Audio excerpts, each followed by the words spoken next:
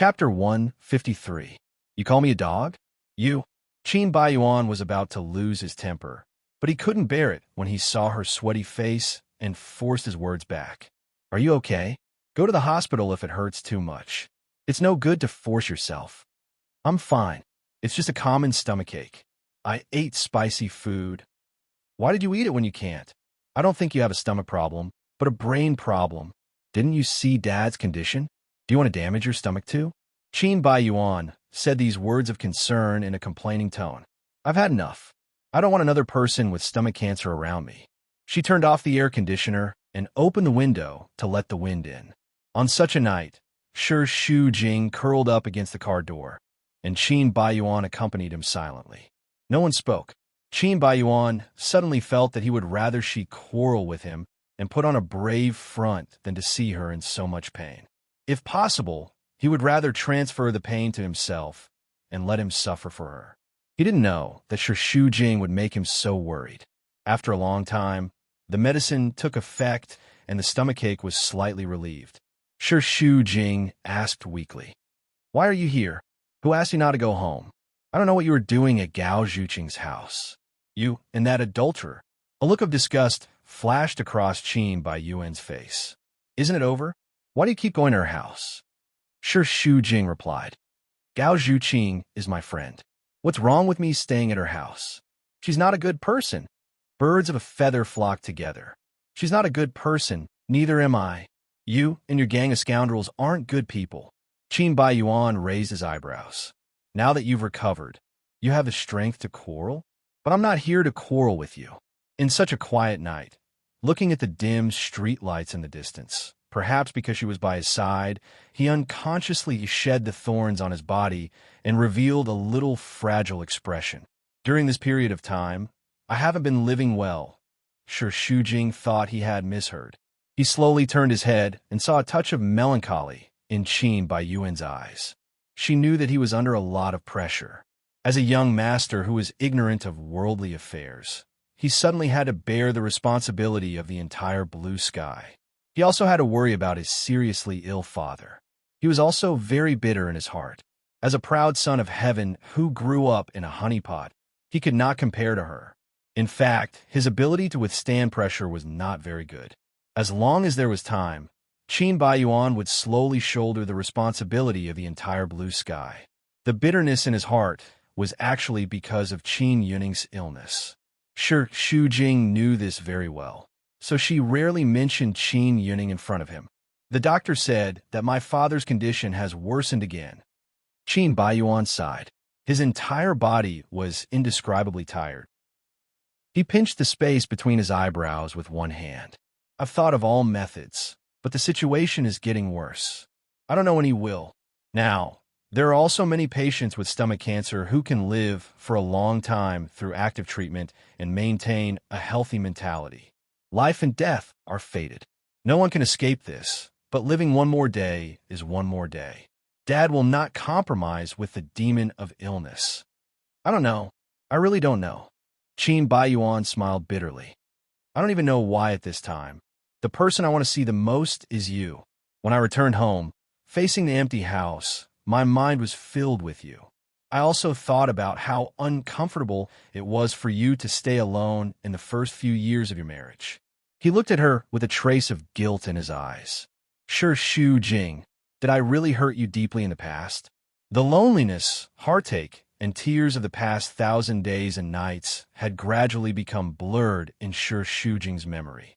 However, it was indeed there. In those 1,000 days and nights, she slowly gave up on him.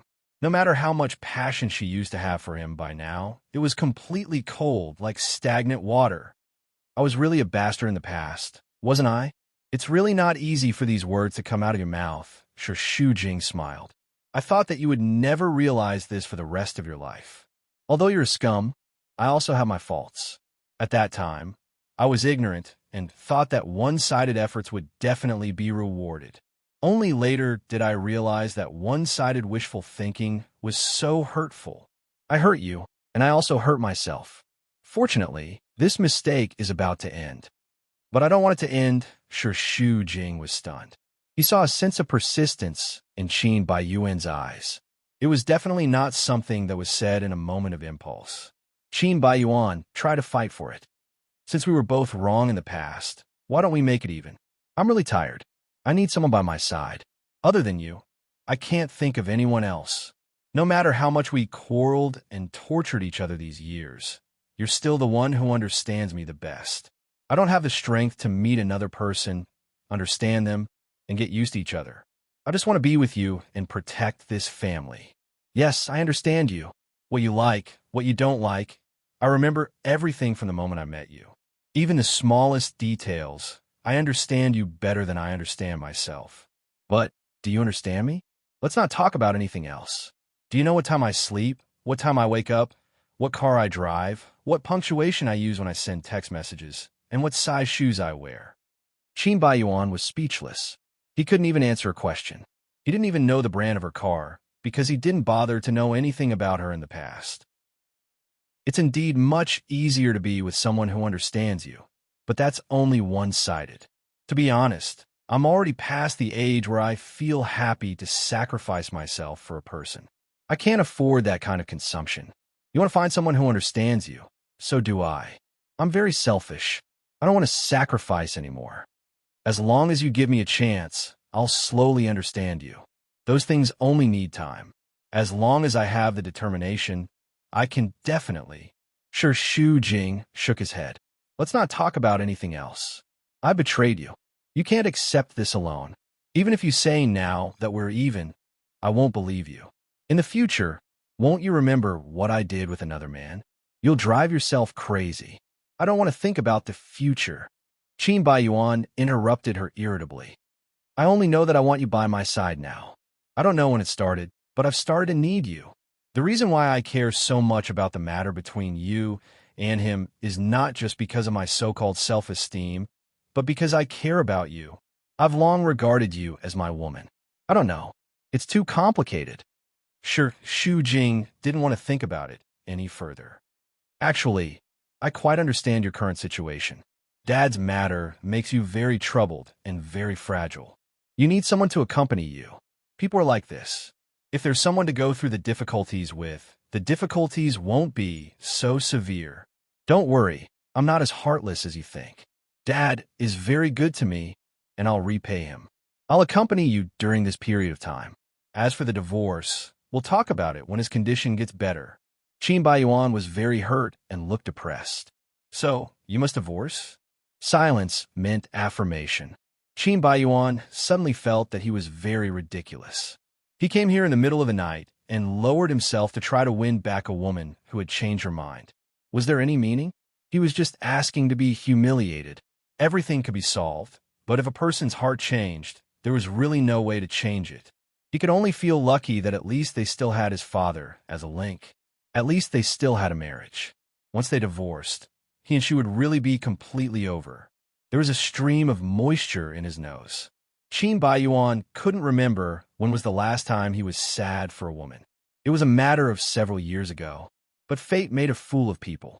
He was actually sad for a woman who used to be the most disdainful. The atmosphere was so heavy that Shu Jing found it difficult to breathe. Thank you for buying medicine for me tonight.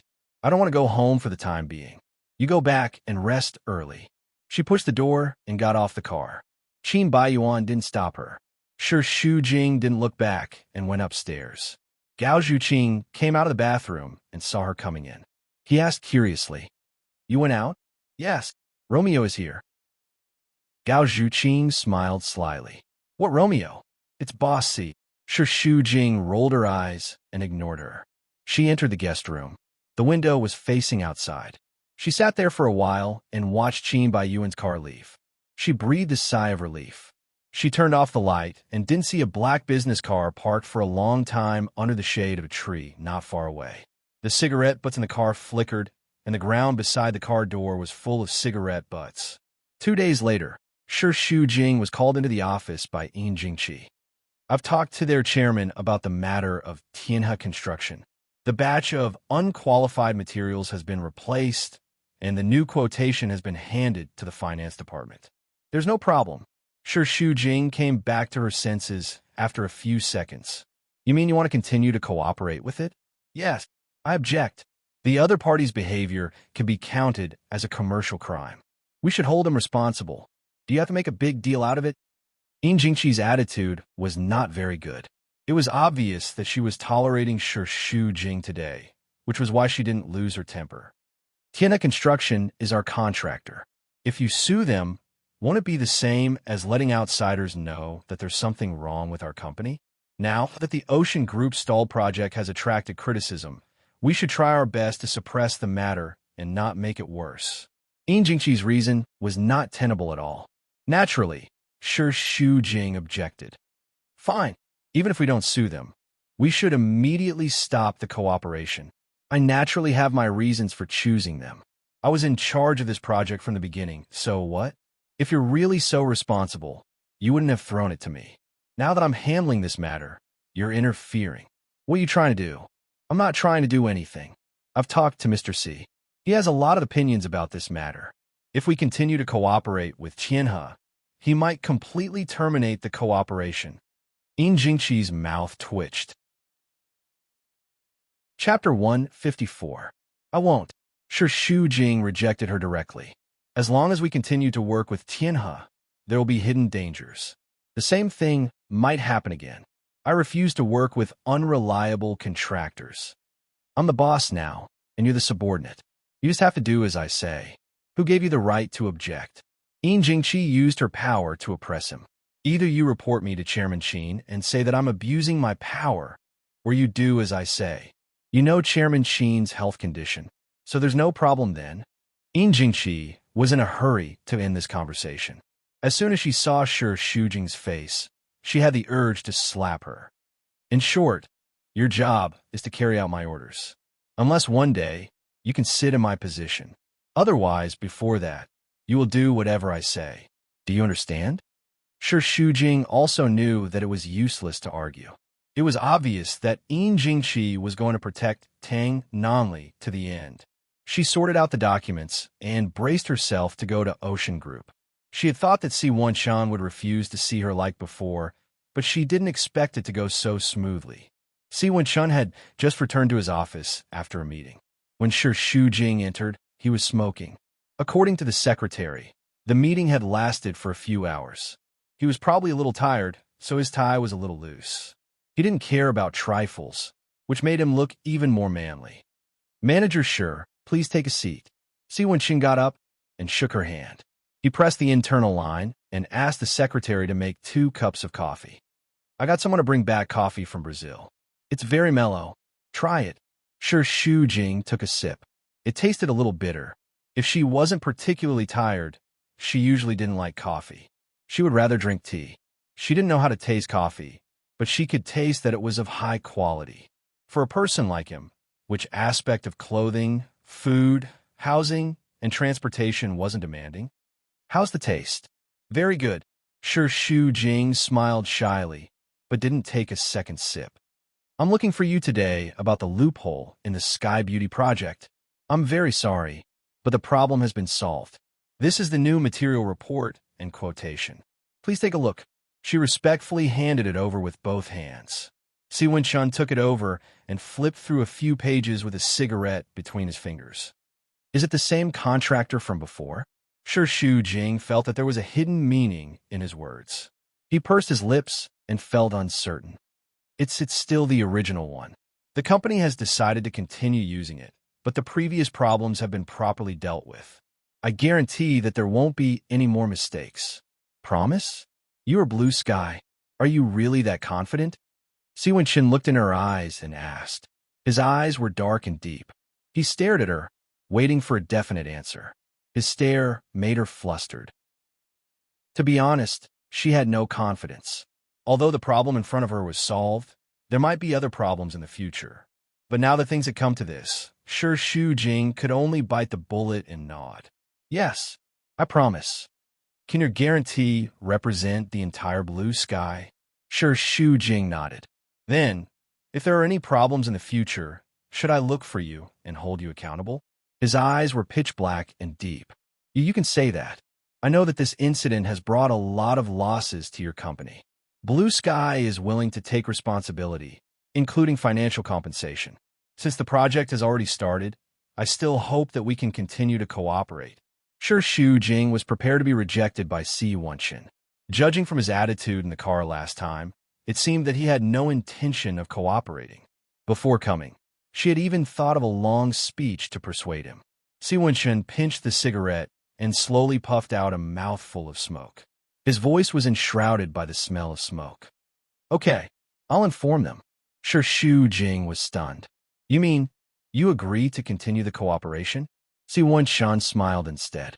Isn't this the purpose of your visit? Sure, Xu Jing secretly thought in her heart. She didn't think it would be so easy. Time is money. Stopping work for a day is a loss for both sides. Blue Sky certainly has to take full responsibility for this matter. But since it is a cooperative relationship, then there is no need to be too ruthless. It is always good to leave some leeway. When he said this, he had the habit of a gangster and the taste of a businessman. It was very powerful. Sure, Xu Jing nodded again and again. She should thank God that he was willing to let Blue Sky go. The construction site in Wuzhen City has also started in the past 2 days. To prevent the same problem from happening again, you can take the engineering team of Blue Sky to visit the site. Is there a problem? No problem. We'll set off tomorrow. I promise there will be no more mistakes. Sure, Xu Jing was a little excited. She was so excited that she took a sip of coffee, but she drank it too quickly and scalded her mouth. Successfully continuing the cooperation, Sure, Xu Jing returned to the company to report the good news to Yin Jingqi. At the same time, she specifically mentioned that Si Wenxin was very dissatisfied with Tianhe construction and tried to pressure Yin Jingqi. However, Yin Jingqi replied with a strange tone. What are you afraid of? If there is a problem, don't we still have you? That kind of sarcasm made Sure Xu Jing speechless for a long time. He was too lazy to quarrel with her. He was going to go on a business trip the next day. In the evening, Sure Xu Jing went home to pack his luggage. After taking a shower, Qin Baiyuan pushed the door open and came in. When they saw each other, they were both stunned. Obviously, they did not expect each other to be at home. Qin Baiyuan was usually not at home, and Sure Xu Jing often spent the night at Gao Zhuqing's place during this period, so the room was always empty. Not only that, the whole Qin family was now empty. You are back. Qin Baiyuan's eyes flashed with joy. Yes. Sure Xu Jing turned his face away and took a towel to dry his hair. Sure Xu Jing with glasses and without glasses were simply two different people. Now he would be amazed by her from time to time. At a certain moment, she could always fiercely shock his heart. Just like at this moment, he felt that she was so beautiful even when she dried her hair. Sure Xu Jing applied some toner and asked, You just came back from the hospital? How is Dad? Still the same. Qin Baiyuan answered absent-mindedly. His two eyes were glued to her, red and hot like a wolf. Sure Xu Jing turned around and found that he had been staring at her. She felt a little uncomfortable, took out her suitcase, and began to pack her clothes. Qin Baiyuan was anxious when he saw that. What are you doing? Didn't you see it? Pack your luggage. Damn it. He strode over, snatched the clothes from her hands, and savagely threw them aside. Who allowed you to leave? Sure Xu Jing felt that he was unreasonable. What right do you have to control my freedom? Just because you are my wife. Just for now. Soon you will not be. Sure Xu Jing tried to pick up the clothes, but was stopped by Qin Baiyuan. He was so strong that she was hurt. What's wrong with you?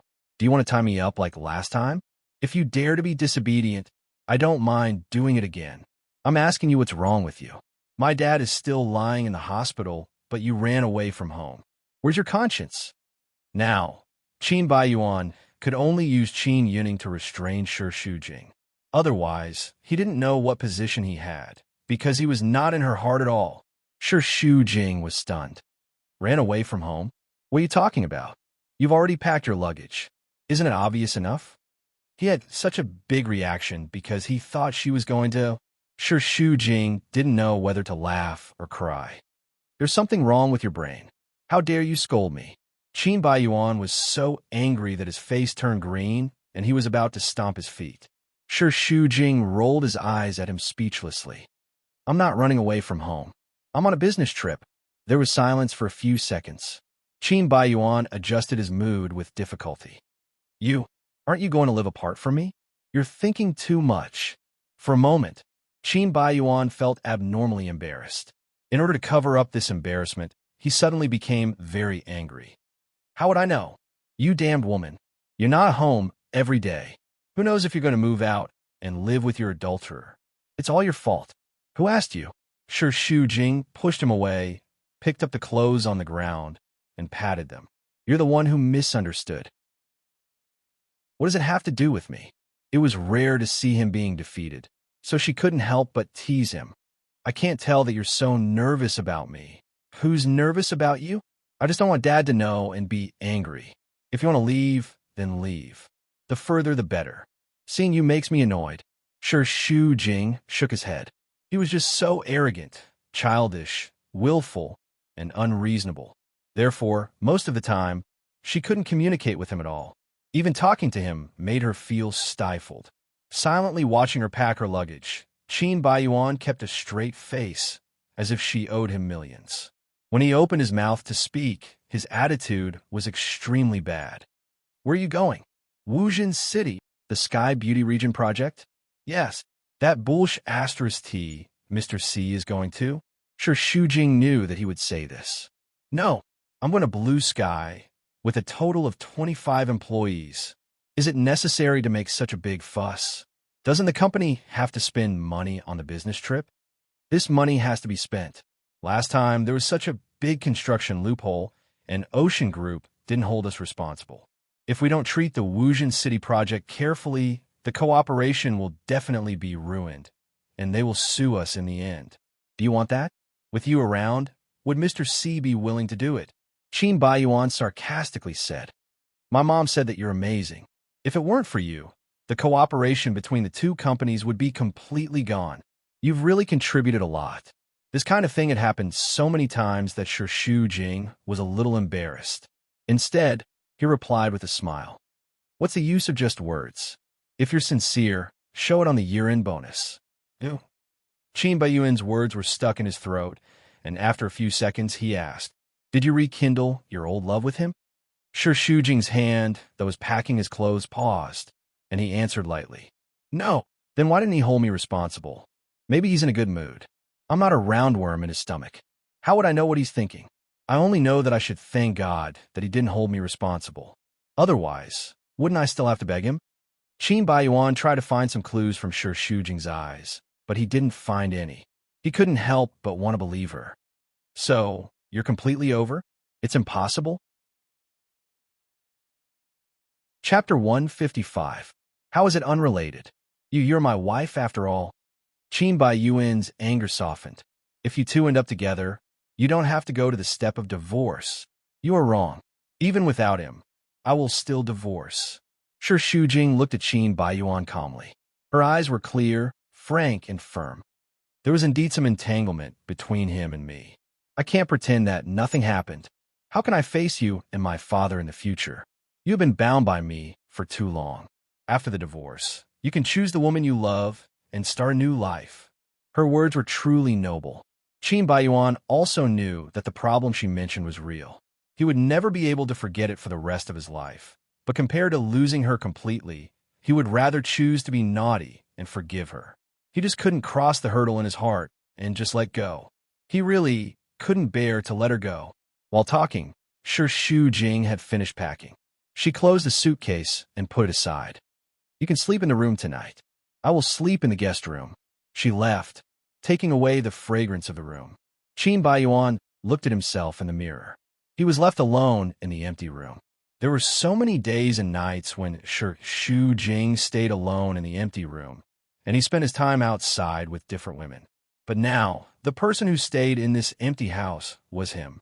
The next day, a total of 25 designers, engineers, and other staff formed a team. Shu Jing sent most of the elites. Of course, there was also a Blue Sky branch in Wuzhen, but Shu Jing thought that this was the only way to show the importance of the project in Wuzhen. It was a 4-hour drive to Wuzhen. The company chartered a bus and set off at 7 in the morning. The staff sat together and chatted. Shu Jing sat alone in the second row from the back. The seats behind and beside her were also empty. She put on her headphones and was about to listen to music. A young and beautiful girl came over and pointed to the seat next to her. Shu Jing shook her head. No one. Hello, I'm Zhang Jing, a newbie.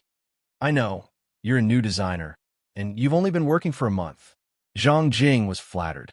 There are so many people in the design department, but you still remember me?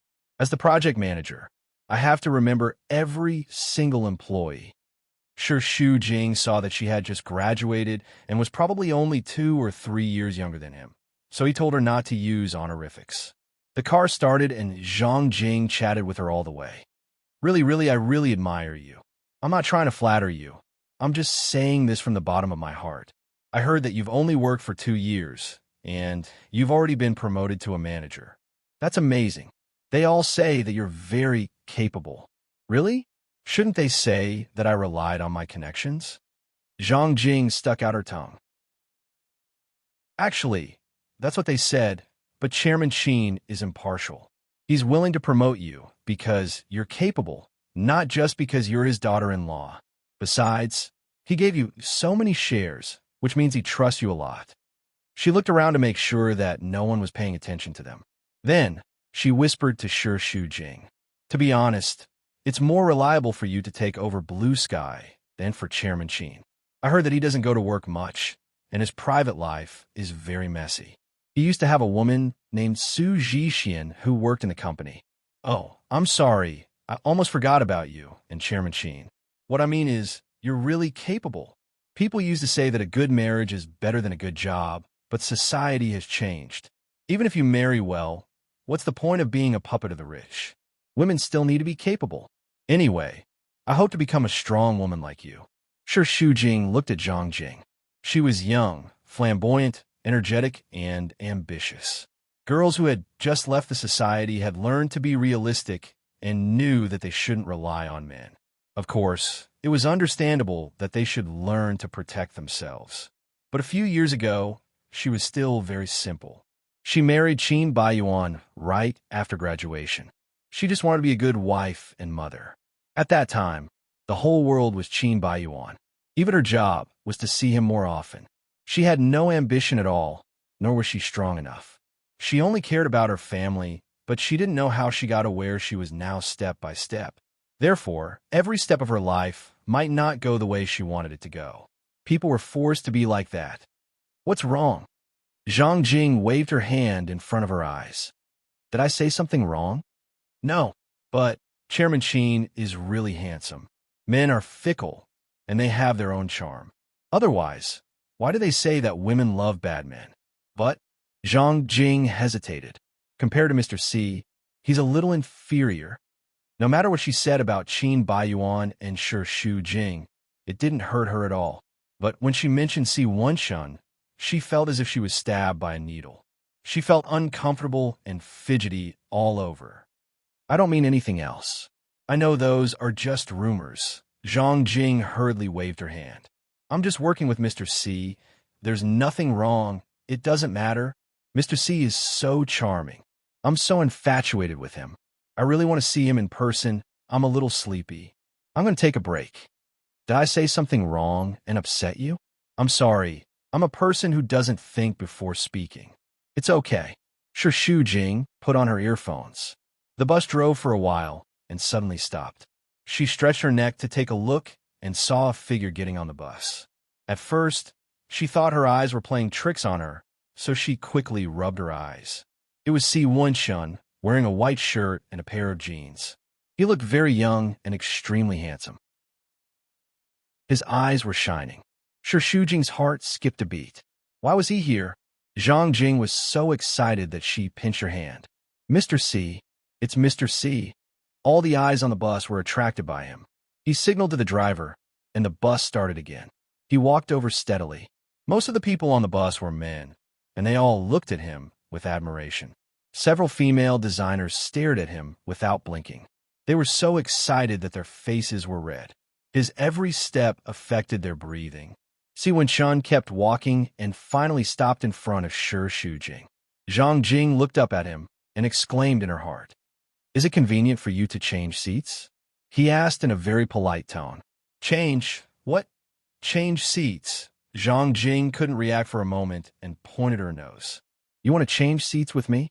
Si Wenxin nodded. If it's convenient. Zhang Jing quickly stood up, looked at Shi Shu Jing, and nodded repeatedly. Of course, of course. Saying that, she gave her seat to him. She didn't forget to look at him for a few more times before going to the empty seat in front.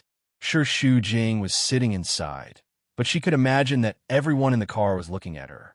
She felt very uncomfortable. Si Wenxin, on the other hand, was very natural and unrestrained. He sat beside her, and his masculine scent filled the entire space. Ew. Why are you here? Business trip. Si Wenxin had long legs. He felt a little wronged, squeezing into the seat and adjusted his posture. Isn't Blue Sky on a business trip? Si Wenxin tilted his head and smiled at her. It wasn't the warm kind, and his smile was very shallow. Blue Sky had such a big loophole previously. I'm going to Wuzhen City to supervise the work. Then why not fly there directly, or we'll take a car there? Flozhen City and Wuzhen City are only 4 hours by car. It'll take nearly an hour to go to the airport and back, and we still have to wait for the plane. It doesn't fit the time cost. My driver is on leave, so I'll hitch a ride with Blue Sky. Is there a problem? Shi Shu Jing frowned. He was obviously talking nonsense. If you do this, the other employees will misunderstand. Si Wenxin didn't mind. You're the one who has a guilty conscience. It's normal for both partners to go on a business trip together. Moreover, you've always been in charge of contacting me. Of course, I have to sit with you. On the way there, it'll be convenient for us to talk about work. If you're honest, then there won't be a problem. Are you going to avoid me just because we've been in the news before? If that's the case, people will suspect that you're guilty. She couldn't understand what he was thinking. Previously, he was avoiding her with a cold attitude. Now, he was taking the initiative to approach her. What kind of game was he playing? Shi Shu Jing felt a little stuffy in her chest. Usually, she would need to eat some snacks at this moment. However, with Si Wenxin beside her, she felt embarrassed. After a long while, she really felt like vomiting and took out a bag of plum candy. Out of politeness, she asked Si Wenxin, "Do you want some?" She was just asking symbolically. She knew that men didn't like sweets. Who knew that Si Wenxin would actually nod his head? She was stunned and didn't give it to him. The corner of Si Wenxin's mouth twitched as he teased. You're the one who said that you would give it to me. Now that I want it, you're not giving it to me? Are you messing with me? She quickly took out a piece and ate one for herself. It was sour, and the feeling of nausea was slightly alleviated. Are you carsick? Yes. I don't get carsick when I'm driving, but I will when I'm on a long-distance bus. Especially when I'm looking out of the window, the scenery flashes by too quickly. It's easy to get dizzy. Is that so? Then you won't feel dizzy when you look at me. Shi Shu Jing secretly let out a small sigh. Can I feel dizzy when I look at him? It's also a sin for a man to be too good-looking. She was so mesmerized that she felt dizzy. Halfway through, Si Wenxin received a call. It's me. He's here so early? Then let him wait in Flozhen City for a few days and treat him well. If there are any other problems, wait for me to come back. The meeting will also be postponed for a few days. As for the suburban project, I'll deal with it when I come back. He explained that there were so many things that Shi Shu Jing couldn't even remember them all.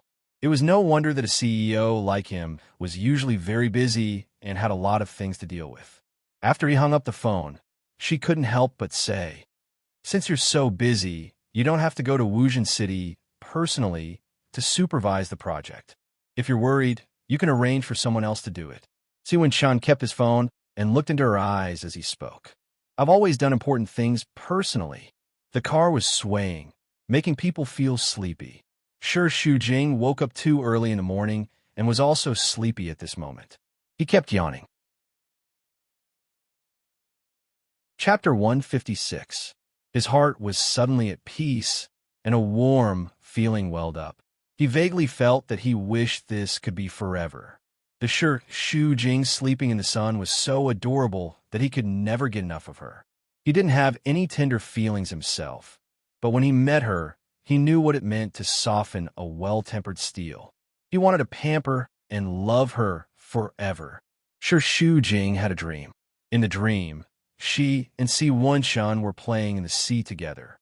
It was as if they were the only two people left in the world, and they were having a great time. When she woke up, there was a smile on her face. In her daze, she felt that the sun was shining brightly, and a face gradually became clear in her sight. That person's smile had the taste of sunshine. "You're awake?" She looked at his face in a daze. For a moment, she couldn't distinguish between reality and dream. If this was a dream, she hoped that she would never wake up. While they were staring at each other, Si Wonshun lowered his head. His face was getting closer, and his thin lips finally landed on hers. The light touch was like a dragonfly skimming the surface of the water, but made her feel an electric current running through her body. It was as if she was enchanted, causing her to be stunned for a long time.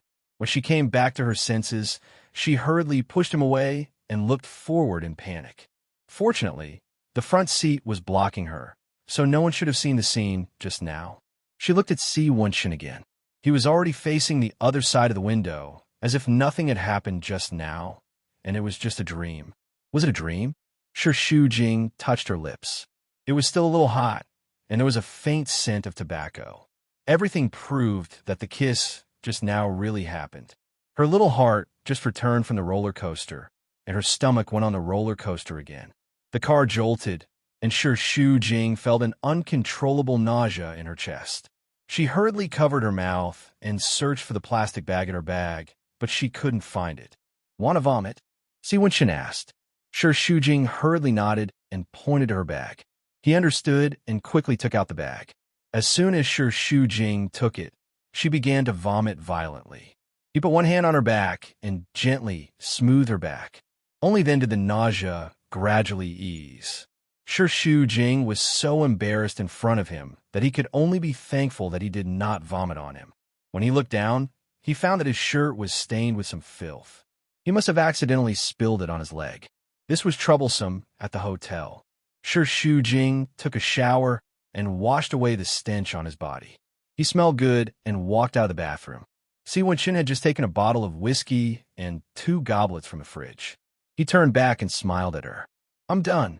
Shu Jing quickly averted his gaze. "Why aren't you wearing anything?" "The clothes have been washed. The new ones haven't arrived yet. Could it be that I have to wear yours? You don't bring your luggage?" In fact, for the sake of this trip, Si Wonshun had worked overtime until 4 o'clock last night. He had only slept for 3 hours before rushing over. How could he have the mood to tidy up? He poured himself a glass of whiskey, took a sip, and responded calmly. "I'm too lazy to bring it." So willful, Shu Jing thought. "I'm very sorry about what happened just now. I didn't expect that it would happen to you." Shu Jing felt very embarrassed. He was a neat freak. Not to mention that the smell was bad. It was quite awkward when everyone in the car was looking at him. Si Wonshun did not mind and looked at the bottle of whiskey. "This bottle of whiskey is not bad. The price is above average. It was opened in your room. It will be on your bill as compensation." His words had a hint of ridicule. He did not smile, but the corners of his beautiful eyes were raised. He looked high-spirited and obviously did not take it to heart. "Our room will be reimbursed." "You mean you want to use other ways to compensate me?" "Everyone is staying in the hotel. It's not good for you to stay here. It will cause misunderstandings. You better go back first." Si Wonshun raised his eyebrows. "You're asking me to leave like this? When will the clothes be sent over? Should I call and urge them? It sounds like you really mind that I'm staying here. Why? Is it so uncomfortable to stay with me? That's not what I mean. I just feel that." Shu Jing pursed his lips and blushed. "It's a bad influence. Don't you think that you're too important? Do you think that you're the center of the world and everyone is paying attention to you? The female colleagues in my company are very gossipy. They're already talking about you when you're sitting beside me. Now that you're in my room, they must think that what are you talking about?" The blush on Shu Jing's face became even more intense. A clear conscience is not afraid of a crooked shadow. What's there to be afraid of if you haven't done anything? If you keep giving yourself pressure, sooner or later, you'll be crushed by your own imagination. Si Wonshun did not use a preaching tone. Instead, he was guiding him patiently, like a good teacher and helpful friend. How many times have I said this? You're living for yourself. Whatever others say or do, just treat it as *T. For those who don't like you, no matter how well you do, they will still have a reason to slander you. Why do you have to please them? But if we keep our distance, at least they won't be able to slander me. That's where you're wrong. The most destructive thing is not the truth, but the rumors. With so many mouths, who knows what will happen in the end? Don't worry. Those people won't be able to affect your life in the slightest. Sure, Shujing secretly thought that he could be so open-minded because he had the capital, but she didn't.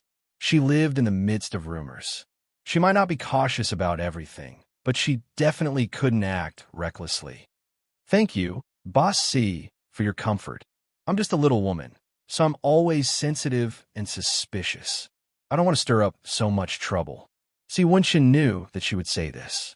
What should be said should not be said before going too far. Sure, Shujing's overcautious character would often cause him to encounter obstacles when he tried to further develop his relationship. The knock on the door made sure Shujing feel relieved, and she hurriedly said, "It should be to send clothes. I'll go and get it for you." The clothes were all packed in high-class gift boxes, and the shirts were neatly ironed. Sure, Shujing handed a shirt to Si Wenxin. As soon as he put it on, his phone rang. He asked Sure Shujing to help him get the phone. Si Wenxin glanced at the phone and signaled Sure Shujing to help him put on the shirt. "Mom, well, I'm free. Tell me," he urged with his eyes. Sure Shujing had to go over unwillingly and fasten the buttons anxiously. "I'm on a business trip in Wuzhen City." Si Wenxin lowered his head and looked at Sure Shujing. She was like a shy deer. Her face was as red as a tomato. He suspected that she would explode at any time. "I know. Don't send Tang Tang here. I said it's impossible between us." Sure Shujing pricked up her ears. She had a feeling that he said this deliberately for her to hear. "I'm done with her. You know, I have someone in my heart now. It's not as complicated as you think." His heart exuded a hint of sweetness. "Okay, I got it. That's all. I'm busy. I'll talk to you later." When he hung up the phone, Sure Shujing had just fastened the last button.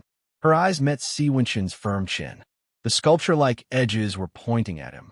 It was so clear and three-dimensional as if it was carved by a knife. God was really a gift to him. Feeling that he was also looking at her, Sure Shujing hurriedly took a step back and put her hands behind her. "It's done." Si Wenxin took a look. It was done, but the bottom button was missing, so all the buttons were out of place. He twitched the corner of his mouth and teased. "You didn't help Qin Baiyuan put on the shirt before?" "Huh?" Sure Shujing then realized that the shirt had grown out. She felt very embarrassed. Si Wenxin had to undo all the buttons and fasten them again. "I'm sorry. I didn't see the last button." "Really? Then what's your focus? Are you free tonight? Let's have dinner together?" "Huh?" Sure Shujing was willing, but she knew that she had to reject him. I have to read the documents tonight. I have a meeting at the branch office tomorrow. I'm not free, I'm treating all the employees of Blue Sky to dinner tonight. Are you sure you want to be absent as the manager?" "Dinner?" He was not referring to a dinner for the two of them. "Yes, the hotel has been booked. Someone will contact you later. I still have something to do. I'll take my leave first." Si Wenxin walked a few steps in a carefree manner before turning back. "Oh, I forgot to tell you that I've booked a room next to yours." Just like that, he casually dropped a heavy bomb on them. "That's not good, right?" "You're doing it again," Si Wenxin teased. "You're representing Blue Sky to contact me directly. Isn't it more convenient for us to stay closer?" Sure Shujing, don't tell me you still have feelings for me? Did he mean that he no longer had feelings for her? Sure Shujing felt as though her heart had been cut by a knife. In order to protect her pitiful self-esteem, she was stubborn. "I don't." "Then there's nothing to worry about." Si Wenxin left after he finished speaking. The sound of the door closing made Sure Shujing feel disappointed. Sure Shujing did not want to attend the dinner tonight. But at the last moment, she changed her mind. Perhaps it was because she was afraid that others would misunderstand her guilt, or perhaps she wanted to prove to Si Wenxin that he no longer had any influence on her. Or perhaps. In any case, There were many reasons, but she still went in the end. She booked a Cantonese restaurant. It was Zhang Shishir's private cuisine, which was famous all over the country. Shark fin, seafood, abalone, and so on were ridiculously expensive. However, there were many rich people, so the business was still booming. Shi Shujing had booked a restaurant once when she had to entertain a Hong Kong guest. The booking time was 3 months, but Si Wunshan managed to book it on the same day. The restaurant was not big, and there were only 2 tables of customers at Blue Sky. Shi Shujing arrived a little late. The other employees had already arrived, and they were looking at her with a strange gaze. Zhang Jing was munching on melon seeds and quickly waved at her. Here, here. Fortunately, I reserved seats for you. Our table is better. There are only 12 people. It'll be more crowded if there's one more person over there. Did you put on makeup? Yes, is it very thick? Zhang Jing quickly wiped it with her hands. I didn't put on much makeup. However, I'm not the only one who put on makeup. As long as it's a woman, all of them put on makeup. Shi Shujing smiled. Of course, she knew who all the ladies were dressing up for. Mr. C is indeed Mr. C. He's too extravagant. Zhang Shishir's private cuisine is all expensive seafood. I heard that a table costs 88,888 renminbi. Blue Sky's dinner is just an ordinary hotel, and the treatment isn't as good. As the superior, Shi Shujing couldn't help but tease. Chapter 157. Zhang Jing stuck out her tongue. No. Blue Sky is good. General Manager is even better. I am loyal to Blue Sky, and heaven and earth can bear witness. I will never change my mind. Shi Shujing could not help but laugh.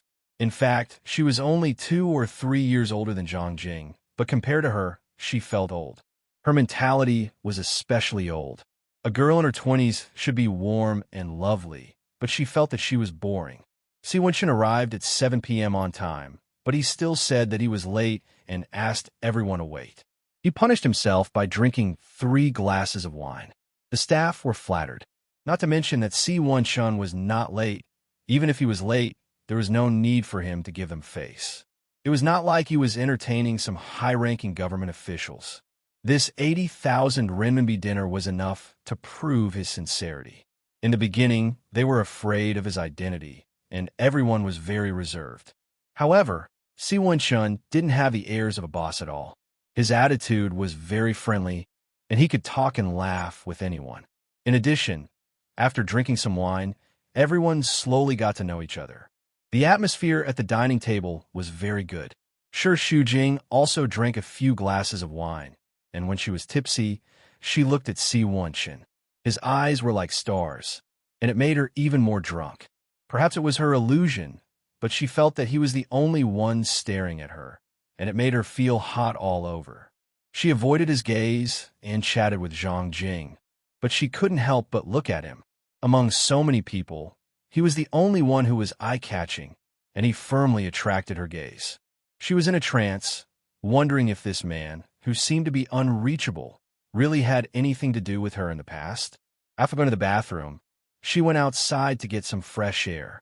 The summer night was a little windy, and it made her dizzy. Her legs were weak, and she could only lean against the wall. Si Wunshan came out to smoke, and when he walked over, he blew a smoke ring at her. The air was filled with a faint scent of nicotine. His smell was unbelievably good, and she was fascinated. Are you drunk? Shi Shujing said weakly. A little. You didn't drink much either. I can't hold my liquor well. Unlike you, she counted, and he drank at least 20 glasses. His expression didn't change, but the smell of alcohol was very strong. Not really. I'm a little drunk. Si Wunshan looked at her through the smoke. The wine didn't intoxicate her, but she was intoxicated. The alcohol was fermenting between the two of them. Shi Shujing felt that it would be dangerous to stay here any longer. Well, take your time. I'll go in first. However, after taking a step, her legs turned to jelly, and she fell directly into Si Wunshan's arms. Her head bumped into his overly strong muscles, and she felt dizzy again.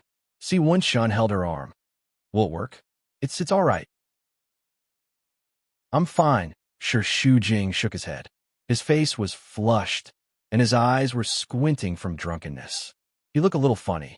If you go back, they will definitely force you to drink again. I'll send you back to the hotel. No need. I could still do it. Shu Jing was still trying to be brave, but in fact his head was spinning. You're the main character today. You can't leave. It's not appropriate for the two of us to leave together. They're all drunk. Who's going to care about you? I'll send you back. Si Wen-chan snuffed out the cigarette. Shu Jing struggled for a while. Sigh, I really don't need to. She felt nauseous and quickly covered her mouth. She almost vomited. I swear, if you vomit on me again, I'll definitely ask for compensation from you. He turned around and squatted down in front of her. Come up, I'll carry you. That's not good. I can walk by myself. Si Wen-chan directly hugged her buttocks and pressed them against his body.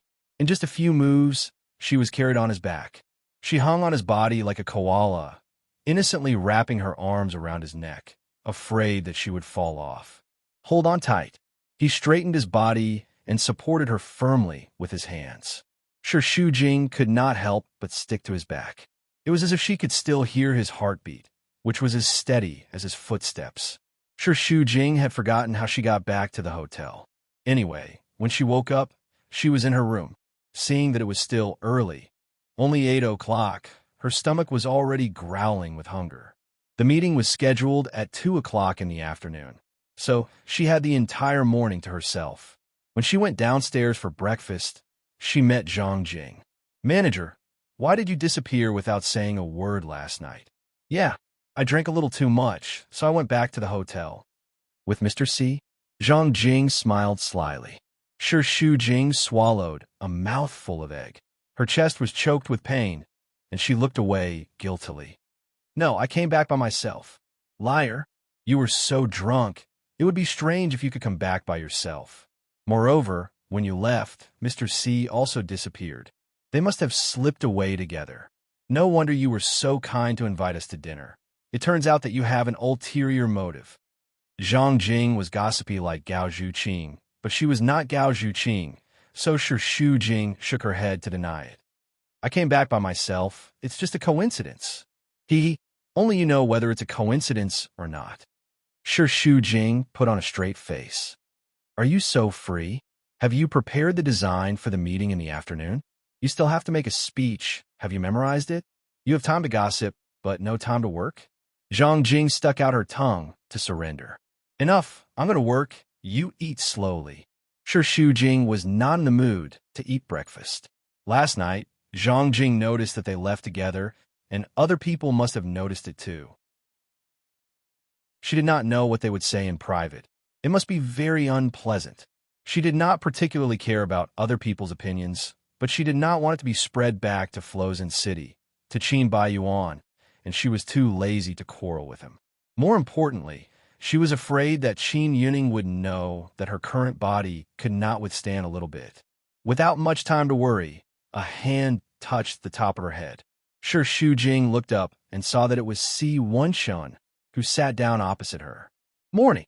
Shu Jing's little heart tightened. Morning. Did you sleep well last night? Si Wen-chan called the waiter over and ordered an American-style breakfast. He crossed his legs in a very casual manner. I fell asleep as soon as I lay on the bed. Not even dreaming. Did you send me back to my room? Yes. When Shu Jing woke up in the morning, she was wearing the clothes from last night, so she was very sure that nothing had happened. Sorry to trouble you. It's no trouble at all, Si Wen-chan said without looking up, holding the phone in one hand. Then did I say anything that I shouldn't have said last night that offended you? What are you referring to? Only then did he shift his gaze away from the text on his phone and look at her. He looked serious, but not serious at all. It was the kind of relationship that was neither distant nor warm. It was just a normal working relationship. I don't know. Anyway, I shouldn't have said it, no. He lowered his head again. It seemed that the text message was quite important, so he replied. Oh, Shu Jing was still not assured. After struggling for a long time, she asked hesitantly, should we talk about what happened in the car that day? What happened? Breakfast was served. Si Wen-chan nodded with a smile. He was so excited that the waiter almost fainted. Please enjoy. He took a sip of coffee and looked at Shujing again. Tell me, what happened? It's the kiss you gave me. Didn't we already have nothing to do with each other? She chose her words carefully. It's not good for you to do that. She looked calm on the surface, but her hands under the table were pinching her thighs so hard that they were bruising. I couldn't help it. What's wrong with that? Couldn't help it. Shujing couldn't help but murmur. Yes, it was sunny that day, and the atmosphere was good. You were beautiful too. I saw you leaning on my shoulder, so obedient, and your lips were covered with a layer of honey. It was so sweet that I couldn't help it. No matter what, it's not right, especially in front of so many people. If I made you unhappy, I apologize. So, should we talk about the kiss last night? Shujing's face turned from red to white as if he was struck by lightning.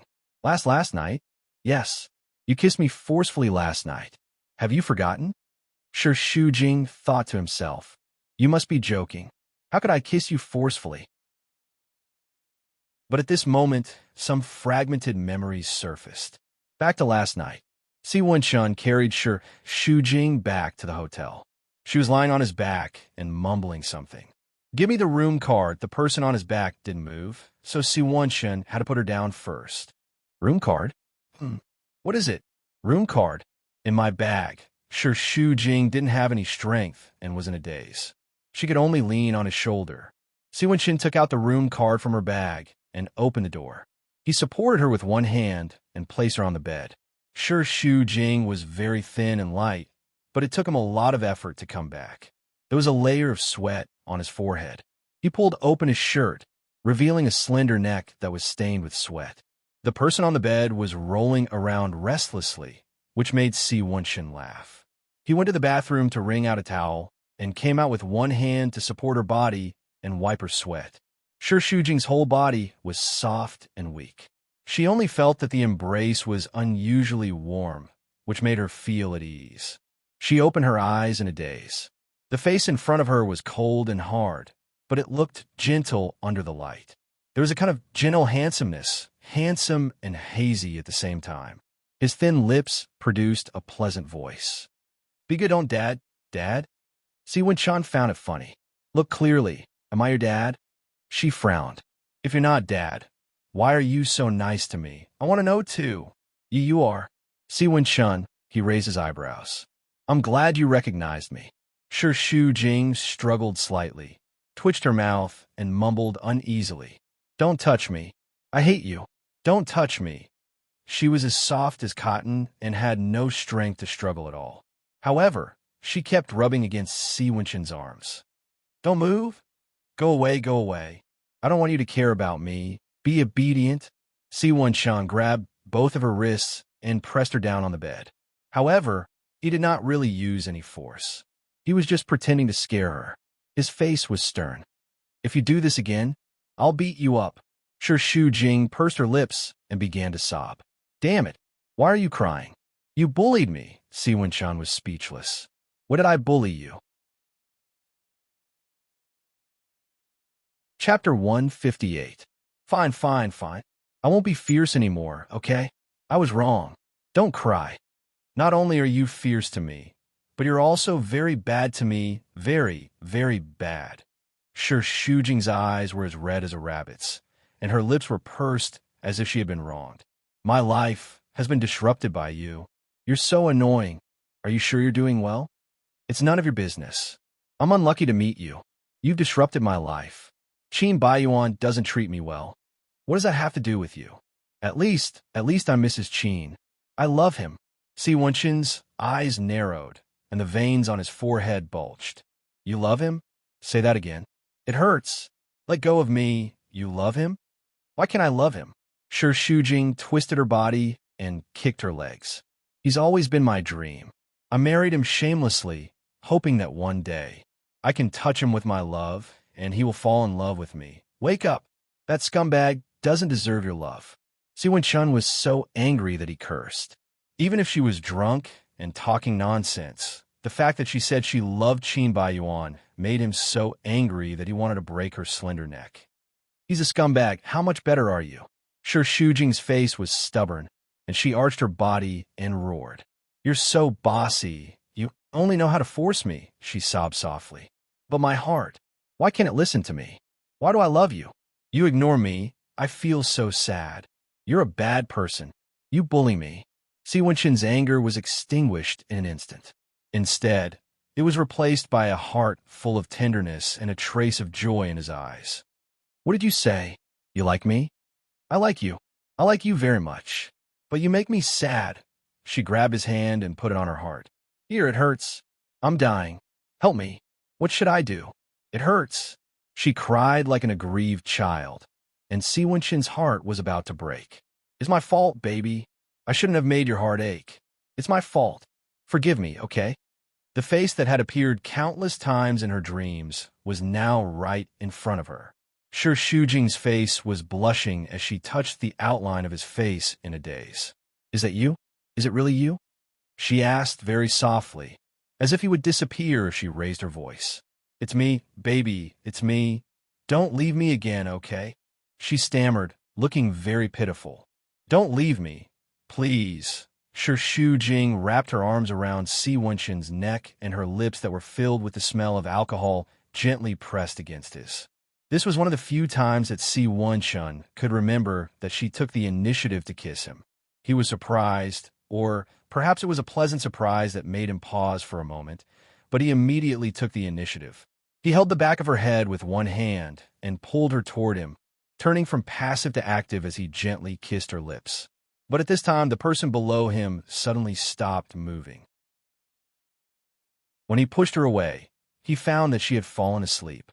She should be the first person to fall asleep while kissing. Si Wenqin didn't know if he should cry or laugh. In short, he was speechless. But looking at her tipsy little face and the red color on her thin skin, he felt that he was in a good mood. He couldn't help but raise the corner of his mouth.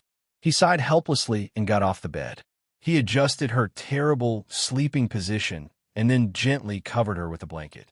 He walked to the bathroom and took a cold shower for half an hour. After the shower, Shi Shujing was in a deep sleep.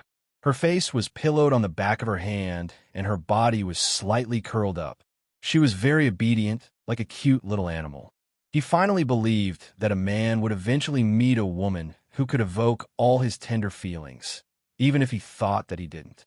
Worried that she would vomit, Si Wenqin stayed by her side and only returned after midnight. He closed his eyes, but he couldn't sleep. He thought that if she was in his arms at this moment, how good would it be? What happened last night? There were only some fragments in Shi Shujing's mind, and she couldn't piece them together. Do you remember now? While she was recalling, Si Wenqin had already finished his breakfast. Shi Shujing's face was as red as if she had drunk alcohol. Like a child who had done something wrong, she lowered her head and didn't dare to look into his eyes. I was drunk at that time. I don't know what happened. Why didn't you push me away? Why should I push you away? I don't think that any man will push away a woman who takes the initiative to stick to him. Do you really have Lu Xiaohui? Anyway, I'm drunk. You can go back on your words just because you're drunk? You can go and ask China's laws if it's illegal to commit assault after drinking. I didn't commit assault, but you kissed me forcefully. Si Wenqin was very firm, as if she had really committed some crime. He spoke with great certainty and seriousness. You kissed me forcefully. That's not considered assault? Shi Shujing frowned. I've already kissed you. What do you want? Si Wenqin gave a deep smile. Nothing much. You just let me kiss you back. I can't bear this grievance. What grievance? He was obviously enjoying it, all right? She even blamed him for taking advantage of her. Shi Shujing was furious. This man was really despicable. She wished she could scratch his face with her claws. You're saying that I didn't say anything offensive. She remembered that she had said a lot of things that she shouldn't have said. Those are the things that I like to hear. It's not offensive. As for the other things that he didn't like to hear, Si Wenqin automatically ignored them. Anyway, he heard it. She said that she liked him, and she even said it many times. That was enough. That's because I was drunk. I don't know what I said. Si Wenqin took a sip of his coffee. I personally believe that people speak the truth after drinking, especially when they are calm and collected.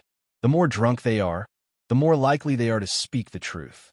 I have to say that you were really interesting last night. Shu Jing was getting more and more flustered and couldn't sit still. Anyway, last night was all because of drinking. No matter what happened, it doesn't count. I still have a meeting in the afternoon. I'll go prepare first. She ran away. A pair of smiling eyes was staring at her from behind. There were a total of more than 40 people in the afternoon meeting. There were 15 representatives from the branch company. Si Wenshun was also present. When Shu Jing arrived, he was already there. She purposely chose a seat that was furthest from him. Obviously, his presence had stirred up the hearts of all the female employees present. Every one of them had a lustful look on their faces. It was as if he was a strong magnetic field that firmly attracted everything around him.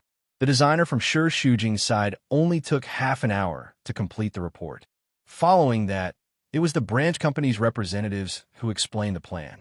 Soon, Shu Jing realized that she was the only one listening attentively. The female employees who were with her were playing with their phones, exchanging glances with each other, and smiling slyly. She also took out her phone and entered the company's intranet. Sure enough, they were having a heated discussion in the group. Mr. C is so handsome, isn't he? I can't breathe. I used to think that CEO Qin was already the best. Now I know that Mr. C is the real deal. What a pity. He's so handsome, but he's blind. He just had to fall for that little b asterisk tch. Shu Jing. I told you that those rumors were not groundless. There's something going on between the two of them. Do I need you to say that? I knew it when I saw it. Shu Jing, look at Mr. C's gaze. TSK. He's so eager, yet he's still putting on an act and pretending to be serious. Just now, when I heard her report with a straight face, I almost vomited the breakfast I had the day before yesterday. Hypocrite, isn't that right? Cheating and still pretending. Her acting skills are really good. Does she think we're all blind? That be asterisk tch, she's really bold. CEO Qin doesn't want to touch her. I knew it when I saw her eyes. The more serious she looks, the more chaotic and dirty she is in private. We all know that she's dirty. But what does Mr. C like about her? She's very cunning. We can't learn from her. That's right. How should Shu Jing describe her current mood when her eyes were filled with unbearable discussions? She didn't particularly mind it, but it didn't mean that she didn't feel anything. Especially when they secretly laughed in front of her. She felt as if her heart was being pricked by needles. They probably all thought she was an idiot. There was a knife on the head of the word endure. That night, the manager of the branch company invited her to dinner. Shu Jing couldn't refuse, but she was really tired of dealing with it. Especially when those female colleagues secretly laughed in front of her and said bad things about her on the intranet. She really wanted to go over and ask them to shut up. Halfway through, she went out to answer her mother's call. When she came back, she saw Si Wenshun standing in the corridor, smoking. He leaned against the wall and puffed out clouds of smoke. Shu Jing didn't look sideways. When she passed by him, she heard his question, "Are you in a bad mood?" She was now full of resentment towards him. She was in a bad mood and pretended not to hear it. Si Wenshun reached out and grabbed her wrist. "I'm talking to you." "No." "Then why did you have a long face all night?" She turned around and asked back, "There's nothing to be happy about. Should I keep smiling? I'm not selling my smile. What's wrong? Tell me about it." "Didn't I say it? Don't be like this. People will misunderstand if they see it." Shu Jing used all her strength to pull her hand out and went into the private room. She was getting more and more irritated. Even Zhang Jing, who was beside her, could smell that she was angry and asked her what was wrong. "Nothing. I still have something to do. I'll leave first." That's not good, right?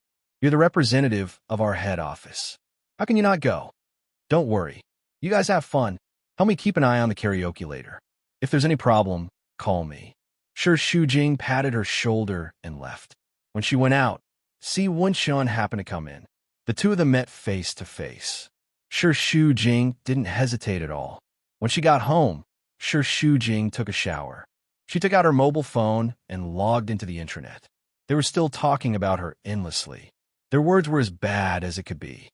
Ding dong, the doorbell rang. Shu Jing took a look through the peephole and saw that it was Si Wenshun outside the door. She opened the door a little and looked at him warily. Didn't you go to karaoke? Si Wen-shin and the supervisor had drunk some baijiu. At this moment, their faces were red, and their ties were untied. I missed you. Shi Shujing's hand on the doorknob tightened. You drank too much. No, that little bit of alcohol can't make me drunk. Chapter 159. You didn't eat, so I packed supper for you. Si Wen-shan held a paper bag in his hand and waved it in front of her. I'm not hungry. You can go. She was about to close the door, but Si Wen-shan easily held the door with one hand to stop her. However, he still stood at the door and did not force his way in. Shi Shujing was afraid of clamping his hand, so she did not dare to use too much force. She was a little anxious. What do you want? If you don't mind, we can continue to stay like this. But someone is coming back. If you don't mind being seen, are you threatening me? I'm thinking for you. I'm not worried. Shi Shujing had no choice but to let go. Although he let Si Wen-shan go, Shi Shujing was very angry. She closed the door and followed him.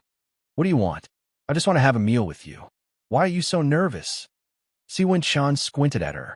It seemed that she was having a stress reaction. Do you think I can eat you up? There are so many eyes watching. Can't you pay attention to your image? You're always like this. You come and do whatever you want. Have you ever considered my situation? What's wrong with me? Si Wen-shan felt wronged. Shi Shujing had a lot of grievances, but she could not say it. In fact, in front of other colleagues, Si Wen-shan did not do anything out of line. His attitude towards her was similar to that of other colleagues. She simply thought that they had been in contact with each other in private. We should keep our distance. I don't think your attitude is helpful to our cooperation. What are you bothered about? Aren't you asking the obvious? What do I mind? I have too many things to mind.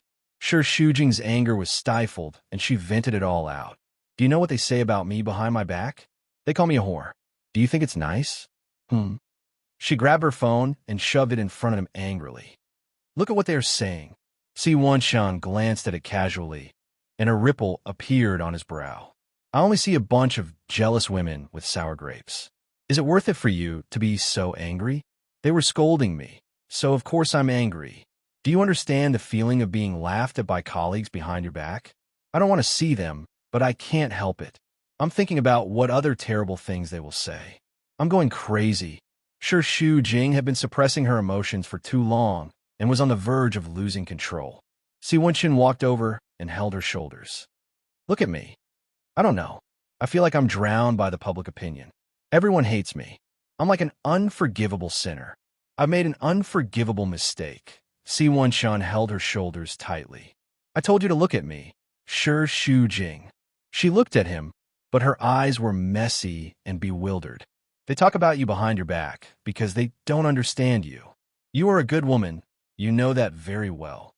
But if I'm a good woman, why would I do such a thing? Everyone has a past, and the road is walked step by step. You're just constantly adjusting and choosing the person who's more suitable for you. Don't let other people's views become your shackles. Are you willing to be trapped in a painful marriage for some insignificant people for the rest of your life? You didn't let anyone down, and you don't want to let anyone down. You just want to live up to your own heart. Understand? Under his comfort, Shi Shujing's agitated emotions gradually calmed down. She regretted losing her temper at him. I'm sorry.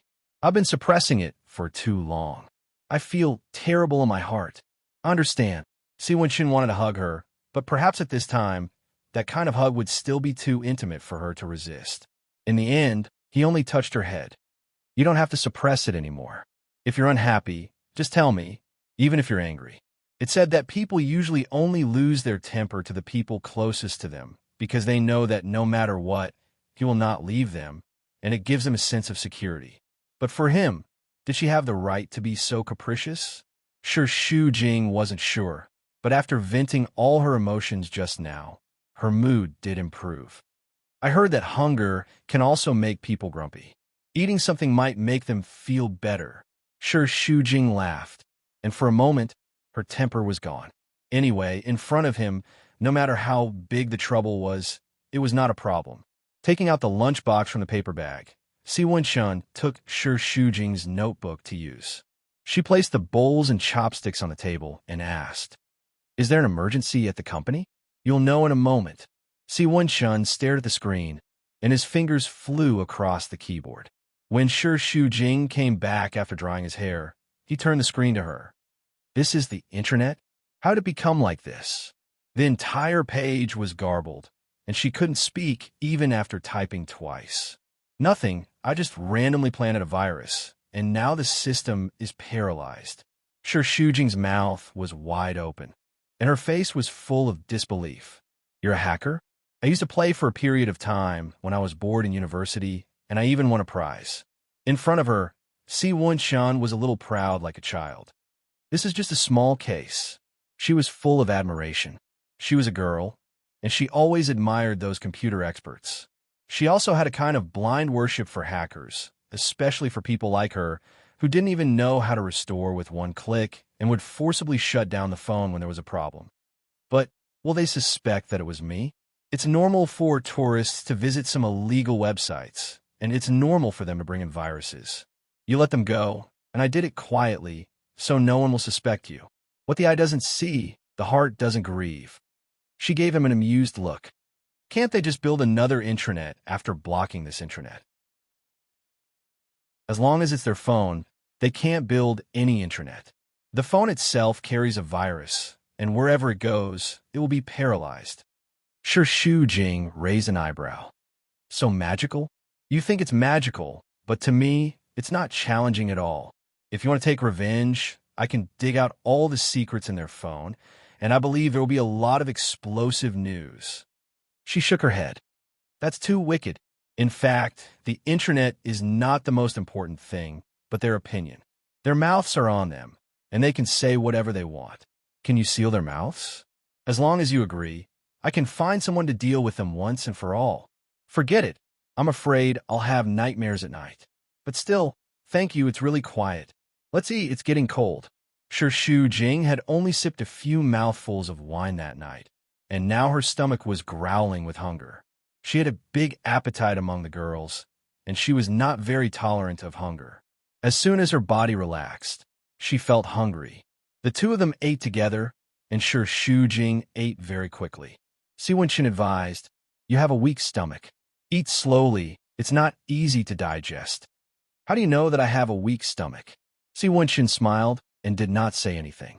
He did not say that that night when he sat downstairs of Gao Zhuqing's house until midnight, he saw Qin Baiyuan looking for her, heard them arguing, and then went to buy her stomach medicine. When he saw them sitting in the car, he felt extremely uncomfortable.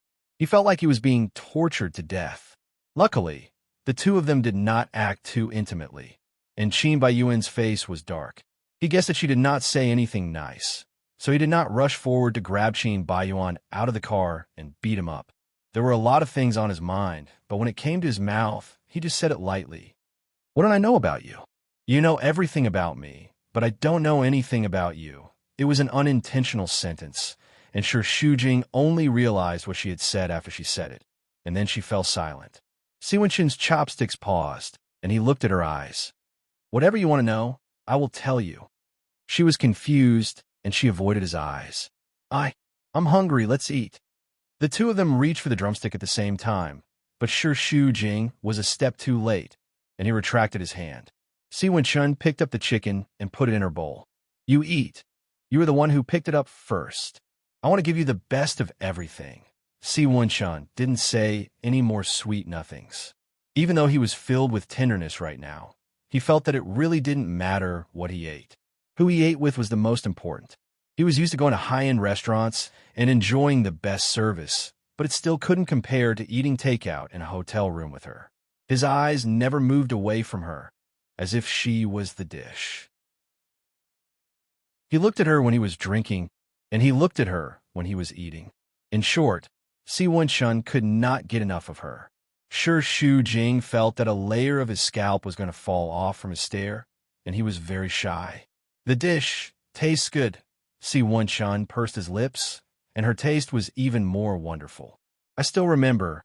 You owe me a meal. That was so long ago. How can you still remember it? Shouldn't that wise brain of his be remembering more important things? As long as you have the heart, Time is not a problem.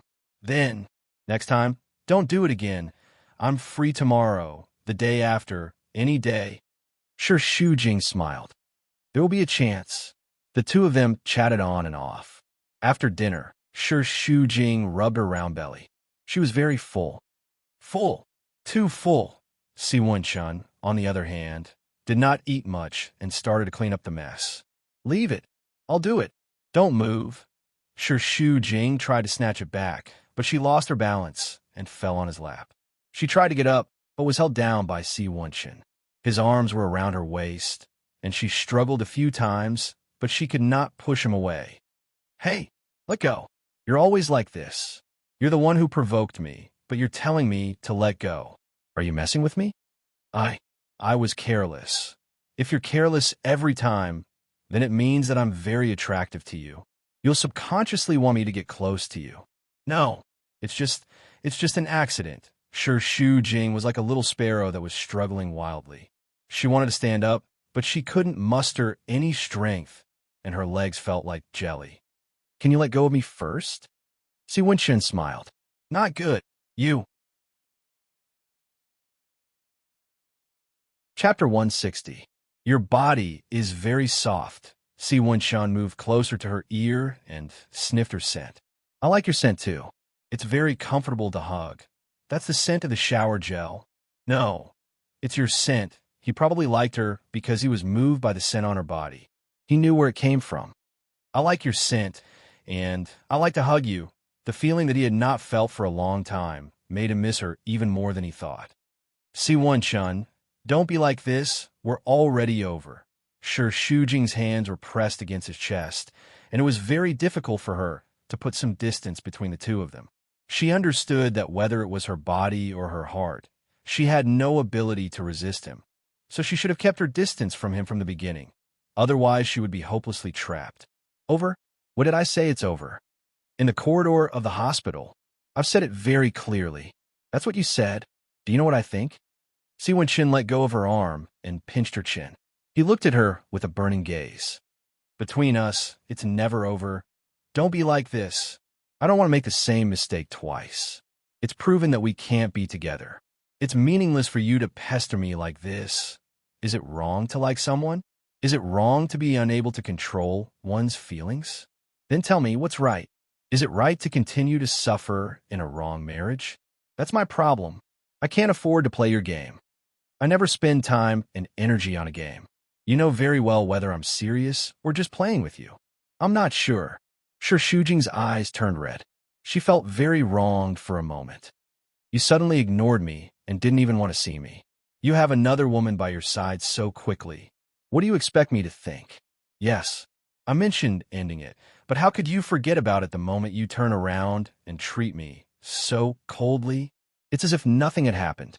You made me so embarrassed and helpless. You have too many women by your side, and there are many like me. I'm timid, selfish, and weak. Why should I be your exception? I really feel inferior when I'm with you. I'm afraid that I'm not worthy of you. I'm afraid that I'll become your shame. For the past few days, she had been in great pain and had frequent nightmares. She had only said that they wanted to break up because his sudden visit to the hospital had disturbed her heart and made her feel flustered. That was why she had made such an irrational decision in a moment of anger. Si Wen-chun's heart was about to break. He let go of her chin and held her face. Silly girl, you have never been my shame. You are the woman I like. I admit that I acted on impulse. I was just angry that you didn't care about me. Otherwise, it wouldn't have ended so easily. I was angry with you, but I never thought of letting go, not even for a second. I'm just thinking that perhaps with some distance, you'll be able to recognize your heart more clearly. Sure, Shu Jing smiled bitterly.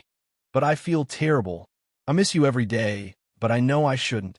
I force myself not to think about you, but all I can see is you. My brain seems to have gone crazy. There's only you. I don't know what's wrong with me. I miss you so much that it hurts. I'm suffocating. That's because you love me, baby. Si Wen-chun smiled.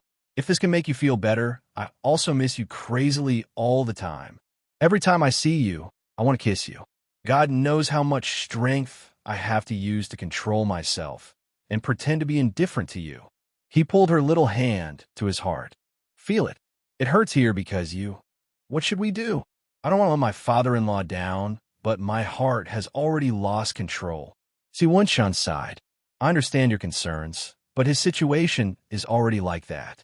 Do you really want to ruin your own happiness? Sure, Shu Jing shook his head. All right, I won't force you. Find a suitable time to talk to him. Before that, I'll wait for you. But I don't want to torture each other anymore. Being indifferent to you will hurt my heart. Si Wenshun looked at her affectionately. Let's make up, okay? Although he knew he should refuse, Sure Shu Jing still nodded involuntarily. Good. Si Wenshun kissed her lips and slowly smoothed her eyebrows. Don't frown. It makes my heart ache. Sure Shu Jing bit his lips and pouted. Isn't it all because of you? I'm wrong. Beat me to vent your anger? As he spoke, he grabbed her little hand and slapped his face. Sure Shu Jing hurriedly retracted his hand. Not angry anymore? What's there to be angry about? I'm the one who said it's over. You're the one who should be angry. Sure Shu Jing was now full of self-blame. I'm sorry. I won't say such things in the future. All right, let's turn this page. Actually, it's not bad to quarrel occasionally. It can improve our relationship. If it wasn't for this, you wouldn't know how much you love me. Si Wenshun pinched her pretty little nose. Little girl, you love to torment me. So what if I am? Relationships are always noisy. Sure Shu Jing raised his chin. Could it be that uncle is old and can't bear the torment? What did you call me? Uncle? Uh-huh. I don't like this title. It makes me sound old. Si Wenshun's lips curled up into a very evil smile. Call me daddy? Huh. You're so annoying. She pouted coquettishly, which melted Si Wenshun's bones. He held the back of her head and directly covered her lips with his. I love you. Sure Shu Jing. I love you. Si Wenshun kissed her while confessing his love. His voice was like poison, numbing Sure Shu Jing's nerves. I love you too, don't move. I want you. Si Wenshun grabbed her wrist and pulled it to the top of her head. He smiled deeply and continued to kiss her earlobe. Don't do this. I feel terrible. Sure Shu Jing wriggled her body and spoke in a soft tone. But at this moment, the doorbell rang. At first, Sure Shu Jing didn't hear it, but later on, the frequency increased. She suddenly woke up and anxiously pushed against the door. Don't stop. Stop, someone's here. Don't bother about him. Si Wenshun continued to kiss her deeply. Because of her resistance, his actions became a little rough. I can't. Sure Shu Jing turned her face away and didn't let him kiss her. She was panting. Did you order room service? No. Then it must be a colleague looking for me. Her resistance made Si Wenshun very unhappy. When he was in the midst of passion, he was splashed with a bucket of ice water. It was very disappointing. He frowned and looked at her. Just don't bother about it. If I don't open the door, they will keep ringing. There must be something urgent. Si Wenshun cursed in English and got up reluctantly. Can't there be one time when there are so many things? Sure Shu Jing ignored him and hurriedly tidied up her clothes and hair. You'll be seen here. Hide first. Am I so shameful? That's right. I'm just so shameful. Hey, get up quickly. Sure Shu Jing forcefully pulled Si Wenshun up from the sofa. Don't dawdle, ding-dong. Ding-dong. The doorbell urged him a few more times. Hurry. Hurry into the bathroom. Sure Shu Jing hurriedly pushed him into the bathroom. Just hide here and don't make a sound. I'll call you when they're gone. Wait. Si Wenshun grabbed her arm and brought it into his arms. He kissed her hard on her lips. His eyes were like those of a wolf, and they were fiercely inhaling hot air. You've wronged me. You have to make it up to me tonight. That kiss made Sure Shu Jing dizzy. He calmed himself down and tidied up his hair in front of the mirror before opening the door. Zhang Jing held the door with one hand and clasped her legs together. She stood at the door with a distorted expression. Her face was flushed. Why did you take so long to open the door? I almost suffocated to pee. She rushed in hurriedly. Sure Shu Jing remembered that Si Wenshun was still in the bathroom and hurriedly pulled her back. No, you can't go in. I need to pee. I've drunk too much. The bathroom is leaking. It's all over the floor. I can't care so much. I really can't. Sure Shu Jing stood in front of her. There's water all over the floor. You'll slip. Go back to your room and use the bathroom.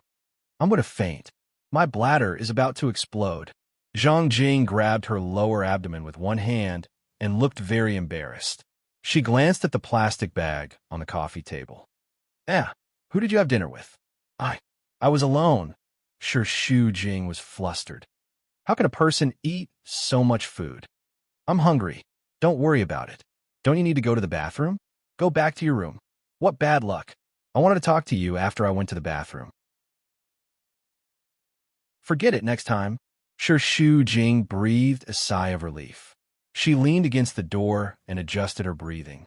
Just when she was about to call Si Shun, the doorbell rang again. She was speechless. Why are you back again? However, the person outside the door was not Zhang Jing, but Qin Baiyuan. Sure, Shu Jing screamed instinctively. Why are you here? Qin Baiyuan's hair was messy and he looked travel-worn. His face was as black as the king of hell. He looked at her gloomily. What's with your expression? You look like you've seen a ghost. As she said, she was about to walk in with a murderous look. Sure, Shu Jing moved sideways to block her. Don't come in. Why can't I go in? Sure, Shu Jing swallowed her saliva and tried to hide her panic. This is my room. What gives you the right to come in? Qin Baiyuan sensed that something was wrong. The corner of his mouth twitched coldly, and his eyes were as sharp as a knife. Is there someone hiding in there? No, I just don't want you to come in. I'll know when I go in. After saying that, he pushed her away rudely and barged in. He threw the suitcase on the ground and began to rummage in the room. He opened the wardrobe and checked under the bed. What are you doing? Sure, Shu Jing tugged at him, but he pushed her away with a backhand. Get lost. Sure, Shu Jing staggered 2 steps back. As soon as she steadied herself, she went up to him and pushed him again. Qin Baiyuan, is there something wrong with your brain? What gives you the right to barge into my room? His eyes fell on the paper bag, and he suddenly tensed up. Are you eating together? I don't know what you're talking about. Don't play dumb. He grabbed her wrist rudely. You know who I'm talking about. Chapter 161. T. Do you think I'm a fool? Qin Baiyuan grabbed her wrist with one hand and grabbed the bottle of wine with the other. Did he drink this wine? Can't 2 women drink wine together? You're lying. You're being unreasonable. Sure, Shu Jing was like an irritated lion cub. He pulled his wrist back and took a step back. His hair was messy and his eyes were crazy. So what if I'm having dinner with him? We're about to get divorced. What's your business? We're not divorced yet. As long as your name is on the marriage certificate, I have the right to control you. Qin Baiyuan approached her. Didn't you say that you're finished? What do you mean now? Rekindling? I'd be a fool to believe that you're here on a business trip. Don't slander me. I'm here on a business trip. I didn't expect him to come. Didn't expect? I think you're in cahoots. You pretended to break up to lower my guard. You're so smart. Sure, Shu Jing was tired of dealing with his rudeness. Whether I'm with him or break up with him, it's between him and me. It has nothing to do with you. We're already in this state. Can you let me go? Let you go? If I could let you go, I wouldn't have come all the way here. You really don't know why I'm here? Qin Baiyuan wanted to say that he didn't come to catch her in the act. Even if he didn't hear the news that Mr. C was coming, he would still finish his work and rush over because he wanted to see her. But it was meaningless to say these words under such circumstances. Instead, it would make her laugh at him. You just can't bear to see me doing well. You want to take revenge on me and make me suffer as much as you do. That's right. Qin Baiyuan was provoked and hardened his heart. Anyway, I'm here. Don't think about being with him. You're so annoying. I don't care if I'm annoying. Qin Baiyuan's face was a little twisted. The more annoying you are, the happier I am. At least for now. He could still affect her emotions. One day in the future, when he could no longer affect her emotions, he would be heartbroken. Don't mix business and personal matters. Everything is going smoothly here. We don't need you. You only need him. What do you need me for? Besides, I'm not here to cater to your needs. Qin Baiyuan didn't want to see such a tense atmosphere the moment they arrived. Qin Baiyuan forced himself to calm down and grumbled. I haven't eaten anything on the way here. I'm hungry. Does it have anything to do with me? If you're hungry, go eat. Do you want me to feed you? Do you really want to quarrel with me?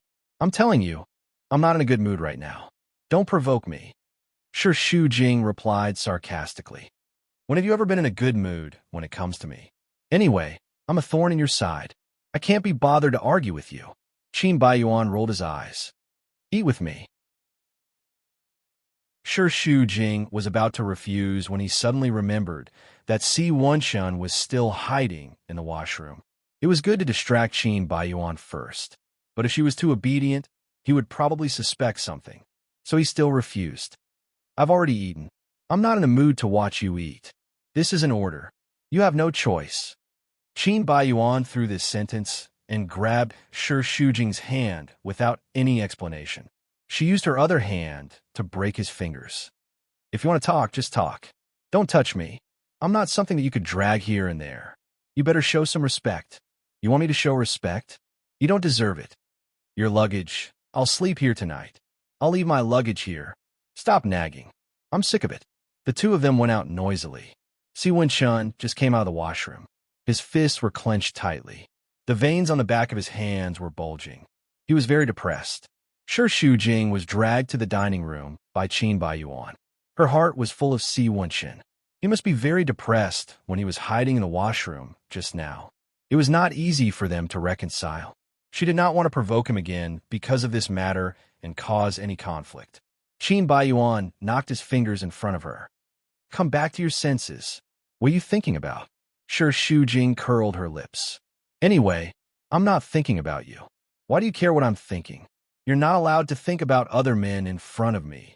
You can control me, but you can't control my thoughts. Qin Baiyuan changed the topic. What do you want to eat? I'm not eating. That's true. Qin Baiyuan flipped through the menu casually. You're both full just now.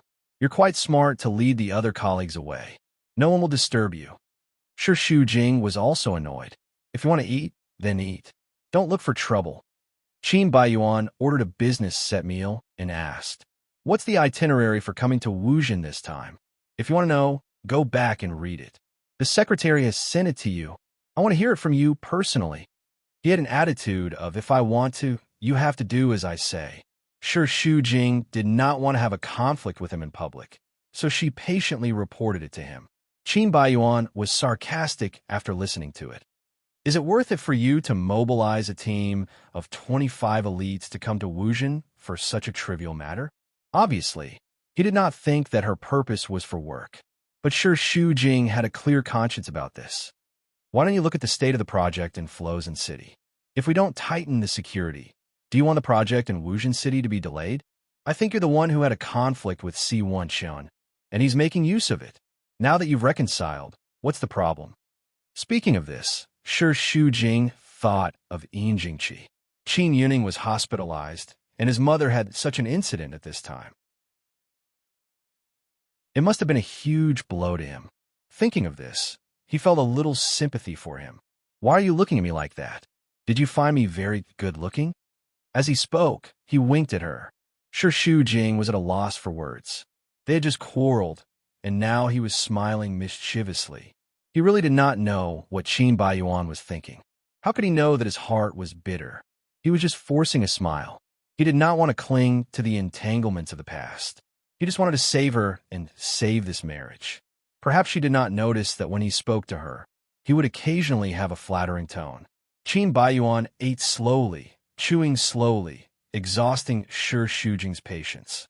She regretted not bringing her cell phone to pass the time. His beautiful appearance used to be very attractive to her, but now it had no magic at all.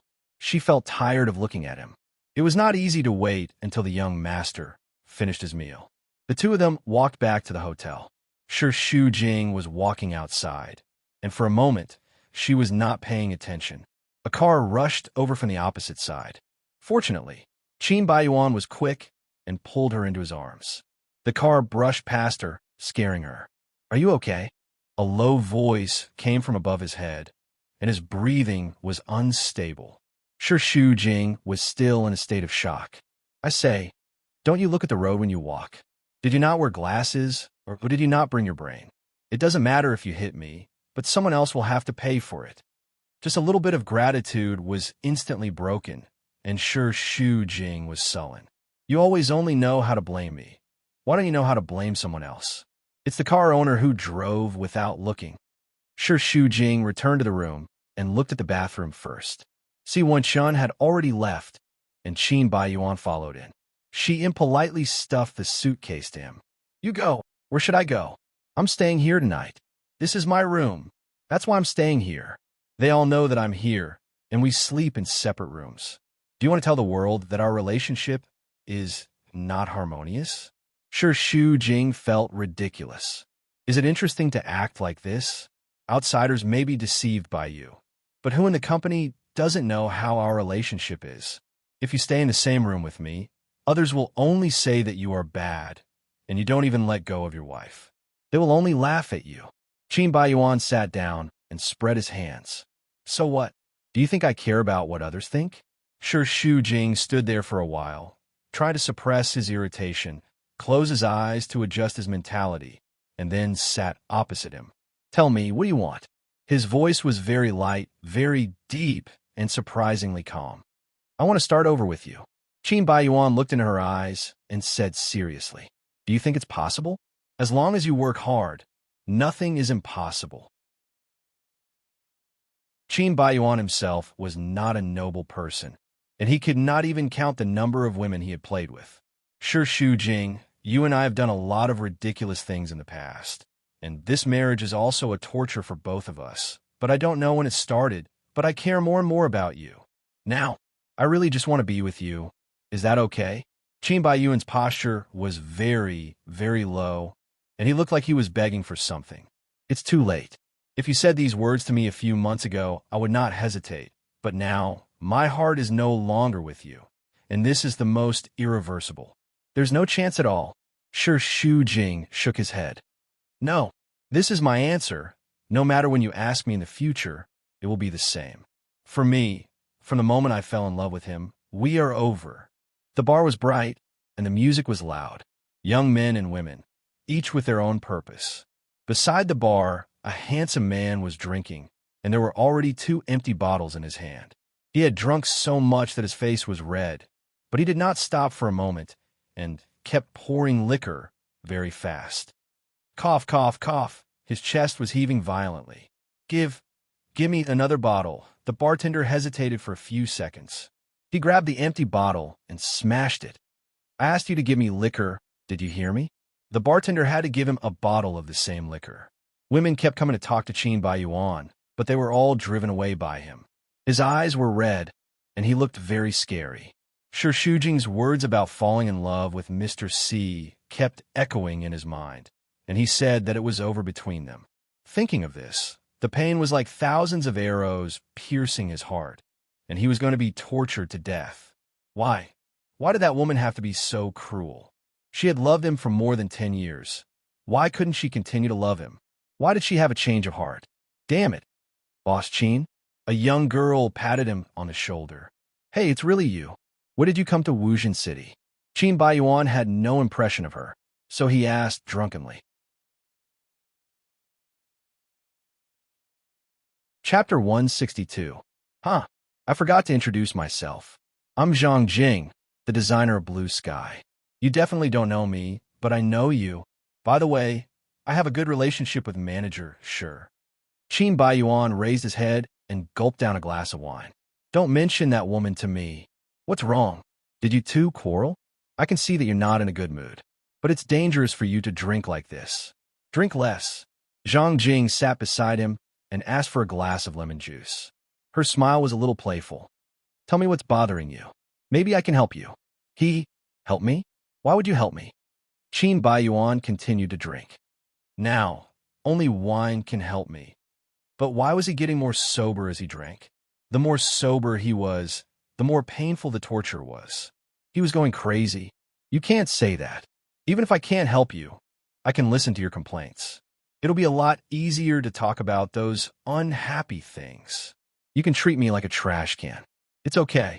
After being given the cold shoulder by Shi Shujing, Qin Baiyuan now had a stomach full of grievances. He also wanted to find someone to talk to. Plus, he was drunk. No matter who the person was, he asked directly, Do you know about her and Mr. C? That? I've heard rumors about them, but they should be fake. Manager sure is a good woman. She doesn't seem like someone who would do such a thing. She's good at pretending. Hypocritical. She's so noble, but now she's going to run away with a wild man. Qin Baiyuan was so angry that his eyes were red. He was even gasping for air when he spoke. You mean, she and Mr. C are not just rumors? Actually, I think Mr. C treats her very special, but I thought she rejected him. Could it be that you misunderstood? I didn't misunderstand. Qin Baiyuan roared.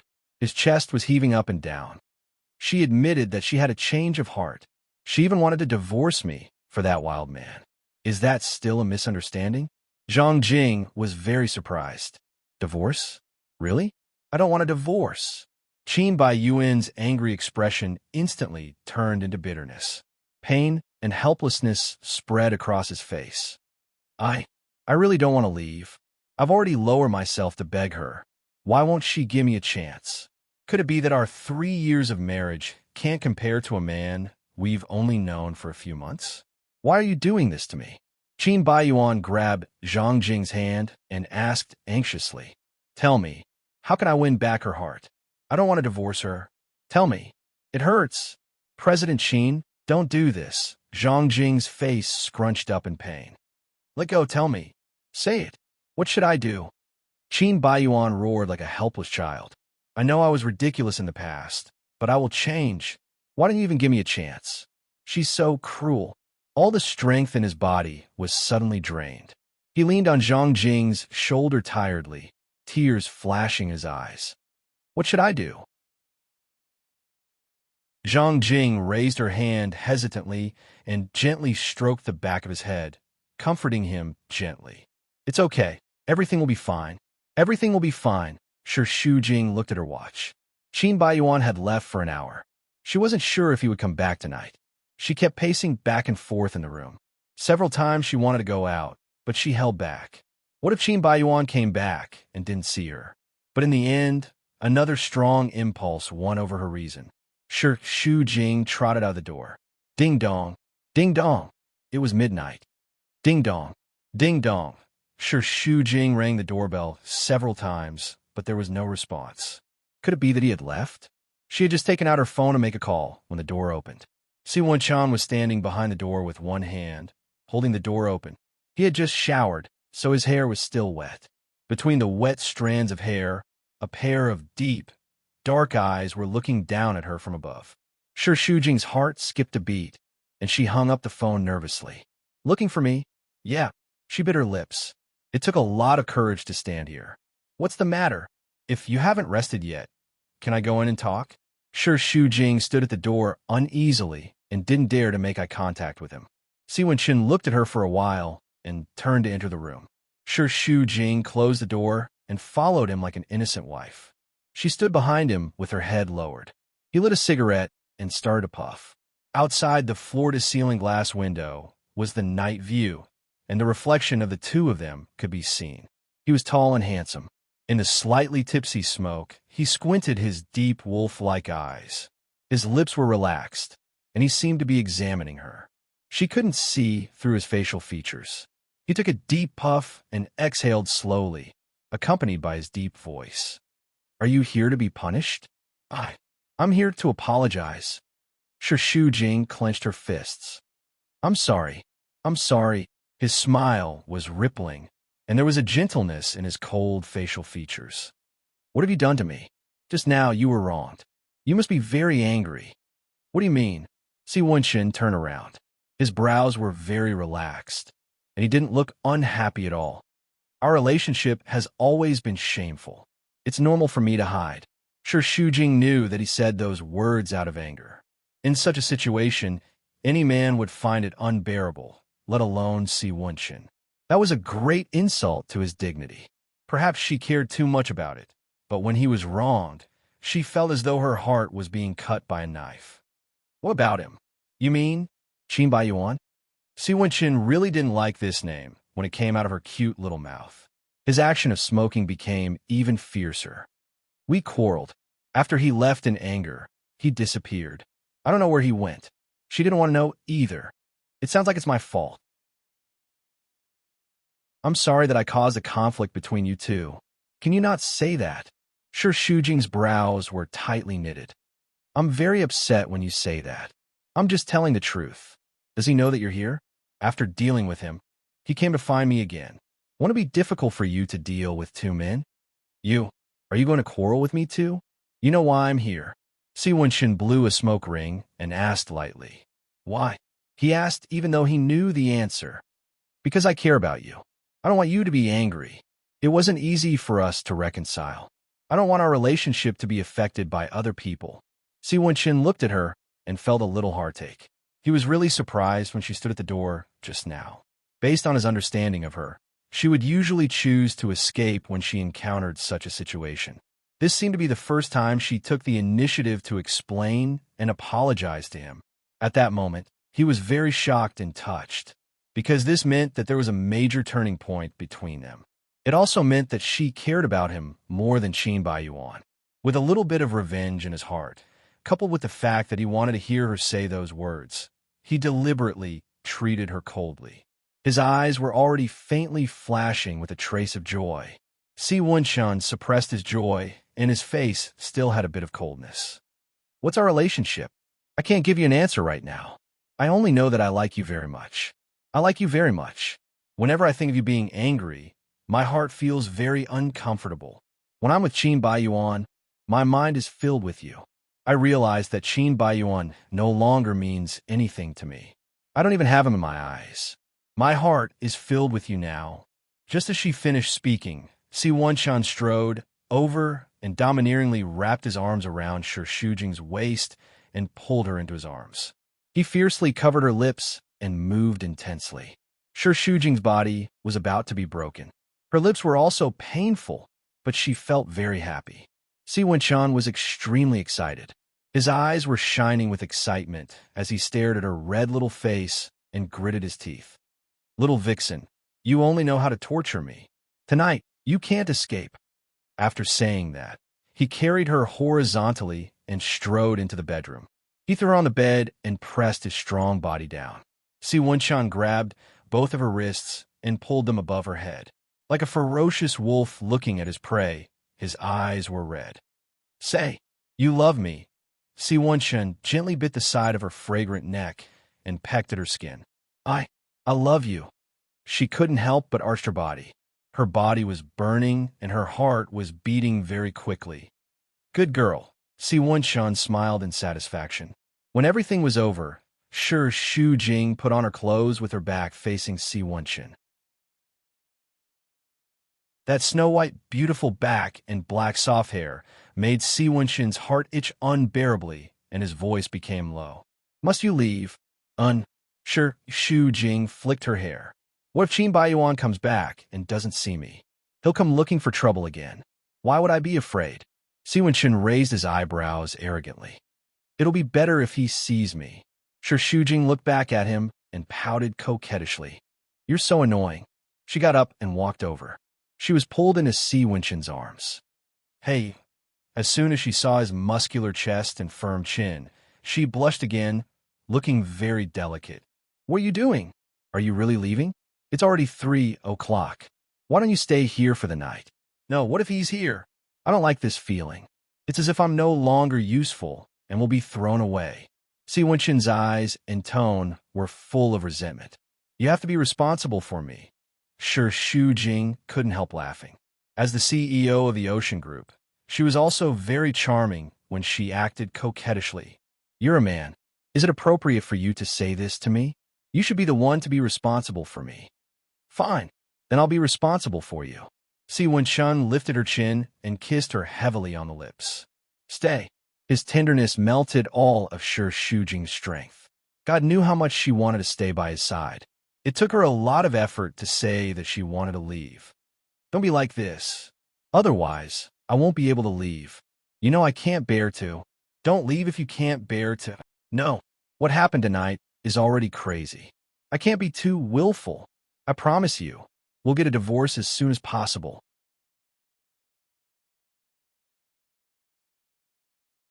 Chapter 163. Sher Shujing nodded. That's what he meant. I don't know what he's thinking. Maybe he needs someone to support him, as the Qin family has been through too many things recently. Or maybe he's unwilling. Men all have this deep-rooted bad habit. What's wrong? Are you unhappy? I don't like him pestering my woman. Shu Jing coaxed him gently. I have no feelings for him anymore. But because of that damn marriage certificate, you have to go back to him now. I want to kill him when I think of you staying together. Si Wenqin's eyes were as cold as ice, full of murderous intent. Don't say that. Shu Jing held his face in her hands. I'll think of a way. Trust me. Si Wenqin wanted to be angry, but he couldn't get angry when he looked at Shu Jing's face. He sighed helplessly and pinched her nose. I really don't know what to do with you. That means you've fallen for her. Only when a man loves a woman very much will he feel helpless about not knowing what to do with her. Shu Jing smiled. Her eyes were like crescent moons. I'm very happy. You only know how to torture me. Qin Baiyuan was drunk. When he woke up, he had a splitting headache.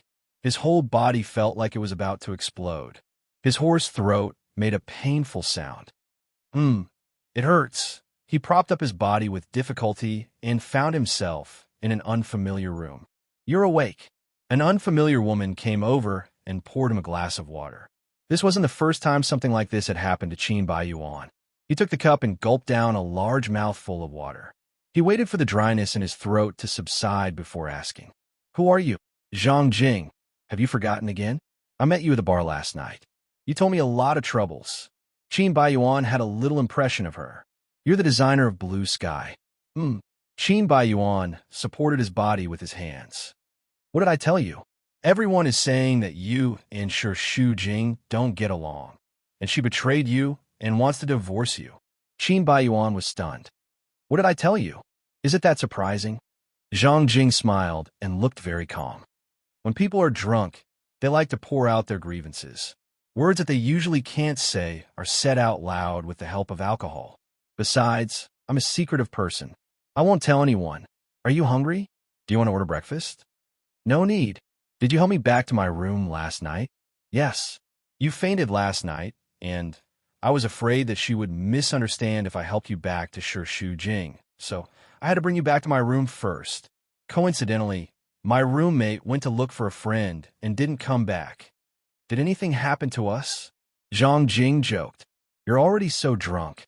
Even if you wanted to do something, you wouldn't be able to, right? Qin Baiyuan warned her with a gloomy face. She didn't look like she was lying. You'd better be telling the truth. If you dare to plot against me, I won't let you off easily. Come on, what could I plot against you? I heard you pour out a lot of grievances last night. Not only did you not thank me, but you even threatened me. I'm really a good person. Qin Baiyuan's intuition told him that women were not trustworthy. They were good at lying. He couldn't tell them apart at the moment. He just wanted to leave this place and got out of bed. And about last night, I know. I promise I won't say a word. Don't worry. Oh, by the way, you asked me last night how you can make her change her heart. From a woman's point of view, a woman who has a change of heart is actually crueler than a man. It's hard to turn back. Moreover, her lover is Mr. C. Unless he doesn't want her anymore. Otherwise, you'd better let her go. Qin Baiyuan's eyes twitched and his face turned blue. He warned her coldly. You don't know anything. Don't point fingers here. It's my business. It's none of your business. Shu Jing finished breakfast and returned to the room. Qin Baiyuan had just taken a shower, and there was still a little smell of alcohol on him. She didn't know where he was fooling around last night. She didn't want to care about that. She just regretted not staying at Si Wenqin's place last night. Of course, she didn't care about Qin Baiyuan's feelings.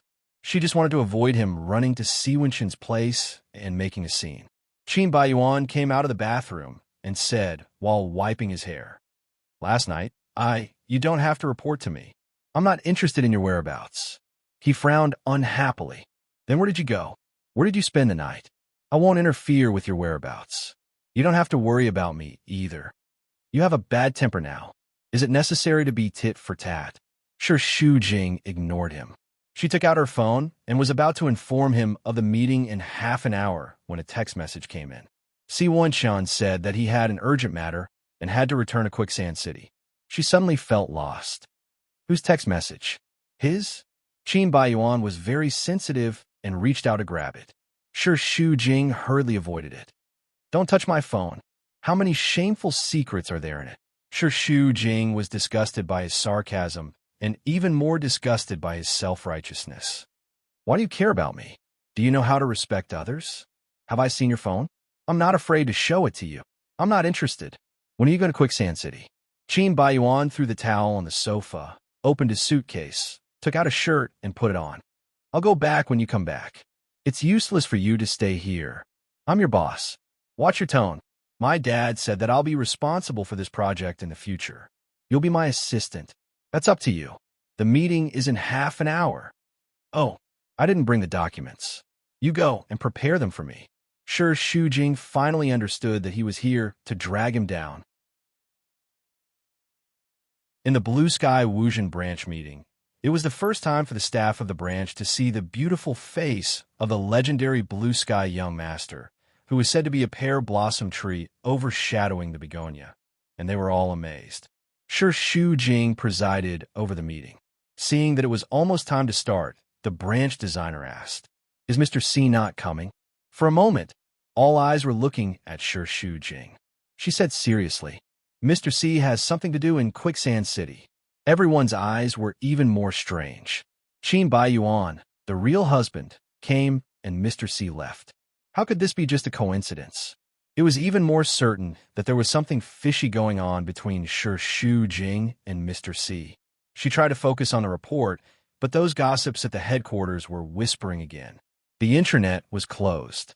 They were secretly passing notes, thinking that no one would see them if they were sitting far away. What they didn't know was that Qin Baiyuan had seen it all. While they were happily chatting on the paper, he suddenly interrupted his report. His eyes stared at them with a sharp gaze. "What are you talking about? Why are you so happy?" The one holding the note was startled and quickly hid the note behind her. "No, nothing." The others also turned pale and did not dare to make a sound. "Since the meeting, you haven't stopped. What's so interesting? Share it with everyone?" She looked at the others anxiously, and they quickly turned their faces away. "We are drawing the design. Really? Show it to everyone." Qin Baiyuan pointed his chin. "Show the design to everyone." Even though she was not the main character, Shi Shujing still had a feeling that a disaster was about to befall her. She was worried for those people. General Manager. The little girl was scared out of her wits. At the last second, she wanted to swallow the paper, but it was snatched away. The paper was handed over to Qin Baiyuan. He glanced at it.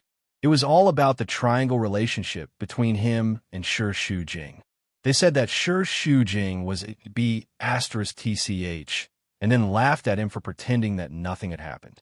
They said that he was not as good as Mr. C. They were as quiet as cicadas in winter. Qin Baiyuan calmly retracted his gaze and looked at them. "You're fired. Pack your bags and go back to Sand City immediately." Shi Shujing was stunned. She did not expect him to be so ruthless. She brought a few female designers to the headquarters. Except for Zhang Jing, who was sitting next to her, the other four were involved. It seemed a bit ruthless to fire 4 people at once. "General Manager, I'm sorry, General Manager. I don't want to listen to your nonsense. Get out of my sight immediately." Qin Baiyuan looked calm, and his tone was not harsh, but his words still carried a lot of weight. Several female designers cried and ran out while holding back their tears. The atmosphere of the meeting suddenly became very solemn. Qin Baiyuan smiled slightly. "Continue the meeting." After the meeting ended, Shi Shujing and her group went to the construction site to inspect and measure. The others took the bus while Shi Shujing sat in Qin Baiyuan's car. Along the way, she kept thinking about the few people who had been fired. She held it in for the whole journey, but when she was about to get off the bus, she couldn't hold it in anymore. "Weren't you a little too extreme just now? Just give them a warning. There's no need to fire them all. Do you know what they said about you? It's not the first day. How can I not know? In the end, it's just those things. You're really a teenage mutant ninja turtle," Qin Baiyuan said sarcastically. "But I'm not as great as you. If they dare to make irresponsible remarks in front of me, I can tell them to get lost. They're girls after all, so everything can be changed, but women love to gossip. This is something that can never be changed. Qin Baiyuan shook his finger. He wore a pair of sunglasses, revealing his beautiful thin lips. The corners of his mouth were curled up in a mocking smile. In the past, women loved to gossip. This is a serious crime and must be punished severely. Did I spend money to invite them to gossip about me? Their mouths are a little cheap, but their working ability is not bad. Sure, Jing, I realize that there's something wrong with your brain. Others don't treat you well, but you speak up for them. You think you're great, but others say that you're a fool. I'm a person who distinguishes kindness and grudges clearly. If people don't offend me, I won't offend them. If people offend me, I'll pay them back. However, don't misunderstand that I'm doing this for you. I'm doing this for myself. She didn't say anything. There was no need to continue discussing this issue. He was the one in power, and she was just a subordinate. How could she have the right to criticize him?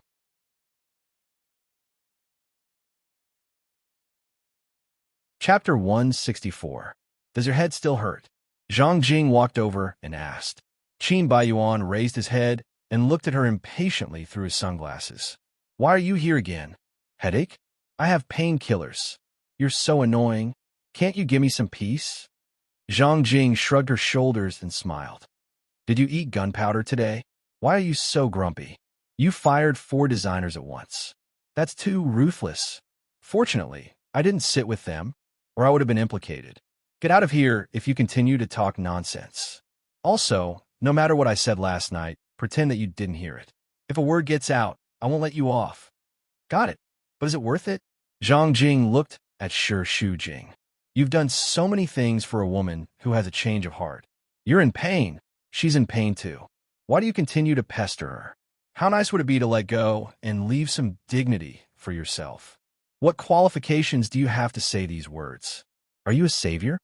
Qin Baiyuan looked disgusted. I hate women who think they're yours the most. Shut up. Shi Jing accidentally saw Qin Baiyuan and Zhang Jing standing together.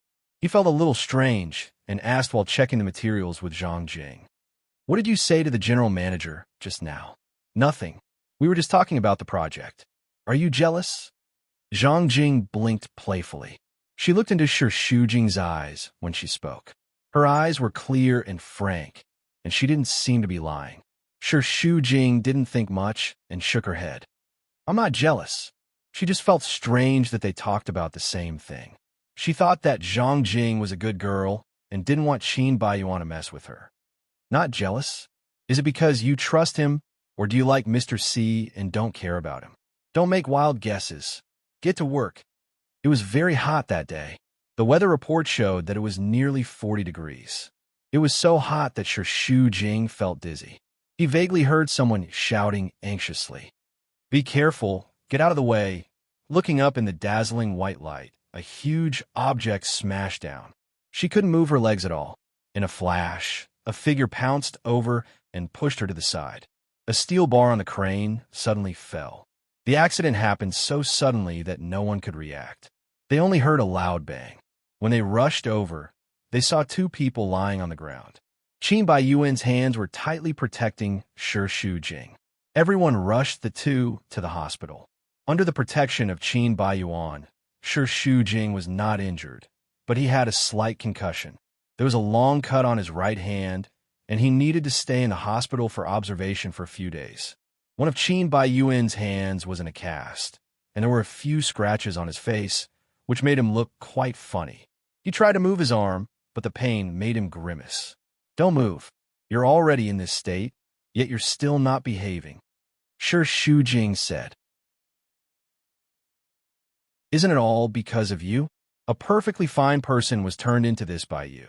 You must have been sent by God to screw me over. My nemesis. Qin Baiyuan complained. I didn't ask you to save me. Do you still have a conscience to say this now? Qin Baiyuan shouted. Shi Jing was silent. She was so scared at that time that she didn't know what was going on. Later, she heard that a steel bar fell from the crane. At that time, the situation was very critical, and it was Qin Baiyuan who risked his life to save her. She felt very shocked. It was a matter of life and death. Qin Baiyuan didn't have a second to think about it. Saving her was almost an instinctive reaction. She didn't expect that he would risk his life to save her. She must have been touched in her heart, but she didn't want to admit it verbally. It was a normal way for them to interact with each other, but he risked his life to save her, which made her feel at a loss. The ringtone broke the silence. When Shi Shujing saw that it was Yin Jingqi's call, he knew that it was a punitive expedition against him. He took a look at Qin Baiyuan and answered it. Immediately, there came a barrage of questions. Shi Shujing, what's the matter with you? You courted death and hurt our Qin Baiyuan. Do you want to kill him on purpose? No one wants to have an accident at the construction site. What accident at the construction site? Either you did it on purpose, or God has eyes to punish you. You deserve it. Now, you hurt my son. You are really vicious. Why didn't the one who should die die? Anyone would be annoyed by the word die. Shi Shujing couldn't help frowning. Yin Jingqi's scolding was so loud that even Qin Baiyuan beside her heard it clearly. He motioned to Shi Shujing to give him the phone. Mom, it's me. It's not Shi Shujing's fault. It happened so suddenly that no one expected it. Qin Baiyuan didn't know how to explain to Yin Jingqi that he risked his life to save Shi Shujing, so he simply didn't say it. Don't ask me. I have a headache. It's just a minor injury. You don't have to come. Anyway, it has nothing to do with Shi Shujing. Don't blame her. That's all. Don't come. I'll go back in 2 days. Taking back the phone, Shi Shujing pursed his lips. You don't have to say good words for me. I'm responsible for it. I think you deserve to be scolded. I didn't do it for you. I just don't want my mom to be angry. She will be angrier if you protect me like this. Shi Shujing could imagine the scene of Yin Jingqi smashing things and cursing him to go to hell. No one wants to have an accident. The key is that he is fine. Such a humane sentence came out of his mouth. Shi Shujing didn't know how to answer. If I'm disabled, will you still divorce me in order to save you? A thought flashed through Qin Baiyuan's mind, and he unconsciously said it. Shi Shujing was adjusting the air conditioner. His fingers paused for a moment, and then he said lightly, You just hurt your hand. You won't be disabled. I mean, if, for example, my legs are disabled and I can't get out of bed, will you stay with me every day? Shi Shujing realized that he was very reluctant to think about this question. I never worry about what if. It's boring. She turned her side to him. Her eyebrows were relaxed, and her expression was very calm. In Qin Baiyuan's eyes, she looked a little cold. In fact, he knew the answer. If she used physical disability as a shackle to bind her for life, it would be a pain for both of them. However, when people are desperate to a certain extent, as long as there's a glimmer of hope, they don't want to give up. Even he had such a stupid moment. He wanted to say something sarcastic to dissolve the embarrassment and disappointment at the moment. But before Qin Baiyuan could open his mouth, Shi Shujing spoke first. The doctor said he wants to prescribe medicine. I'll go to his office. Flozen City. At the airport, a tall and elegant figure walked out. She was holding a suitcase with one hand. That person was 175 meters tall and stood out. Probably because of long-term exercise, her body was strong and her facial features were charming. From head to toe, she had the posture of a strong and powerful woman. Okay, I got it. I'll give you 3 days. I only want results. She waved at a figure in the crowd and hung up the phone.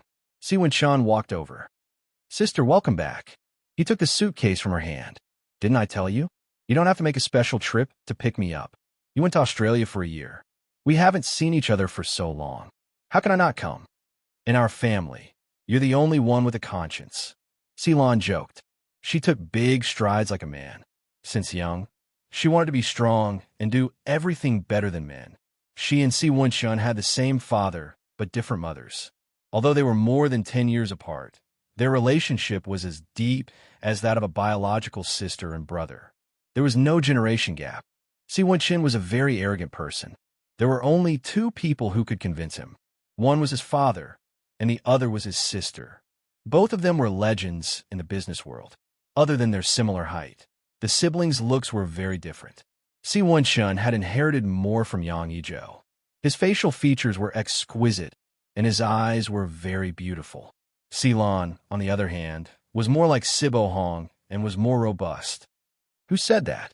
Dad has always been thinking about you. Forget it. You're the only son in his eyes. No matter how well I do, it's meaningless to him. Si Wenxin was clear that this was the truth. His father valued men over women. No matter how outstanding Sealand's results were, she was only the acting general manager. He had never really passed the power to her. He had protested against this before, but his father was very stubborn. He had never changed his mind after so many years. Look at how high-spirited you are. Did something good happen? No, it's still okay. Forget it. You and that guy called. Sure, Shu Jing. The rumors have been spreading like wildfire. You still say there's nothing going on? Ceylon sat in the back seat of the limousine and continued to ask, You're serious? I don't know. Why are you being shy with me? Do you think I don't know you? Ceylon teased. If you didn't have true feelings for me, those magazines wouldn't have dared to expose it. You must have received the news long ago and didn't stop it. You've defeated Qin Baiyuan. Well done. Si Wenxin's lips twitched. You're treating me as a tool for revenge? I'm not that bored. But then again, my relationship with Qin Yuning is not good. It doesn't mean that Yin Jingqi can steal my husband. A mistress is still so arrogant. It's really funny. Now that you've snatched her son's wife, it could be considered as helping me vent my anger. Let her have a taste of betrayal. I'm not with Shu Jing for this. I know it's on the way. While speaking, Ceylon sent a text message to explain her work. But Dad, how are you going to explain it to him? He's so stubborn. I'm afraid that it won't be easy. I know. I don't want to disturb him for now. We'll talk about it after Shu Jing gets a divorce. Hey, divorce? You've already reached this step. No wonder you're so proud of yourself. That's true. How can that idiot Qin Baiyuan compare to my brother? Any woman with a bit of brain would choose you. Don't worry, I'll support you to the end. Ceylon patted his shoulder. Si Wenxin was amused. Do you want to help your brother? Or do you want to take revenge and cause chaos in the Qin family? Both. However, my brother is still the most important. It's rare for you to like a woman. No matter who it is, I'll support you to the end. The two of them returned to the Si family's old mansion at the top of the mountain. Sibo Hong was playing military chess by himself when Si Wenxin knocked on the door. Dad, we're back.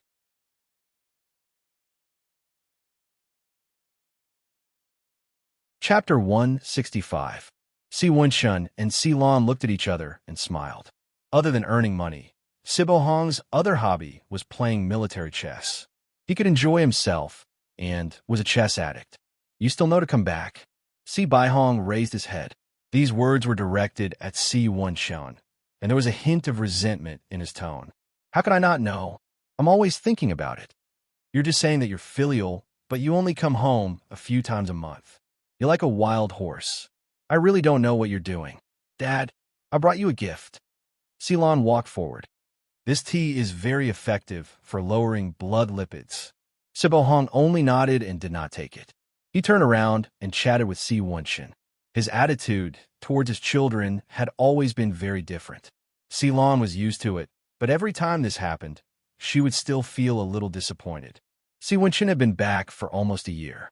He would come home at least once a week, but Sibo Hong still complained that it was not enough. Ceylon had not been back for a year, but he was so cold.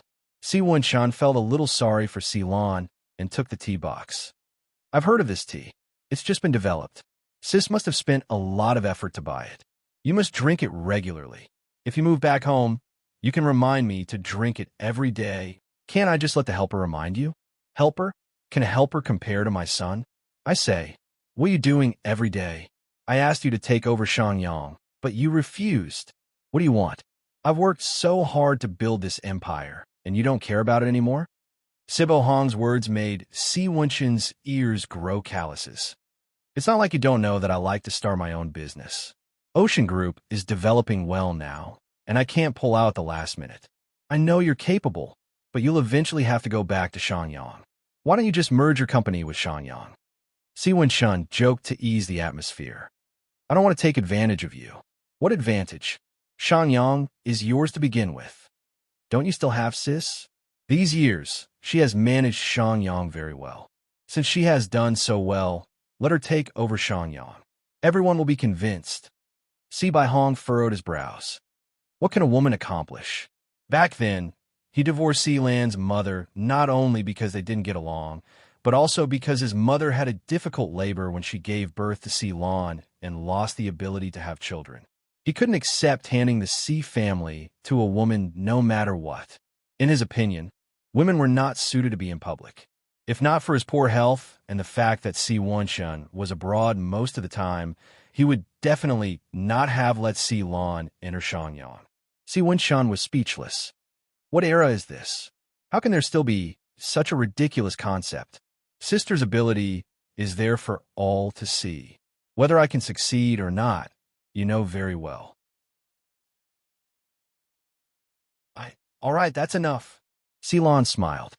I'm just temporarily taking over Shangyang. I've never thought about inheriting it.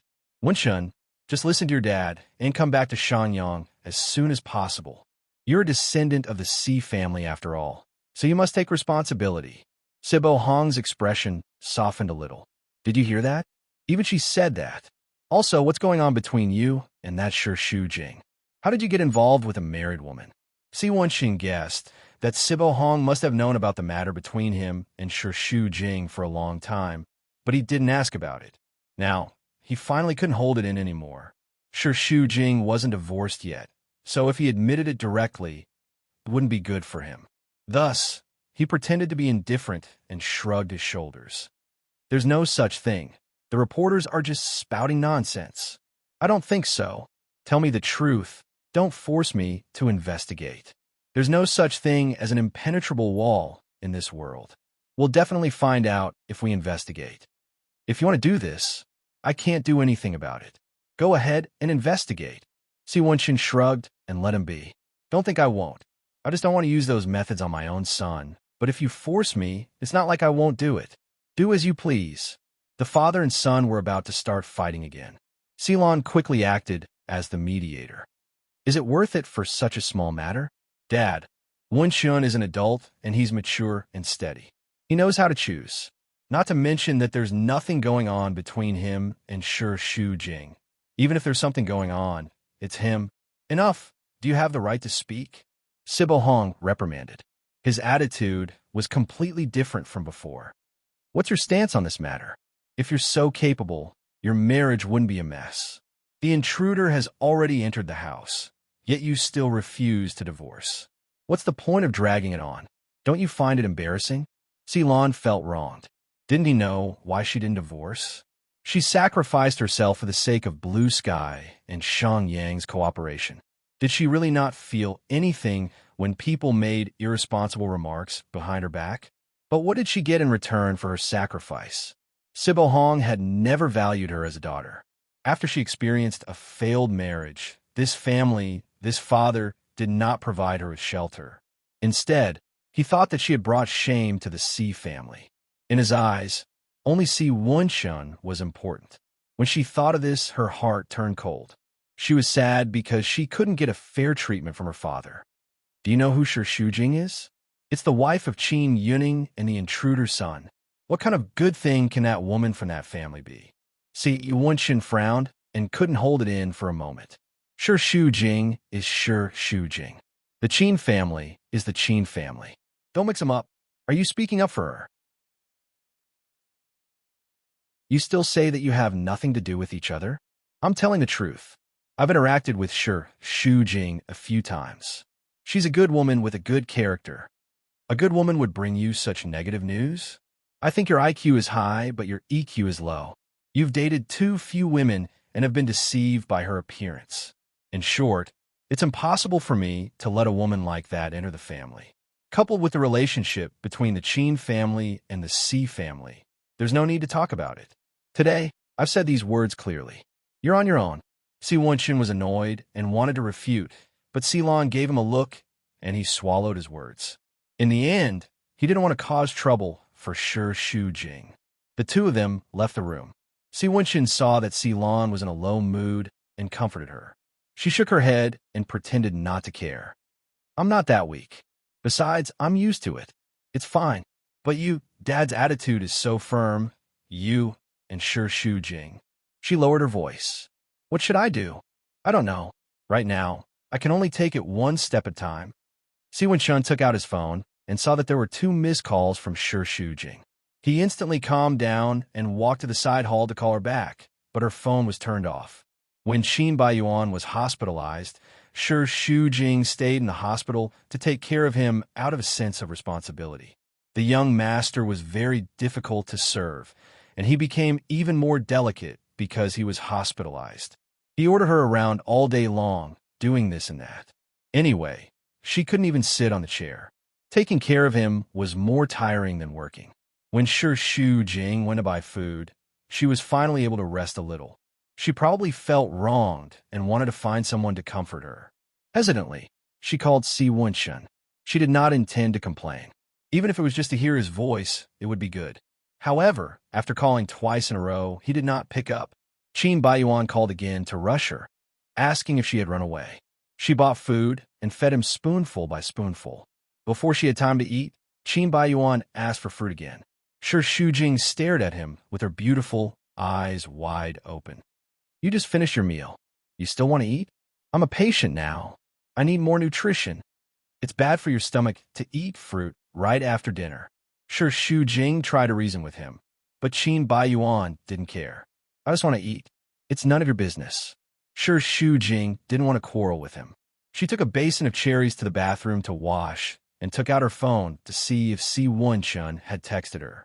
Her hand slipped and the phone fell into the basin. When she fished it out, the screen was black. After washing the cherries and taking them out, Shi Shujing wiped her hands. I'm going out. Where are you going? The phone is flooded and the screen is black. I'm going to fix it. Shi Shujing specially took out her phone to prove it to him. It's flooded and can't be fixed. Your phone has been used for years. It should have been scrapped long ago. Buy a new one later. Why should I buy one that can be fixed? It's a waste of money. Look at how stingy you are. Don't you have enough money to buy a phone every month? Even if you have money, you can't waste it. Shi Shujing said.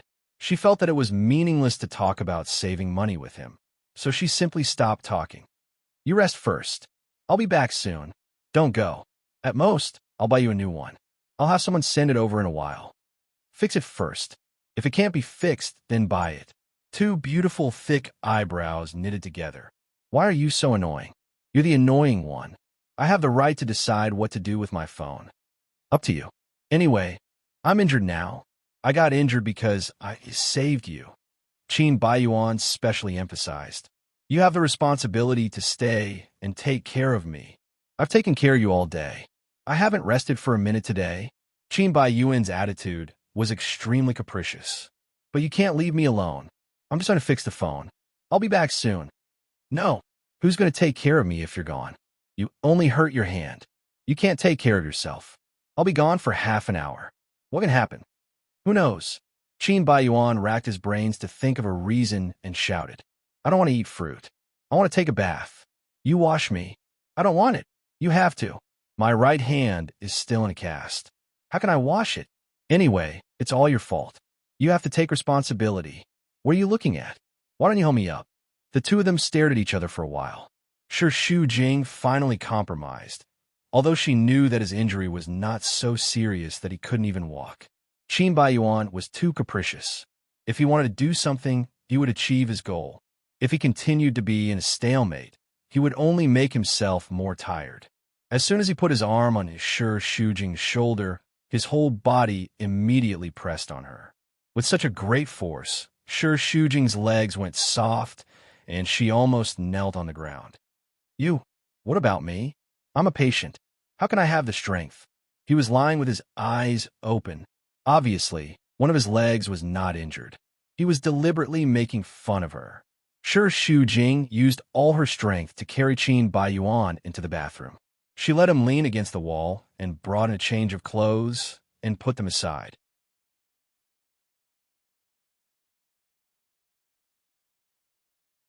Chapter 166. Qin Baiyuan raised his eyebrows, and his attitude was very arrogant. Didn't I say it clearly just now? Help me wash it. I don't want to. Shi Shujing turned her head and left, but Qin Baiyuan was faster than her. He grabbed her wrist and pressed it against the wall. He pulled one of her hands above her head and struggled instinctively. Sure Shujing's eyes were red. What are you doing? Let go. In the dense water vapor, Qin Baiyuan's pair of obsidian-black pupils became even more evil. His evil face was right above her lips, and it seemed that he would press down at any time. Waves of hot air sprayed on her face unscrupulously. She dodged left and right, and his lips were entangled, but he was not really kissing her. Even though Qin Baiyuan's face was injured, it was still handsome and charming, but Sure Shujing was not the slightest bit bewitched. But her hand was firmly knocked down, and her whole body was nailed to the wall like a mosquito, unable to move. When she exerted a little strength, she was pressed back by Qin Baiyuan with greater strength, and she couldn't break free at all. He wantonly enjoyed her anxious but helpless look, and his heart was very happy. His neat white teeth were sucking in faint hot air. What? Are you angry? Get out of my way. Get lost. Is this how you treat your savior? Sure Shujing was very annoyed listening to this. Don't keep mentioning my savior all day long. I didn't beg you to save me. Now that you say it like this, weren't you scared out of your wits? If it weren't for me, you would be a pile of minced meat now. No matter what, I'm better than you. Qin Baiyuan smiled. I'm right. Your greatest ability is that you're heartless and burn the bridge after crossing it. But you chose the wrong springboard. Don't expect me to let you go so easily. Get lost. Sure Shujing bent her knee with all her strength, but Qin Baiyuan quickly dodged it. You want me to die without descendants? You're really a ruthless woman. You deserve to die without descendants. What does it have to do with me? How is it none of your business? My dear wife. Qin Baiyuan gently touched her face as if he was the most affectionate man in the world. Haven't you always wanted a child? I'll give it to you. I don't want it. Sure Shujing was resolute. I don't want anything of yours. I just want to cut all ties with you. We've been entangled for more than 10 years. Since it's already so complicated, why not make it even more complicated? As he spoke, he suddenly kissed her lips, but Sure Shujing avoided him and screamed. You lunatic, let me go. Yes, I'm crazy. Qin Baiyuan's smile carried a kind of poignant madness. Crazy for you, she was the woman he hated the most in the world, but now she became the one he wanted the most, even more than his infatuation with Stony Moon, which drove Qin Baiyuan crazy step by step. He seemed to have lost his mind. Sure Shujing thought she couldn't escape, but this time, Qin Baiyuan slightly relaxed his control of her and smiled. Look at you. Do you really think I'll force you? I just asked you to help me bathe. If you don't want to, we'll be in a stalemate. What do you think? Wife. Hearing this title, Sure Shujing felt very disgusted.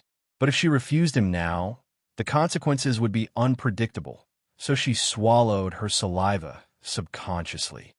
Let me go first. I'll help you bathe. Good. Only then did Qin Baiyuan let her go. After being tortured by Qin Baiyuan until midnight, Sure Shujing returned to the hotel. She was more tired than working overtime for several days.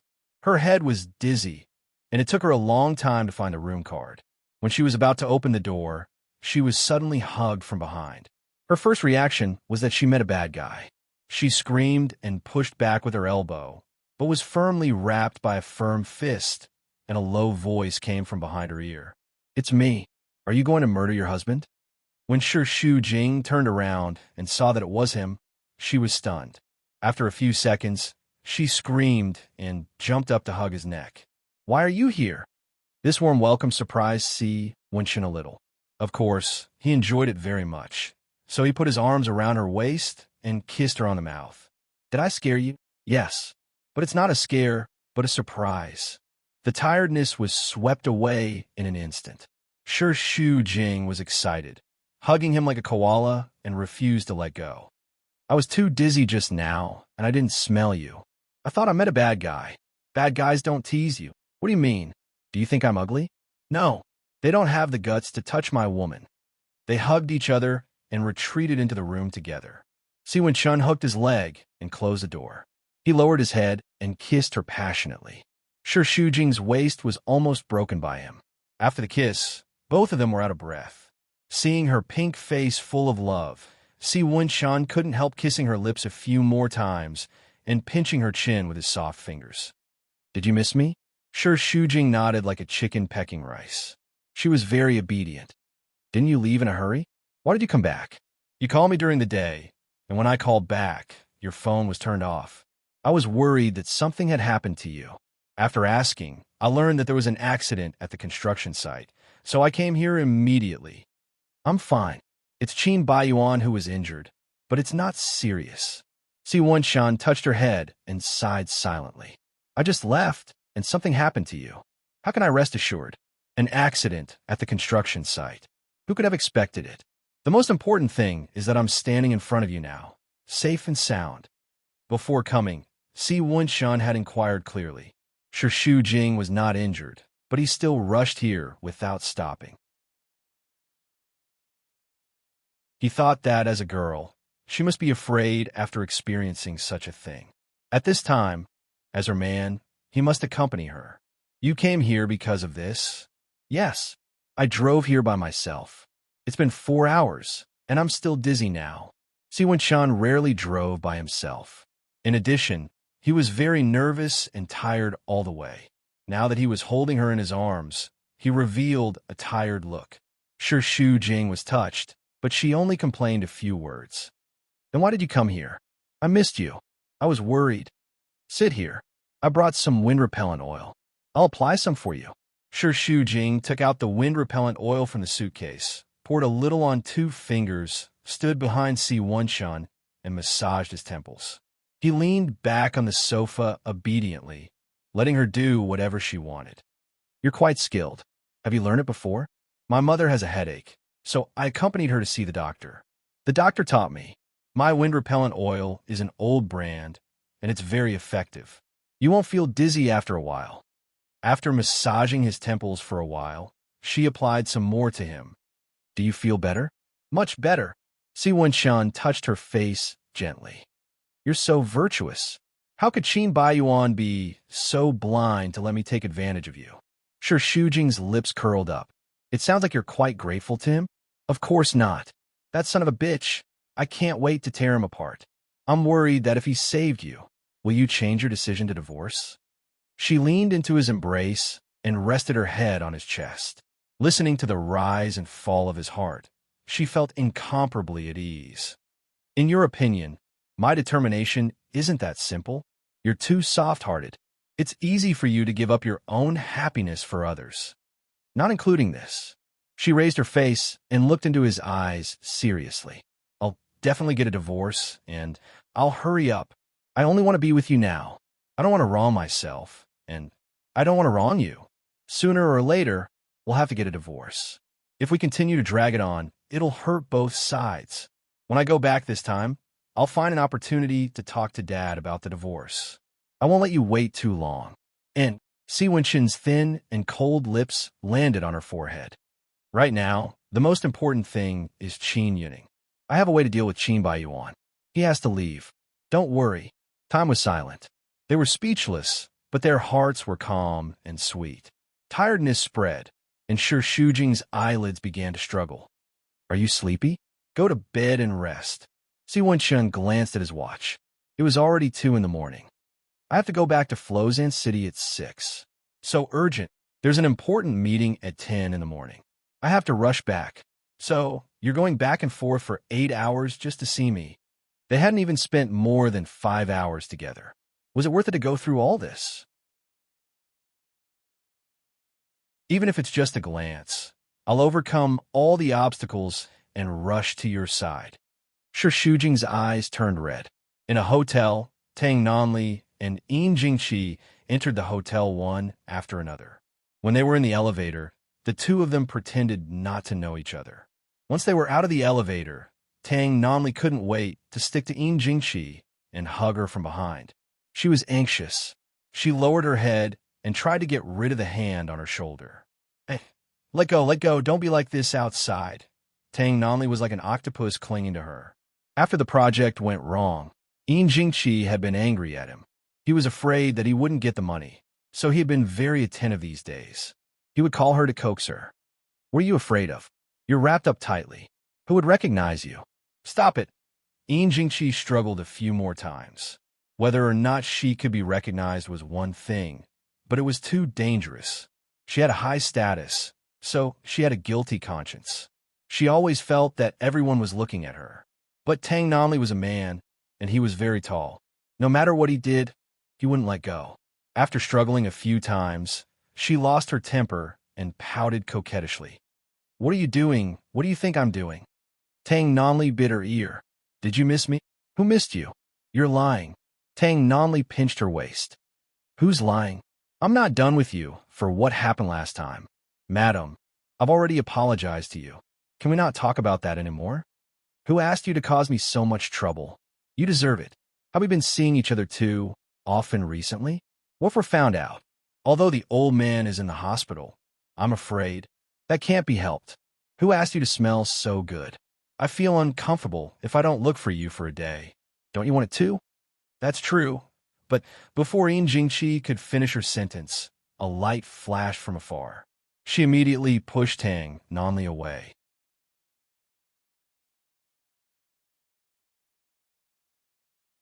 Chapter 167. Tang Namli staggered a few steps back. "Reporters? Where are they? Are you sure you saw wrongly?" "I don't know. I'll go take a look. I'll go stop right there. This is Flozen City, and it's my turf. It's useless for you to show yourself. Those paparazzi are only after money. I'll think of a way to deal with them. Go back to your room and wait for my call." Yin Jingqi said as she ran to catch up. She regretted being so high profile. If there were really reporters, they must have been following them for a long time. It would be terrible if they took any pictures. A figure quickly walked into the elevator. Yin Jingqi was about to chase after it when someone suddenly walked out from the corner and knocked her down. Her hat and glasses fell to the ground. "Hey, you, isn't this Mrs. Qin?" Yin Jingqi stood up and wanted to continue chasing after it, but the person took a step to the right and blocked her way. The elevator had already gone down. She was instantly furious. "Why are you blocking my way? I just came out. Why am I blocking your way?" Gao Zhuqing was very innocent. "I didn't expect to meet you here. Mrs. Qin's outfit is really special." "You? Who are you?" "I'm sure Xu Jing's friend, Gao Zhuqing." "All right, how is Mr. Qin? Is he okay?" Yin Jingqi was full of hostility towards anyone related to Xu Jing, so she retorted bluntly. "Who are you? Does he need to report to you whether he's okay or not?" "Hey, who provoked you? Why are you so angry? As a junior, is it wrong for me to care about my friend's father-in-law? Don't cry crocodile tears. Everyone related to her is bad." "Okay, there's nothing I can do if you say that." Gao Zhuqing raised his hands in surrender. He did not want to be entangled with Yin Jingqi anymore. "Then I'll leave first. Goodbye." See, when Chun spent the night in the hotel. When Xu Jing woke up the next day, he had already left. He left a note at the bedside, reminding her to eat breakfast. Qin Baiyuan stayed in the hospital for a few days. He refused to leave even when the doctor agreed to let him out. Xu Jing couldn't bear it anymore and threw a tantrum before he finally compromised. When the two returned home, Yin Jingqi was also there. As soon as she saw Qin Baiyuan's arm in a cast, she was extremely distressed. She hurled all kinds of insults at Xu Jing, calling her a jinx. No matter how Qin Baiyuan tried to persuade her, she refused to stop. Xu Jing's temper flared up. "You've been scolding me since I came in. Shouldn't you stop now? I didn't beg your son to save me." She never talked back at home. Yin Jingqi was stunned and was speechless for a few seconds. "You dare talk back? Was I wrong to scold him? Did you injure my son? You don't think it's enough to hurt him. You have to kill him, don't you? You're not a good thing. You confuse Yuning and my son. They're all for you. Just like your mother, they will seduce men. Fox spirit." Scold her mother for no reason, and also put the charge of fox spirit on her head. Sure, Xu Jing is angry. "Please clean your mouth. Don't pull my mother's head from the contradiction between us." Yin Jingqi's attitude is even more arrogant, isn't it? Ask your mother what good things she did in those days. Shameless intruder who destroys people's families. You slander me. I don't know what my mother has done, but I know what good things you have done. Yin Jingqi's mood became more excited, and she slapped him. "Shut up." Sure, Xu Jing was caught off guard and was slapped in the face. Her face was slapped so hard that it was crooked. On her clean face, there were 5 scarlet fingerprints. It was a ghastly sight, and her ears were buzzing. Jingqi doesn't think it's enough, but Qin Baiyuan, who comes back to her senses, stops her and shouts, "Mom, what are you doing? I'll teach this bitch who spits shit." She even dares to scold her mother-in-law. "She just needs a lesson if you're my son. Get out of my way. Calm down." Sure, Jing touches her face. It hurts, but her heart doesn't hurt at all. People like Jingqi are not worth her anger at all. 2 eyes, looking at her with a sneer. "What are you so excited about? It doesn't matter how you want to scold me, but you can't frame my mother. I didn't ask your baby son to save me, and I don't want to pester him anymore. It's best to divorce quickly. I want to stay in this family if you beg me." After that, he turned around and left. Jingqi was so angry that he jumped. "Stop right there. Stop right there." Jingqi is so tired and breathless that she pushes away Qin Baiyuan angrily. "What are you stopping me for? She already has such an attitude, and you still want to protect her? No matter what, you shouldn't have hit her. So what if I hit her? I think 1 slap isn't enough. Just because you have the shares, you dare to be so arrogant?" Jingqi is so angry that her eyes turn white. What did she say just now? Divorce? She agreed to divorce? Qin Baiyuan looks bitter and wants to escape. Don't interfere in this matter. Did she agree to divorce? He doesn't say anything. Then hurry up and divorce. What are you waiting for? The incident with Mr. C is almost over. She is so cunning, so you won't be able to get anything on her. Anyway, we've already signed the contract. Hurry up and divorce. I want to drive that woman out of the house now. This matter is not as simple as you say. Dad is still in the hospital and can't take the blow. Let's talk about it when he gets better. What are you waiting for? He can't get better. Get a divorce immediately before she changes her mind. Otherwise, you won't be able to get a divorce even if you want to. Let's talk about it later. Qin Baiyuan is very annoyed. Now he wants to chase after Shu Jing. But she is angry, so he doesn't dare to provoke her anymore. He wants to give her some time to calm down. Why are you still hesitating? Are you in love with her? Jingqi's face is as pale as if the end of the world has come. Son, what kind of venom did she cast on you? You must not fall in love with that kind of woman. I don't know. I'm very annoyed. Don't talk about it. Qin Baiyuan is eager to escape from all this, so he went upstairs. Gao Zhuqing was busy working with biscuits in her mouth when the doorbell rang. She opened the door and saw that it was Shu Jing. Her hair was disheveled and covered half of her face. She looked terrible and was so scared that she cried out. "What kind of play are you singing? A ghost scare in the middle of the day?" Shu Jing glared at her, took off his shoes, and entered the living room. "What's going on? Who bullied you again? Aren't you in Wuzhen City? What did you come back?" Gao Zhuqing poured a glass of water for her and accidentally found that her right face is red. He brushed her hair aside and said, "Mom, who hit you? Who else?" Jingqi. Gao Zhuqing is furious. "That old witch, how dare she hit you? I'll kill her. Just you wait. I'll take revenge for you now." "How? She's very strong. You can't beat her." "Hit her? Won't it dirty my hands? I have a big move to deal with her now. I'll definitely ruin her reputation," Gao Zhuqing said fiercely. Hearing that Gao Zhuqing has a big move, Shu Jing is curious. "What big move? Didn't you tell me that Jingqi and Tang Nanli are having an affair? I went to investigate her and followed her for a week." Shu Jing opened his mouth. Isn't this illegal? Fart. How did the news come about? Didn't they rely on us reporters to secretly follow them? Anyway, during the week when you were in Wuzhen City, Jingqi and Tang Nanli met almost every day at the hotel. Gao Zhuqing took out a notebook and pulled out a stack of photos. They are all of Jingqi and Tang Nanli's dates. He carefully marked the time and place. Although Jingqi is very tightly wrapped, Qin Yuning will definitely recognize her. I originally planned to take some clearer photos before exposing it. Now that she hit you, I'll immediately send the photos to Qin Yuning. Don't mess around," Shu Jing anxiously shouted. It's not like you don't know my father-in-law situation. His heart is not good. If he sees these photos, he will definitely be angry to death. Anyway, he will know sooner or later. Your father-in-law is also a legend in the business world. He is not as weak as you think. I think it's not good to hide it from him. It's better to get the pain over with. Anyway, now is not the time. Besides you, who else has seen these photos? Our magazine's photographer, Shaolin. I can't handle him alone. The two of us work together to not be discovered. But don't worry, his mouth is very tight. Don't make a bitter face. The one who was caught and betrayed is not you. A kind person will be bullied. She has already hit you, and you still want to cover for her? I'm not doing it for her. I'm thinking about my father-in-law's health. You know, I already owe him. I can't bear to hurt him anymore. Gao Zhuqing shook his head.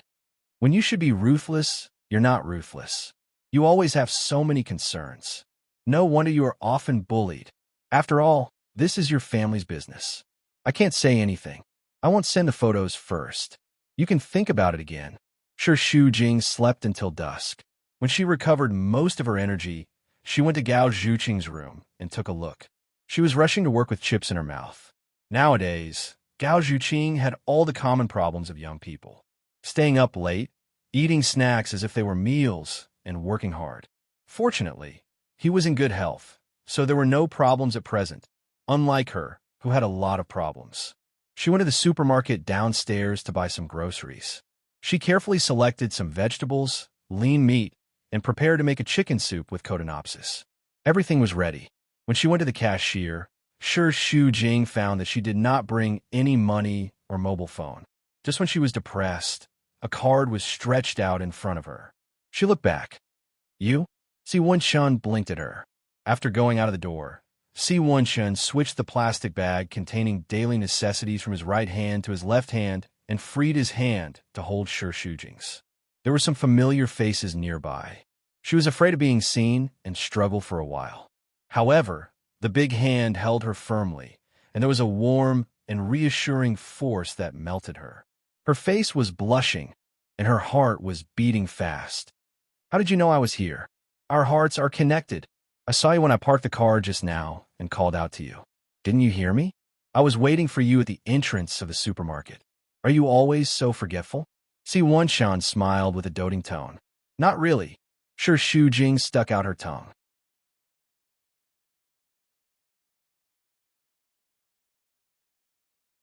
Chapter 168. There's no need for money. Just treat me to a meal will do. The corners of Si Wenshun's eyes turned upward, making him look very gentle and handsome.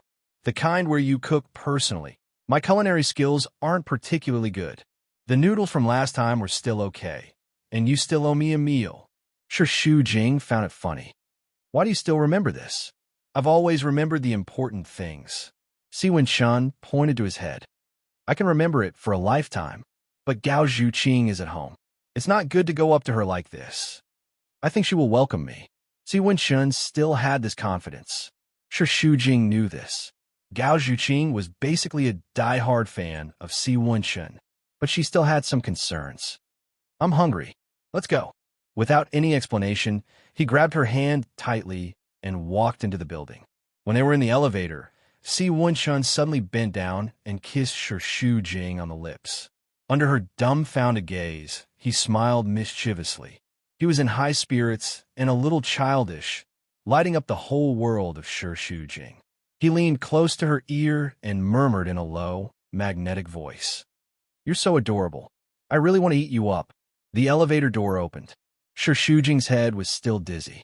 She felt as if she had taken drugs.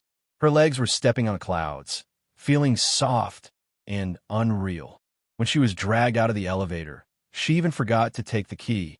Seeing her like this, Si Wenshun's hearty laughter escaped from his chest. It was very infectious. After entering the house, just when Shu Jing was about to greet Gao Zhuqing, she had already floated out of the room. Her hair was messy, and she was wearing a pair of black-rimmed glasses. She was wearing a singlet and a pair of shorts. She looked sloppy, and her mind was filled with work. When she suddenly saw Si Wenshun standing at the door in a suit, she was so shocked that she let out a cry. See, boss, see, hello. Si Wenxin's attitude towards her was very gentle. Oh my god, why didn't you say hello? Gao Zhuqing's face was full of embarrassment. Look at what I'm wearing. It's like I'm picking up trash. How rude. It's all right. Sure, Shu Jing asked. He's eating here tonight. Is that okay? All right, all right, all right. Of course. You are most welcome. Please take a seat. Please take a seat. Don't stand on ceremony. I'll get busy first. As he spoke, he returned to his room like a whirlwind. Sure, Shu Jing felt awkward. She's just like that. She's usually, casual. It's okay. I quite admire her character. Sure, Shu Jing tidied up the messy work, clothes, and snacks on the sofa, made room for Si Wenxin, and poured a glass of water. I'll go cook first. You take a break. How about watching TV for a while? Dinner will be ready soon. The TV screen was gray. Gao Zhuqing's shouts could be heard from the room. I haven't paid for cable TV for 3 months. I can't watch. Sure, Shu Jing felt even more awkward. We usually use the computer and haven't watched TV before. There's Wi-Fi here. Why don't you surf the net? Si Wenxin teased. There's no need to be so busy entertaining me. I'm not an outsider. Don't you know how close we are? Sure, Shu Jing's cheeks felt hot. His heart was in a mess again. Then, you take a seat first. I'll go cook. Her culinary skills were average, but sure, Shu Jing was very efficient. In a few minutes, she washed the chicken and placed a packet of soup ingredients into the pot to stew. After that, she washed the spinach. Si Wenxin walked over and leaned on the porch, admiring her busy appearance. Why are you disturbing me again? How did I disturb you? You're distracting me by looking at me like this. Is that so? Si Wenxin's lips curled up. You mean that you can't help but look at me? Yes, that's right. She had always been a stubborn duck. It was rare for her to admit it so easily. Si Wenxin was a little surprised and delighted. Why do you keep looking at me? Sure, Shu Jing washed the spinach and took the time to look at him. Don't you know how good-looking you are? I know, but I don't like to be seen by others. I only like to be seen by you. Moreover, I look better without clothes than with clothes on. Annoying. Io, you're still flirting while cooking. Annoying. Gao Zhuqing imitated Shu Jing's tone and teased him. She dressed up, which was a far cry from her sloppy appearance earlier. Are you going out? Yes. My friend asked me out for a feast. How could Shu Jing not know what she, Gao Zhuqing, was up to? This was no excuse. Is there a need to do this? It's such a coincidence. It's a pity that I can't taste your cooking anymore. Our Shu Jing seldom cooks. Bossy ate my portion too. Don't waste it. I'll leave first. I won't disturb the two of you anymore. Shu Jing shook her head. She's just a blabbermouth. Don't mind her. Your friend is very tactful. Si Wenxin walked into the kitchen and hugged Shu Jing from behind. He buried his head into the side of her neck and sniffed the fragrance of her hair. This smell really made him infatuated and addicted. The sound of the door closing was a little unreal. Hey, how can I cook if you hug me like this? On one hand, Shu Jing was helpless. On the other hand, she couldn't help but be affected by him. The magnetic field around her was in a mess. Don't eat, okay? I don't want to eat now. I only want to eat you. Si Wenxin kissed the side of her neck slowly. Shu Jing struggled to maintain her rationality and resisted. Don't do this, she was trying to resist, but she was also trying to welcome him, which made her even lazier. Si Wenxin flipped her body over and pushed her against the stove. He pressed his body against hers, leaving her with nowhere to escape. Lass, you really fascinate me. As he spoke, his hot lips pressed against hers and kissed her slowly. The chicken soup was boiling, and the whole kitchen was filled with the strong fragrance of chicken soup. Shu Jing felt a little unbalanced and couldn't help but complain. It's all your fault. I don't even have the strength to cook now. Si Wenxin's fingers ran through her hair. He held her face and kissed her. At such a close distance, his eyes were burning. You still want to eat? Haven't I fed you enough? You're so annoying. You're saying such things again. Shu Jing acted coquettishly. I really don't have the strength to cook. Then go and rest. I'll cook. Stop it. Shu Jing didn't take it seriously at all. Why? You don't believe that I can cook? Of course. In terms of family, Shi Shujing's views were still quite conservative. Most people thought that cooking was a woman's job. This was especially so for aristocratic families. They all had servants. For a young master like Qin Baiyuan, he really didn't do any chores. When he entered the kitchen, he would even complain about the smell of oil and smoke. You look down on your man too much. Si Wenshan pinched her nose. It hurts. Sigh, I know you're good at cooking, but cooking is different from the business world. Don't think that cooking is easy just because of those gourmet shows. There's a lot of knowledge in cooking. Heat control, how much oil and MSG to put in. She seemed to be speaking logically. However, in Si Wenshan's impression, the noodles from the last time were 40% of her skills and 60% of it was because of the favor. The taste was really not that outstanding. I'm good at Western cuisine, but Chinese cuisine is not bad either.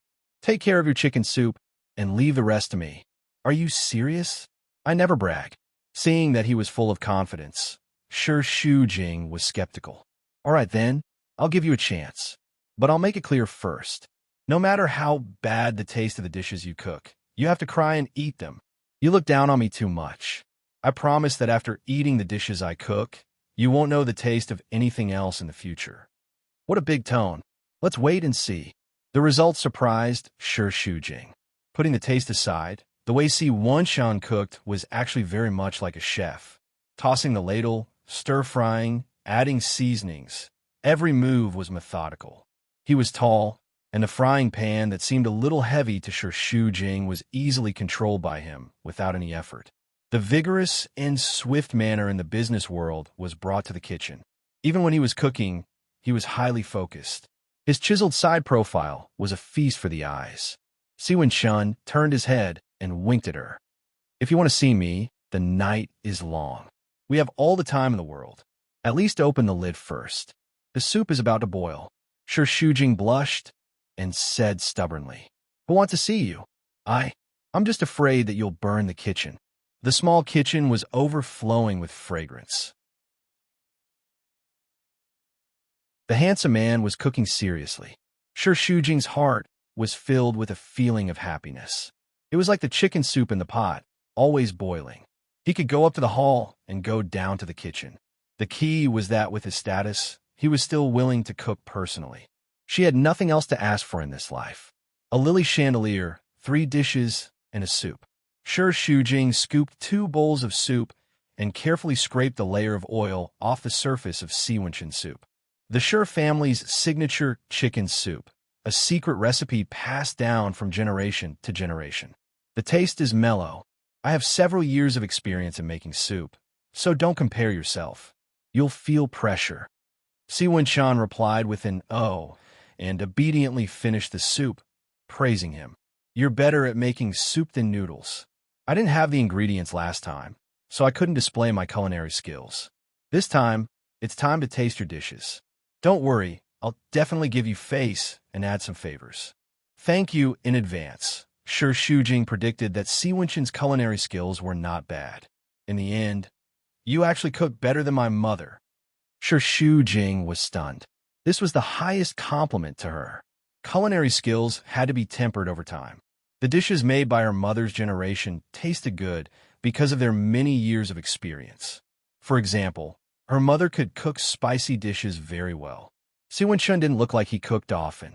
How could his culinary skills be so good?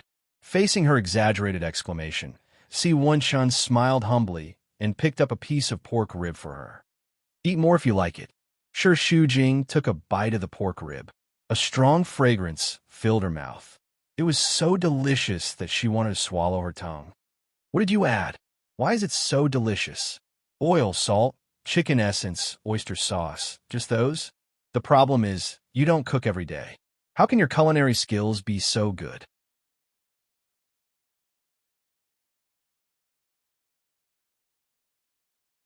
Chapter 169. Shi Shujing was completely in awe and prostrated herself before him. Don't be amazed. Hurry up and eat while it's hot. The two of them cooked and ate together like the most ordinary couple. It was a very ordinary happiness, but it was very precious. This was the first time for sure Shu Jing.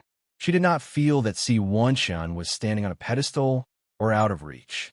At this moment, he was sitting beside her, drinking the chicken soup she made and putting food in her bowl.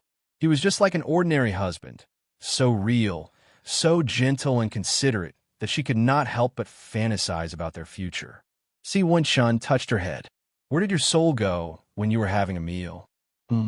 It didn't go. Isn't it because the food is so delicious that I'm completely immersed in it? Handsome, rich, skillful, intelligent, and can cook. Mr. C, is there any man more perfect than you in this world? If men are so good at cooking, why don't you leave a way out for women? Isn't it good that I can cook? I'll cook for you often in the future. How long? Until you're tired of it. Your cooking is so superb that I won't get tired of it for the rest of my life. Si Wenshun held her little hand, put it under his lips, and kissed it gently. His eyes seemed to condense the whole ocean of affection. Then for the rest of my life. Sure, Shu Jing's heart skipped a beat. For this promise, she was willing to give up everything. Her throat turned sour, and her nose and eyes turned red. Why are you crying? She felt embarrassed and stuck out her tongue. It's too spicy. How is it spicy? I know that your stomach is not good, so I didn't add any chili. Si Wenshun exposed her excuse. You're so touched by my words. In the future, I'll prove it with my actions. Won't you be moved to tears every day? He smiled and promised in a very solemn tone. I don't fall in love with a woman easily. Once my heart is moved, I will never change. I can't promise you that we will never be separated now, but at least I will use 200% of my effort to fight for a chance to spend the rest of my life with you. He interlocked his fingers with hers tightly, showing his determination. I've grabbed your hand, and I won't let go. And please don't give up. Keep walking with me. Sure, Shu Jing was so touched that she almost cried. There were a lot of words that were stuck in her throat, but she couldn't say them. At this moment, no matter what kind of vows of eternal love, it might not be enough to express her feelings. She just silently clasped his fingers. After dinner, Si Wenshun helped to wash the dishes. I'll go take a shower. You're bathing here? Sure, Shu Jing knew that he was a neat freak and couldn't stand the smell of oil and smoke, but he still felt that it was inappropriate. You don't even have a change of clothes. What are you going to wear after showering? Not wearing? Stop joking. I'll ask my secretary to send it over later. Can I spend the night here?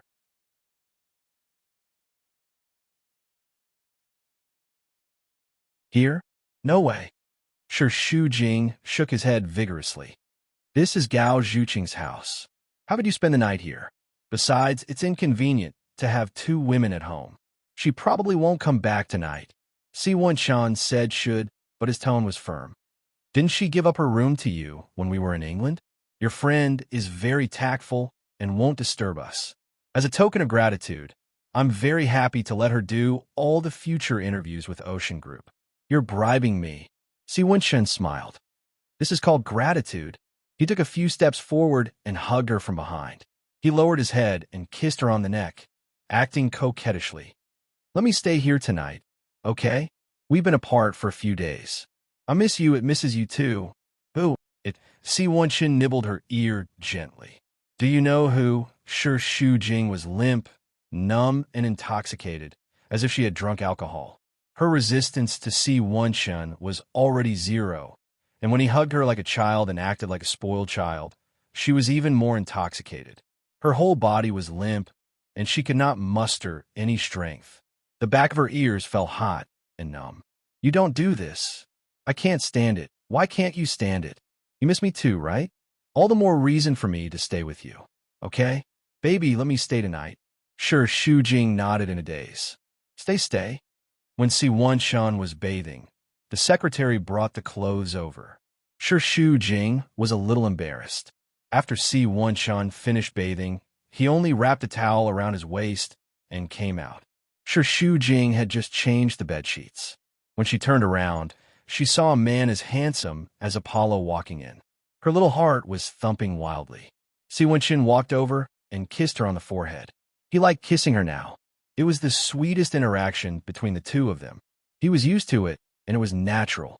Your hair is still wet. The room is air-conditioned. If you don't dry yourself, you'll catch a cold. Shi Jing took a towel. I'll dry your hair for you. Oh. Si Wen-shun stood up straight. Hey, bend down. I can't dry it. Shi Jing tried her best to tiptoe, but she couldn't reach his head.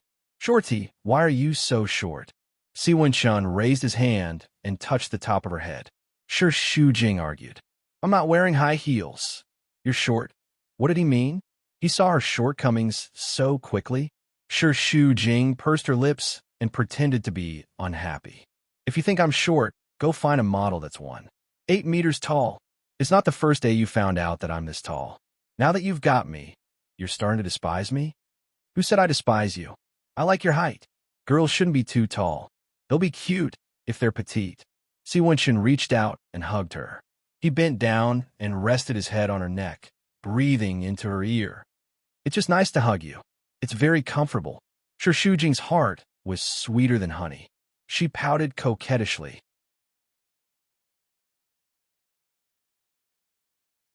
It's good that you know.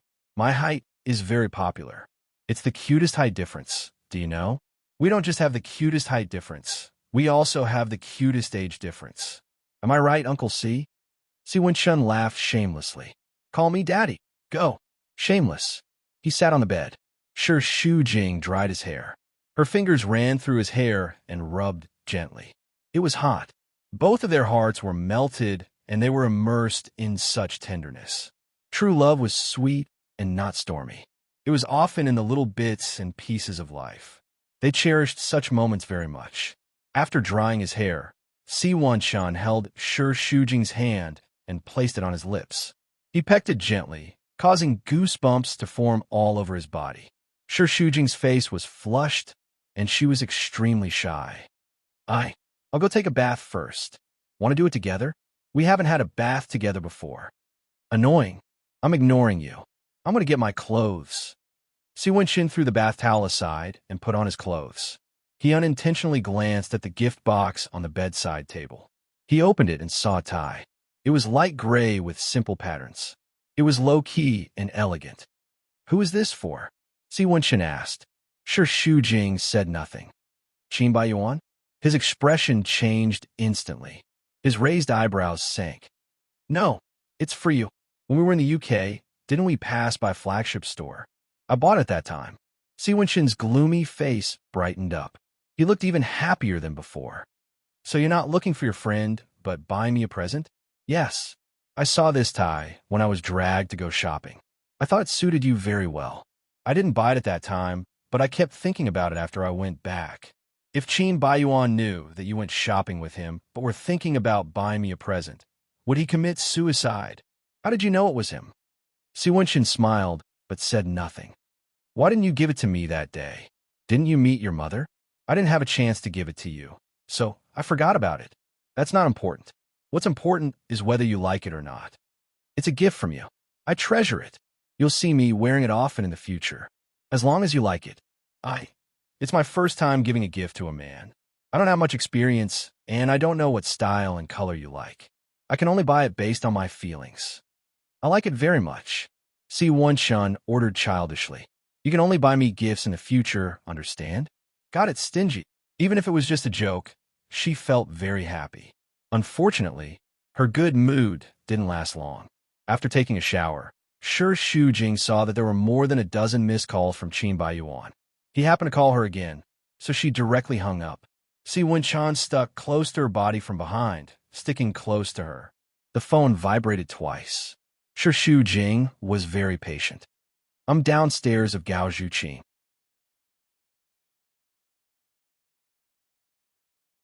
If you don't answer the phone, I'll go up. Qin Bai Yuan always used a fierce and threatening tone. Shi Jing was anxious. Qin Bai Yuan is downstairs. He said he wants to come up. Oh, Si Wen-shun didn't take it seriously. Then let him come up. You've occupied you for so long. I just want to beat him up. His long and narrow eyes narrowed dangerously, emitting a chilling aura. No, you can't let him know that you're here. Do you think he won't know if you don't tell him? He's well aware of our relationship. Shi Jing pushed his hand away and stood up. Knowing is one thing, but meeting him will only aggravate the conflict. He's not willing to divorce now. If you provoke him, he won't agree. Su Wenshin sneered. I have a way to make him agree. Sure, Shujing knew that what he did was probably related to the threat of blue sky, so she firmly opposed it. It's not necessary to take coercive measures. I'll talk to him again. Don't talk, let me call him back. She walked to the living room and tried to communicate with Qin Baiyuan, but he was extremely rude and threatened to tear down Gao Zhuqing's house if he didn't see her. Sure, Shujing was forced to agree to go downstairs. She spoke to Si Wenshan with difficulty. I'll go downstairs first, Si Wenshan frowned. Are you sure you want to see him? If I say, I don't want you to go. I don't want to either. But if I don't go downstairs, he will come up and cause more trouble. Do you think I'm not able to protect you? No, I just don't want you to intervene in this matter. Just let me go downstairs to see him. I promise I'll be back soon. Sure, Shujing put her palms together and pleaded.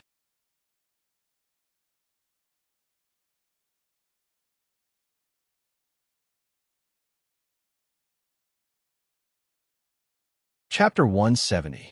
Si Wenshan had to agree even if he didn't want to. Sure, Shujing promised to be back in 20 minutes. He ran downstairs in a hurry, without putting on his shoes. Qin Baiyuan's car was parked at the entrance of the building. He leaned against the car and looked agitated. Why'd you come down so late? He immediately went forward a question. I called you all night. Why didn't you answer?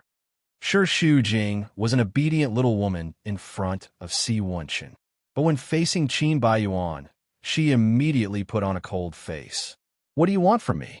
Qin Baiyuan suppressed his temper and lowered his voice. I'm worried about you. What happened today is my mother's fault, but you shouldn't talk back to her. Put yourself in my shoes. If I call your mother a vixen, will you be indifferent? There's a conflict between us. She's my mother-in-law. I should bear it, but I can't bear to hear her call my mother. You know what kind of person she is. She likes to pick on you. Sometimes her words are a little harsh. No matter what, she shouldn't have hit you. Does your face still hurt? Before Qin Baiyuan's hand touched Sure Shujing's face, she dodged it as if he was a virus. This move hurt him very much. He withdrew his hand disappointedly. Sure Shujing sighed. I used ice this afternoon to reduce the swelling. I'm fine now. Are you going to hide in Gao Zhuqing's house forever? Yes, before the divorce. When I come back this time, I'll find a chance to talk to Dad about the divorce as soon as possible. Don't worry. I'll take all the responsibility. I'll say it's my fault. Qin Baiyuan panicked. His body is like that now. You still have the heart to provoke him? His physical condition is the truth. If I don't say it, his condition won't get better. Sooner or later, he'll have to divorce. It's better to get the pain over with. At least wait until he gets better. I don't want to wait any longer. It's painful for me to drag it day by day. Sure, Shujing looked bitter. I'm always thinking about this and that, delaying the divorce, but I'm very tired. I'm about to collapse from all these worries. From now on, I only want to live for myself. I want to be more relaxed. Sure, Shujing's expression was very indifferent, without a trace of emotion. She was also very determined. Qin Baiyuan felt that she was a stranger, as if she had become another person, which made his heart turn cold. When did you become so selfish?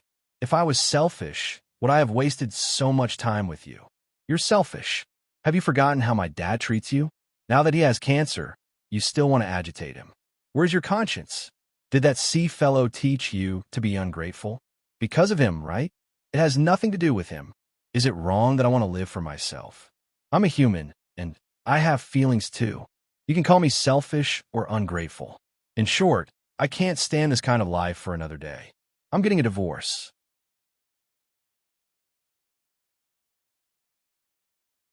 I've already said what I wanted to say. Don't bother me anymore.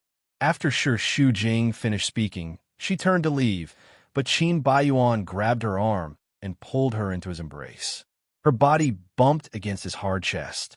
She felt dizzy and thought that he would fly into a rage, but he only hugged her tightly with all his might. Don't divorce. I beg you. He had always been arrogant, but this was the first time in his life that he was begging in such a low voice. He hugged her waist tightly, wishing that he could embed her into his body. He was so uneasy, as if he would lose the whole world if he let go. He was terrified helpless and so weak that he couldn't withstand a single blow. At this moment, Qin Baiyuan was so weak that he couldn't withstand a single blow.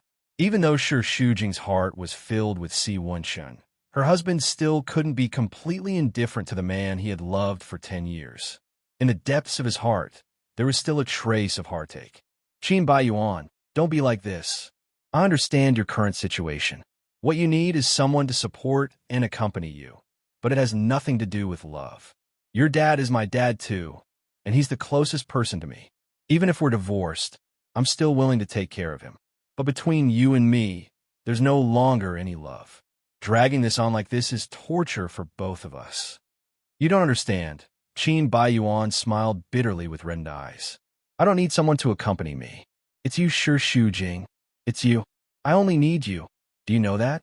I've already fallen in love with you. This isn't love. You're just indignant. You're indignant that someone else has taken what you don't want. You're indignant that you've lost a woman who used to love you so much that she went crazy. No, I like you. I really like you. Shi Shujing. I don't know when it started, but you've slowly integrated into my life. Even the hatred I once had for you has become a habit. I want to see you every day. Once you leave my sight, I feel suffocated. Qin Baiyuan tightened his arms inch by inch. His fingers pinched and rubbed her skin, as if by doing this, they could become one and never be separated. I know I've done a lot of ridiculous things in the past. I let you down. I'm a scumbag, and I don't deserve your forgiveness. But I know I'm wrong. Can you give me another chance? I swear I'll change. From now on, I only have you as my woman. Let's start over. I can't lose you. Shi Shujing's throat was sore. Maybe he really liked her, but it was too late. The lost feelings were destined to be irretrievable. Her heart ached for him, but it was far from enough to shake her determination. I'm sorry. In the end, the only thing Shi Shujing could say was this, the weakest thing he could say to comfort her. Qin Baiyuan's heart was tightly gripped by a hand. It kept on squeezing until he was in pain and suffocating. He laughed at himself. He knew that she had a change of heart. So why did he have to humiliate himself and make himself so sad? But he just couldn't give up like this. He couldn't just watch her leave like this. He foolishly hoped that maybe if he fought for one more time, she would turn back. In the end, he let go of her dejectedly and took a few steps back. Qin Baiyuan's eyes were filled with tears as he laughed. Her, you're really cruel, but what right do I have to blame you? Everything that happened today was caused by me. I'm the one who ruined everything. I deserve it. He staggered away and opened the car door. Shi Shujing was a little worried. Your current mental state isn't suitable to drive. Let me help you flag a taxi. You're concerned about me? He gave her a sad smile. Shi Shujing couldn't answer this question. If you can't stay by my side, then don't say such things again. Your fake concern will only make me reluctant to let go. After that, he got into the car and drove off without any hesitation. Shi Shujing stood at the same spot for a few minutes before he went upstairs with a heavy heart. When he entered the room, Si Wenshun was standing on the balcony. The balcony was facing downstairs. Shi Shujing's heart skipped a beat. As he was smoking, his whole body was shrouded in a faint melancholy. The smoke blurred his face. His facial features were tense and his eyes were restrained, not revealing a trace of emotion. A few steps away, Shi Shujing was like a child who had done something wrong. She was at a loss. After hesitating for a few seconds, she walked forward and hugged him from behind. She pressed her face against his back. She was afraid that he would be angry. That would make her feel uneasy. I'm sorry. Sorry for what? Letting him hug you? If he didn't save you at the construction site that day, he would be a dead man now. Si Wenshun's tone was ruthless and full of murderous intent. I didn't know he would suddenly. Then why didn't you push him away? He was very sad today. He begged me not to leave him. I couldn't bear it. Just because you couldn't bear it, you let him hug you? Have you considered my feelings? Si Wenshun's tone was extremely calm, like the still water. There wasn't a trace of blame or questioning. It was unusually calm. Putting himself in her shoes, Shi Shujing could feel the hurt more. If it was her, she would definitely run away and not contact him for a few days. Or she would make a scene on the spot. She was in a difficult situation between two men. She felt even more guilty towards him. I'm sorry. I'm really sorry. Other than apologizing, Shu Jing didn't know what else to say. Siwen Shan took a deep puff of his cigarette and clenched his fists. This showed that he had been suppressing his anger. He was very angry and wanted to kill and roar, but he couldn't bear to hurt her. When a person was angry, the words they said were like a sharp sword that hurt people. Their relationship had just started. He didn't want to do anything to ruin this relationship at this time. Thus, he could only suppress it and swallow all the anger back into his stomach. It was better for him to be hurt than this relationship. Closing his eyes, he slowly exhaled the depression in his chest. Siwen Shan snuffed out the cigarette and turned around to hold Shu Jing's shoulder. She looked at him with eyes full of guilt, which melted his heart. Promise me this won't happen a second time. If he touches you again, I don't know what I will do. Shu Jing quickly nodded. I know. There won't be a next time. She put up 4 fingers and was about to make a solemn vow. Siwen Shan held her hand in his palm and kissed it. A smile appeared on his cold face, like the snow melting. I believe you. All right, let's not talk about him.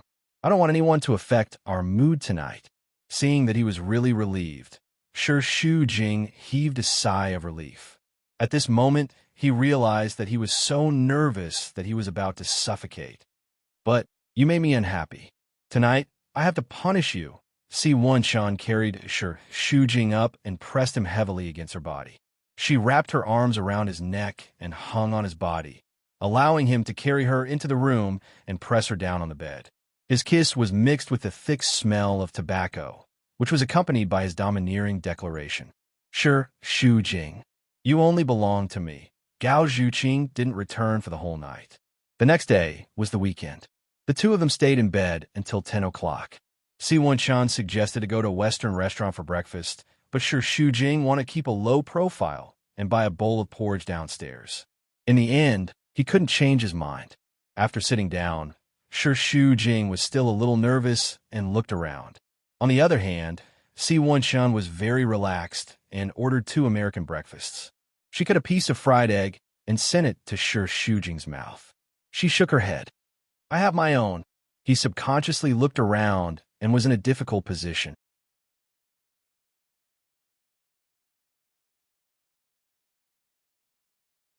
Chapter 171. What's there to be afraid of? You're going to divorce anyway. Going to divorce is different from being divorced. Siwen Shan didn't care about that and pushed it forward a little. Come, open your mouth. Shu Jing had no choice but to take a bite. How's the taste? Eat more eggs to replenish your energy. I'm not going to work today. What's your plan? I'm going to the hospital to visit my father-in-law. I should stay there to take care of him tonight. Siwen Shan wasn't very happy to hear that. So you'll meet Qin Bai Yuan? I don't know if he's there. Maybe. Shu Jing tried his best to sound relaxed. Why? Are you jealous? What do you think?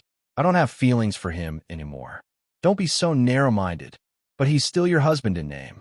I'm not happy that you're meeting him. I know. I'll find a chance to talk to my father-in-law about the divorce today. You don't believe me? I want to believe you, but you've never been ruthless enough. I'm worried that you won't be able to say it. Siwen Shan's tone was almost certain. I have to say it even if I can't. As long as his condition hasn't worsened, I'll definitely tell him. Shu Jing looked into his eyes. She placed her hand on the back of his hand and held it tightly. Believe me, no wonder you weren't free yesterday. It turns out that you had an appointment with a beauty. A teasing laughter rang out above their heads. Shu Jing hurriedly withdrew his hand and looked up. It was a very tall woman wearing a pair of 5-centimeter high heels. She was 1.8 meters tall. Siwen Shan stood up. She was only a little shorter than him. She was heroic and had the capable aura of a successful career woman. Her aura was quite strong. Siwen Shan stood up. Such a coincidence, isn't it? I didn't expect a busy person like you to have time to come for breakfast. Previously, you said you were not free when I asked you out. Looks like it depends on who asked you out. Silong glanced at Shu Jing. Her attitude was very polite. Hello. She nodded and instinctively used honorifics. Hello. I'm Wenxin's sister, Ceylon. She offered her hand. When Shi Shujing heard that it was his sister, he quickly stood up and bowed. Hello, hello. It was too much of a coincidence to see his family under such circumstances. He secretly regretted that he didn't put on makeup and dressed casually, afraid that he would leave a sloppy first impression. Sit down. Don't be so reserved. Ceylon sat beside Si Wenxin. Don't be fooled by the fact that I'm more than 10 years older than him. I'm not old at all, and I don't care about etiquette. Everyone, please be more casual. Just think of it as meeting a friend. Sure, Shu Jing nodded. All right. She glanced at Si Wenxin nervously, but he was smiling calmly. My big sister is easy to get along with. Relax. Yeah, it's not that I'm boasting, but apart from being a little tough in the business world, I'm pretty easy to get along with in private. Ceylon maintained a smile as she spoke. Everyone says that my appearance is very intimidating and unreasonable. I'm also very helpless. No, you're a very nice person. The three of them chatted for a while before Si Wenxin's phone rang. He had something important to attend to at the company. Shu Jing didn't drive over. Please send her back. He was at ease leaving Shu Jing in Sealand's care, but she was a little anxious. It was already awkward to interact with someone she wasn't familiar with. Moreover, she couldn't even tell if he was a friend or foe. She definitely didn't want to stay. Why don't you send me back? I haven't finished my breakfast. There's no hurry. Si Wenxin stood up and buttoned his suit with one hand, looking relaxed. Have a good chat with my big sister. I'll leave first. But before Shu Jing could stop him, Si Wenxin had already left. Clearly, he wanted to give him a chance to be alone. She smiled at Ceylon, her facial muscles tense. She didn't know what to say. My little brother likes you a lot. Ceylon smiled. This restaurant used to be our secret base. He has never brought a girl here before. You're the first, and it's enough to show how special he is to you. Is that so? Relax. I really won't eat you up. On the contrary, I quite like you. Sure, Shujing's scalp went numb. He didn't know how to reply. After a long while, he finally squeezed out a sentence. Thank you. I know your background. You're Qin Bai Yuan's wife. I don't misunderstand. I don't mean anything else. Since I can sit here and chat with you peacefully, it means that I can accept your identity. Sure, Shujing looked at her in surprise. Are you serious? Why? Do I look like I'm being sarcastic? Ceylon leisurely cut the omelet, her expression still pleasant. Didn't I say just now? I only look serious, but I'm a very open-minded person. Your past, in my eyes, is not a stain. When people get married, they all have the intention to spend the rest of their lives together. But in reality, there are many things, especially marriage, that can't be planned. You may know a person's face, but not their heart.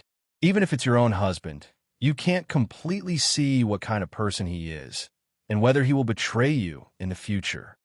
Speaking of which, as a failure of marriage, I can tell you that 99% of men are not loyal. Of course, my little brother is that 1%. Most of the time, it's easy to share hardships, but those who can share hardships are few and far between. Men, especially those who have the capital to play around, will not be loyal to their marriage. How many rich husbands don't have a large group of women outside? As for me, I can't even count the number of calls I've received from people who have interfered. I've heard about Qin Bai Yuan's scandals overseas.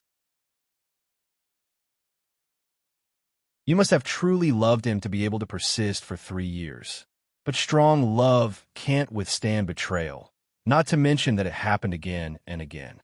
In the end, you'll definitely be disappointed. But Wenxin appeared this time. How can you not be moved? So, I can understand you very well. This little brother of mine has very high standards. He must have his reasons for liking you.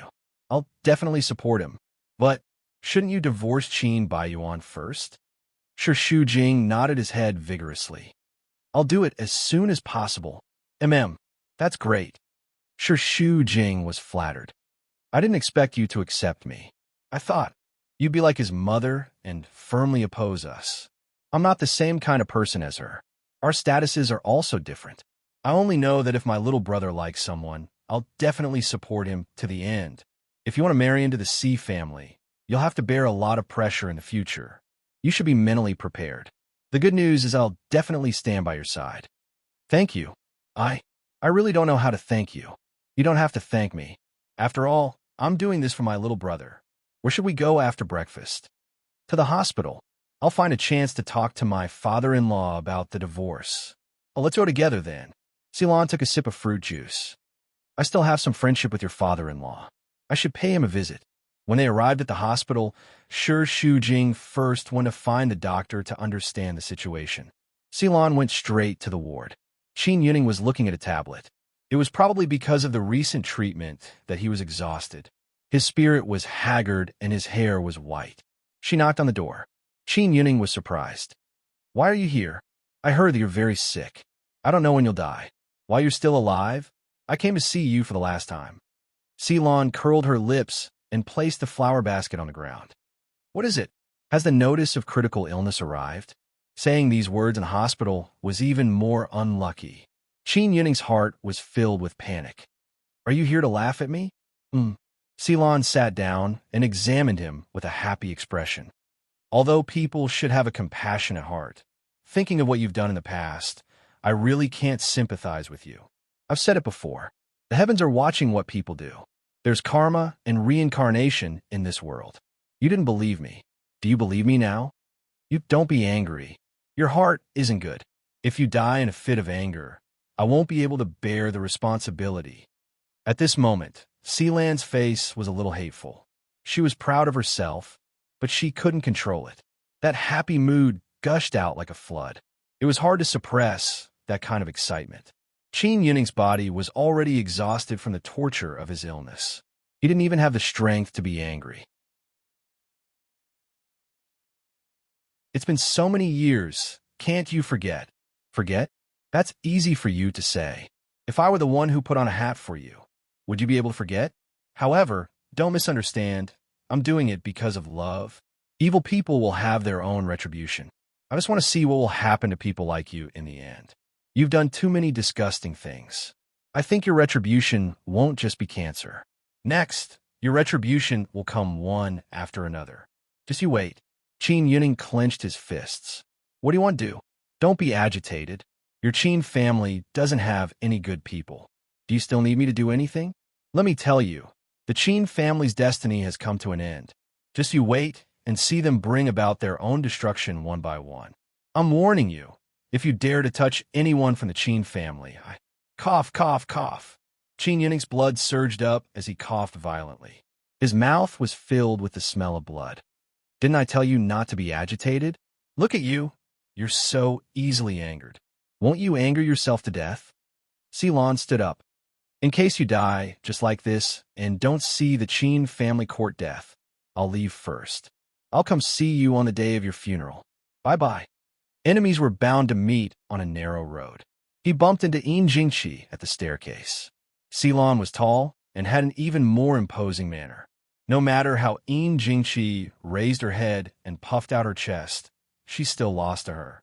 Before the battle even started, she had already lost in terms of height and aura. How could Yin Jingqi not gnash her teeth in hatred? She took the initiative to question him. What are you doing here? What do you think I'm doing? Ceylon crossed her arms over her chest confidently. I'm here to see my husband. He's not your husband. Why isn't he? Have you been an interloper for too long that you've forgotten your own identity? You picked up the man I didn't want and thought that you were the king of the blue sky. Does it feel good? When there's no tiger in the mountain, the monkey is the king. Are you going to float? Facing Ceylon's sarcasm, Yin Jingqi was so angry that her face turned red. This identity had always been a thorn in her heart. She had obtained power and money, but she would never be able to obtain identity. Thinking of this made her teeth itch with hatred. If it weren't for you refusing to divorce Yin Ning, I would have. Ceylon felt funny.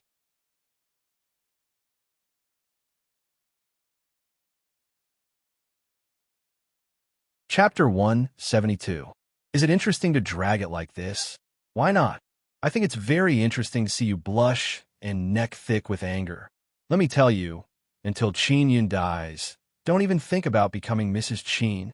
Ceylon squints her eyes, fierce and sharp. Jingqi is so angry that she laughs. That's because you can't get married. No man dares to want you. So what? It's better than you hooking up with 3 or 4. Jingqi's heart is cold. Her lips lose their blood color, and she can't hide her panic. Ceylon smiled knowingly. That smile was unfathomable. What? What shameful things have you done? Shut up. Don't look like the whole world is sorry for you. Why does a Yinning want you? You know it very well. Are the things you used to do glorious? When it comes to viciousness, I'm far worse than you. Jingqi retorts. I'm an interloper, but at least I gave birth to a son for Yunning. Can you give birth to it? Jingqi thinks that she has grasped Ceylon's weakness and can stab her. Who knows that Ceylon is not angry at all? What kind of father, what kind of seed? Qin Yunning is such a scum. I really don't want to give him another son. Harm the society. Look at Qin Baiyuan. I know that he plays with women outside every day. It's a shame. If I give birth to such a prodigal son, I will hang myself. Now, I can't even keep my wife. You say his wife's betrayal. Is it the retribution for you to steal someone else's husband? Let him taste for you the feeling of being robbed of the other half. In the face of such a proud and sharp face, Jingqi is so angry that they have fought for more than 20 years. Every time, they end up with their own failure. They lose an identity. The two people who are tit for tat do not notice that Shu Jing is standing behind the wall. The whole body is close to the wall, and his face is dead. If Ceylon supports her and Si Wenshun to retaliate against the Qin family, what about him? Did he approach her with this purpose? Just guessing this possibility made Shu Jing feel terrified. It was like a bolt of lightning striking down from the heavens. She was so stupid.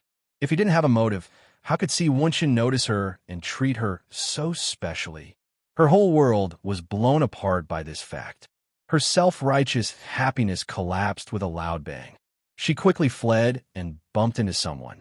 She was knocked to the ground, her ears ringing.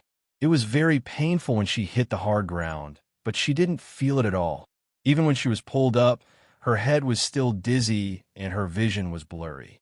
Shu Jing, did you hear me? Shu Jing? Qin Baiyuan shook her shoulders. What happened to you? He had never seen her so out of sorts. It was as if she had encountered a great disaster, or as if her backbone had been taken away. His messy vision gradually blurred. Shu Jing saw clearly that the person in front of him was Qin Baiyuan. He pushed his hand away emotionally. Let me go. Let me go. What happened to you? What happened? Seeing her red eyes, Qin Baiyuan became even more anxious.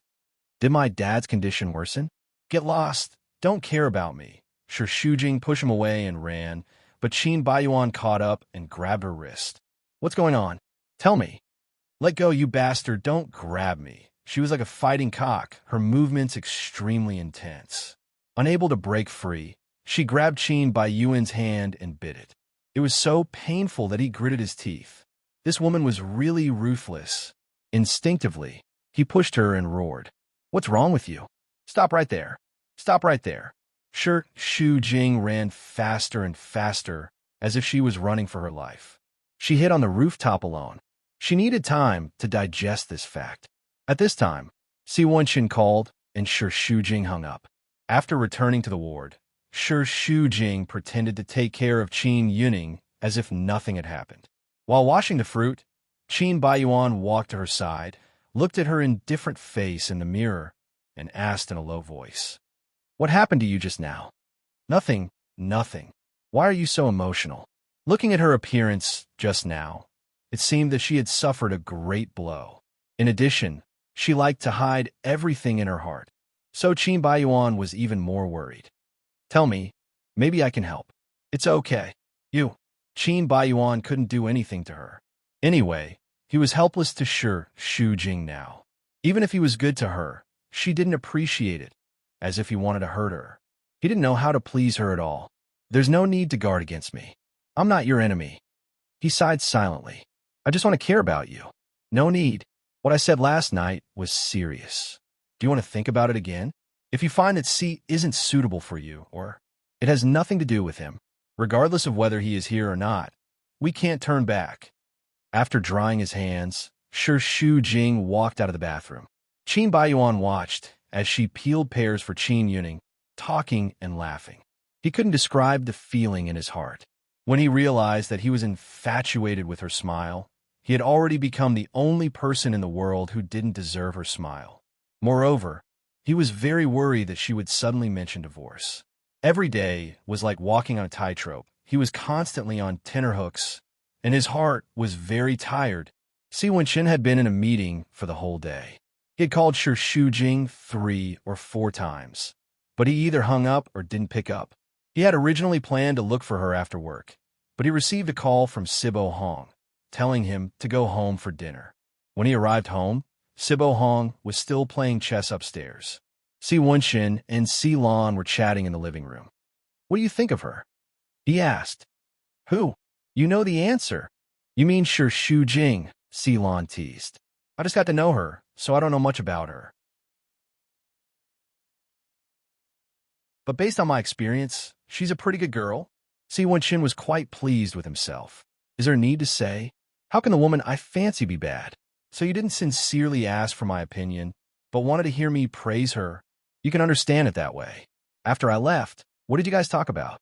Nothing much. I made my position clear and said that I would support you guys. Then we went to the hospital to see old man Qin. Si Wenqin's relaxed brows tightened. You guys together? From the looks of it, she still doesn't know about your relationship with the Qin family. She's about to divorce you, and you're still not going to confess to her? If she finds out, what do you think she will think? Si Wenqin's thoughts became complicated. It wasn't that he didn't want to say it, but the two of them had conflict before, so he didn't have the chance to say it. Now that their relationship had just been repaired, he didn't want her to think too much about it. He planned to wait until the foundation was stable before bringing it up, so that she wouldn't be suspicious. Did you tell her? No, I only said that I have a relationship with Qin Yuning, and she didn't doubt it. Si Wenqin took out his phone. Could it be that she didn't answer his phone all day because she knew? Suddenly, he had a bad feeling. What's wrong? Keep looking at your phone. Nothing. Just as Si Wenqin was about to leave, Sibo Hong went downstairs. He could only suppress his worry and stay at home for dinner. Shu Jing had originally planned to stay in the hospital to take care of Qin Yuning that night, but he insisted that she and Qin Baiyuan go home first. It was already past 10 o'clock when the two of them left the hospital. I'll go get a taxi. Goodbye. Not going home tonight. Qin Baiyuan followed her. How long do you plan to stay at Gao Zhuqing's house? The Qin family is no longer my home. I don't want to go back. I didn't mention divorce today, but it doesn't mean that I won't in the future. I'll leave sooner or later, so it's better to move out early. Qin Baiyuan's brows furrowed deeply. Do you have to keep the divorce on the tip of your tongue? You're the one who asked me first. I want you to go home with me. I told you that's not my home. Shu Jing was a little annoyed. I came to the hospital for Dad. Can you stop pestering me? I've tolerated you for a long time. Why are you throwing a tantrum today? I didn't ask you to tolerate me. Shu Jing was very heartless. She reached out to stop the taxi, but Qin Baiyuan dragged her to the side. Don't look like the whole world owes you. If there's anything, say it clearly. I see you like this. My heart is flustered. Even if it's because of you and that C guy, you can tell me. Just treat it as if I'm meddlesome. I don't want to laugh at you. I care about you. Only now did he care about her? What had he been doing earlier? If he had put 1% of his attention on her before, they wouldn't have come to this. Shu Jing felt very absurd. Her mind was in a mess, and she was tired of dealing with the care that she didn't need. She had a tired expression on her face. I'll treat it as if you're sincere. But there are some words that I don't want to say. I just want to be alone. Can you give me some space? So, it's really because of that C guy? Did he bully you? I told you long ago that he's not a good person. He was just playing with you, but you didn't listen. Look at what you've become because of him. Qin Baiyuan wanted to scold her, but he couldn't say it. He was more worried. No, I can't let that bastard play with you like this. I'm going to settle the score with him. Stop messing around. Shu Jing grabbed his hands. Don't go. Let go. I want to get justice for you. Qin Baiyuan was aggressive and looked at the statue like he wanted to kill someone. You. A wave of dizziness hit her, and Shi Shujing's vision turned dark. She almost lost her balance, but Qin Baiyuan supported her. What's wrong with you? She pinched her brows and shook her head. After a while, the uncomfortable feeling disappeared. I'm fine. I'm just a little dizzy. Don't go. Seeing her like this, Qin Baiyuan was angry, but couldn't bear to see her like this. He pulled her to sit on a stone chair at the side. Are you still dizzy? Does your head hurt? Someone taught me a faux prescription. Massaging a few acupuncture points can relieve the dizziness. Try it. When his fingers touched Shi Shujing's head, she struggled a little. Do you know how to do it? Don't mess around. You'll die. If I wanted your life, you'd be dead a long time ago. Qin Baiyuan's words were unpleasant to hear, but his fingers were very gentle as he asked a question. Are you okay? Do you feel better? Shi Shujing closed her eyes, and the anxiety in her heart eased a little.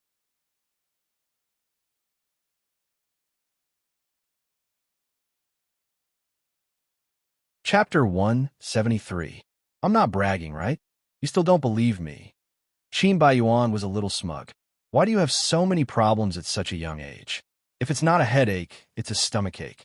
When you're free, go for a full-body checkup to see if there are any other illnesses. If there are, get treated immediately. If it drags on for too long, it will become a serious illness. I'm talking to you. Did you hear me? Shi Shujing pushed his hand away. I'm fine. You can go. How can I rest assured if you call me like this? Qin Baiyuan compromised. I'll send you to Gao Zhuqing's place. No need. I said I want it, so I want it. Just when the two of them were entangled, Qin Baiyuan's mobile phone rang. He was afraid that Shi Shujing would leave, so he grabbed her wrist. It's me. What's the matter? Now. He glanced at her. Give me another half an hour. I have something on. Must it be now? Why did I hire you? You can't even do such a simple thing? All right. I got it. The company's number? Yeah. It said that a big client came to make trouble and insisted on seeing me. Shi Shujing breathed a sigh of relief. Then you go. I'll flag a cab myself. Qin Baiyuan gave a few words of advice and drove away. Shi Shujing suddenly didn't want to go back so early. She felt suffocated and wanted to get some fresh air. She walked forward aimlessly on the street alone. A business car stopped beside her. Si Wenqin opened the door from the inside. The light orange light was very gentle, but it couldn't melt the frost on his face. He didn't look well. The car drove for 5 minutes. Neither of them spoke. Si Wenqin kept staring at the road ahead, as if waiting for her to speak first. The atmosphere in the car was very depressing. Finally, he couldn't stand the silence and asked, "Why didn't you answer my call?" Shi Shujing's mood was not calm at this moment, but her expression was the opposite. She was very calm. I'm taking care of my father-in-law. I'm not free, and it's not convenient for me to answer every word, without the slightest fluctuation of emotion. Her sudden change in attitude was definitely not without reason, but Si Wenqin just couldn't bring himself to ask that question, so he changed the topic. Just now I saw you and Qin Baiyuan downstairs in the hospital. You said you wouldn't pester him. He's the one pestering me. I'm not pestering him. I saw him give you a massage. I'm dizzy. Do you want me to faint there? That's not what I meant. Si Wenqin controlled his temper. You know, I don't like you being too close to him. You don't like it, so I can't do it? I don't like it when you lie to me. Didn't you lie to me all the same? When you're thinking about your own feelings, have you ever thought about my feelings? In the end, Shi Shujing still said it. She couldn't pretend that nothing had happened. She was conflicted, suspicious, and extremely conflicted.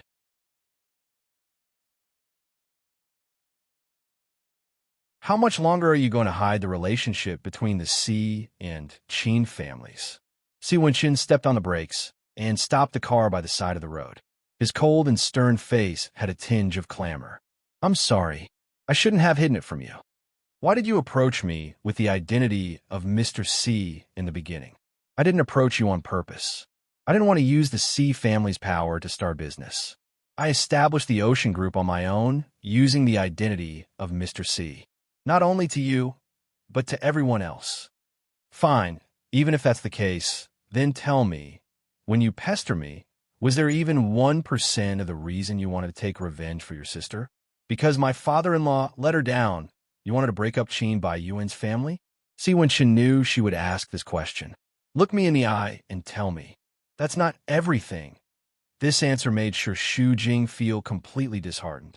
As expected, he wouldn't notice her for no reason, and he wouldn't pester a lowly married woman like her for no reason. Even though the two families had a business marriage, my eldest sister truly loved Qin Yuning and did a lot for him. If it wasn't for the C family's help, the Qin family wouldn't have been able to develop to its current scale. But after a year of marriage, Qin Yuning betrayed us, and he betrayed us again and again. He had many women outside, just like the current Qin Bai Yuan. But he had an excuse, and that was that my eldest sister couldn't give birth. She knew before they got married and kept it a secret from him. He relied on this to brazenly betray her. When my eldest sister's depression was at its worst, she almost committed suicide. Later on, she slowly thought it through and adjusted. No wonder Ceylon told her that she was experienced and understood her. So it turned out that they had both loved the men of the Qin family. Moreover, Qin Yuning back then was the current Qin Bai Yuan. Sure, Xu Jing could understand her hatred and helplessness, but this didn't mean that she would forgive them. She wasn't that great. That's her business. Why are you telling me? Just because of this, you can use me to take revenge on the Qin family? Have you ever thought that I'm innocent? I didn't use you. I like you for other reasons. What reasons?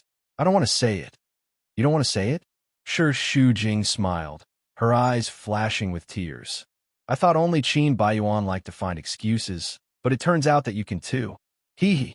Men are all like this, and you're no exception. I'm sorry. I never thought it would be like this. I've been looking for the right time to confess to you, but I'm not sure if our current relationship can let you bear all of this. I want to wait until our relationship is more stable in the future. Stable? How stable? Paper can't wrap fire. Do you think I want to hear from your mouth or from someone else? You make me feel like a complete fool. Sure, Xu Jing cried, but the moment her tears fell, she immediately wiped them away. She didn't allow herself to be even more pitiful in front of him. I was wrong. This was the worst decision I've ever made in my life. I swear I won't lie to you again. Let's turn this page, okay? No matter what my motive is, my feelings for you right now are real. Sure, Jing, I love you. I've never. Enough. I don't want to hear it. She interrupted him in annoyance. Perhaps the motive isn't important to you, but it's very important to me. Every time I think about how you got close to me for revenge and the complicated relationship between the Qin family and the C family, I'm so tired. I can't accept all of this. The more she spoke, the more confused Sure Xu Jing became. She just wanted to escape, so she reached out to open the car door, but Si Wenshan held her back. Don't be like this. Let's talk things out. Escaping won't solve the problem. You lied to me. That's the truth. How are you going to solve it? Sure, Xu Jing looked at him with tears in her eyes. She felt wronged and extremely disappointed. Maybe you shouldn't have treated me so well and made me trust you too much, but what's the result of trusting me? How can you face me with a clear conscience? I've already apologized. Si Wenchan didn't know how to explain himself and panicked, so he said this. However, it greatly agitated Sure Xu Jing, who started laughing coldly. Apologize? Haha, that's right. You're so high and mighty, yet you're apologizing to me. You apologized, so I should forgive you and pretend nothing happened, right? But I'm really sorry. Even someone as lowly as me is pride. Not every apology can be exchanged for it's fine. At least in this case, I can't do that. Sure, Xu Jing, let go of me. Si Wenshan's pupils suddenly constricted. His voice was low, and under the dim yellow light, there was a thin layer of bitterness. He suppressed his voice and let out a painful sound. Must you do this? Let go. Don't ask me to let go. You know I don't want to let go. Sure, Xu Jing's nose was even more sour. Since he didn't want to let go, why didn't he confess? Actually, what she really minded was not his original intention. When their relationship wasn't deep, she could understand the mentality of revenge for his loved ones. What really hurt her was that when he said he loved her, he still chose to hide it. She was really disappointed, because she trusted him too much. When the faith that she had been holding on to collapsed in an instant, she was so disheartened. Let me go. I'm really uncomfortable. Shu Jing was so weak that she couldn't withstand a single blow. She clutched her chest tightly and twisted into a ball. Let me go. You want to end everything between us like this? Si Wenshin's heart felt like it was hit by a sledgehammer. A wave of panic instantly captured his heart. Even his fingers were cold and shivering. I don't know. Shu Jing couldn't say the word break up. Even under such circumstances, she still couldn't make up her mind because she loved him and she couldn't bear to leave him. Don't force me. I know I made you sad. I'm sorry. No matter how much I apologize, it can't change the truth. Let's find a way to solve it together, okay? Si Wenshin carefully stroked her hair like he was treating a porcelain doll. He was afraid that he would anger her again, so he tried his best to comfort her with a gentle voice. Give me another chance, Such a gentle voice, such doting, such sincerity. Shu Jing couldn't resist this familiar gentleness and almost fell into it. But when she thought that he used this gentleness to conquer her heart step by step, and there was a hidden deception behind it, her heart that was about to soften became hard again. It was even harder to forgive him, and she pushed his hand away. I can't do it. What do you want? I don't know, but at least I can't face you now. She went to open the car door again, but Si Wenshin was a step ahead and put his hand on the car window heavily, revealing his anxiety. Don't go. Shu Jing looked at him coldly, but behind the tears, her eyes were very cold. If you force me again, I can't forgive you. Let go. Si Wenshin didn't want to let go of her, and he also had a lot of words to say, but he didn't have the face to say them. Her cold eyes were like a sharp knife that cut into his heart, making it bleed. He could keep her body, but he couldn't keep her heart. That was a feeling of helplessness that struck his heart.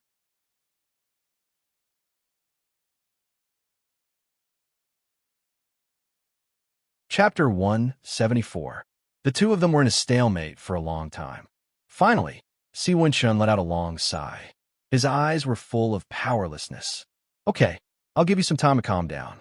But promise me, don't completely deny our past because of this, okay? Shu Jing did not give him an answer. He forced himself to get out of the car without looking back. He watched her figure disappear into the night, mentally and physically exhausted. Shu Jing dragged her exhausted body home and threw herself on the sofa. Gao Zhuqing was huddling on the sofa with her laptop in her hands, rushing to work. After a while, she kicked her with her foot. What's wrong? You're half dead. No. Shu Jing was lying on his back with his eyes closed. You're still saying no? You're so weak. After checking, Gao Zhuqing put the laptop aside and asked with a cheeky smile. Is it because Bossy is too strong and he squeezed you dry? Did you just come back from his place? She took a deep breath. It's Boss C's body fragrance.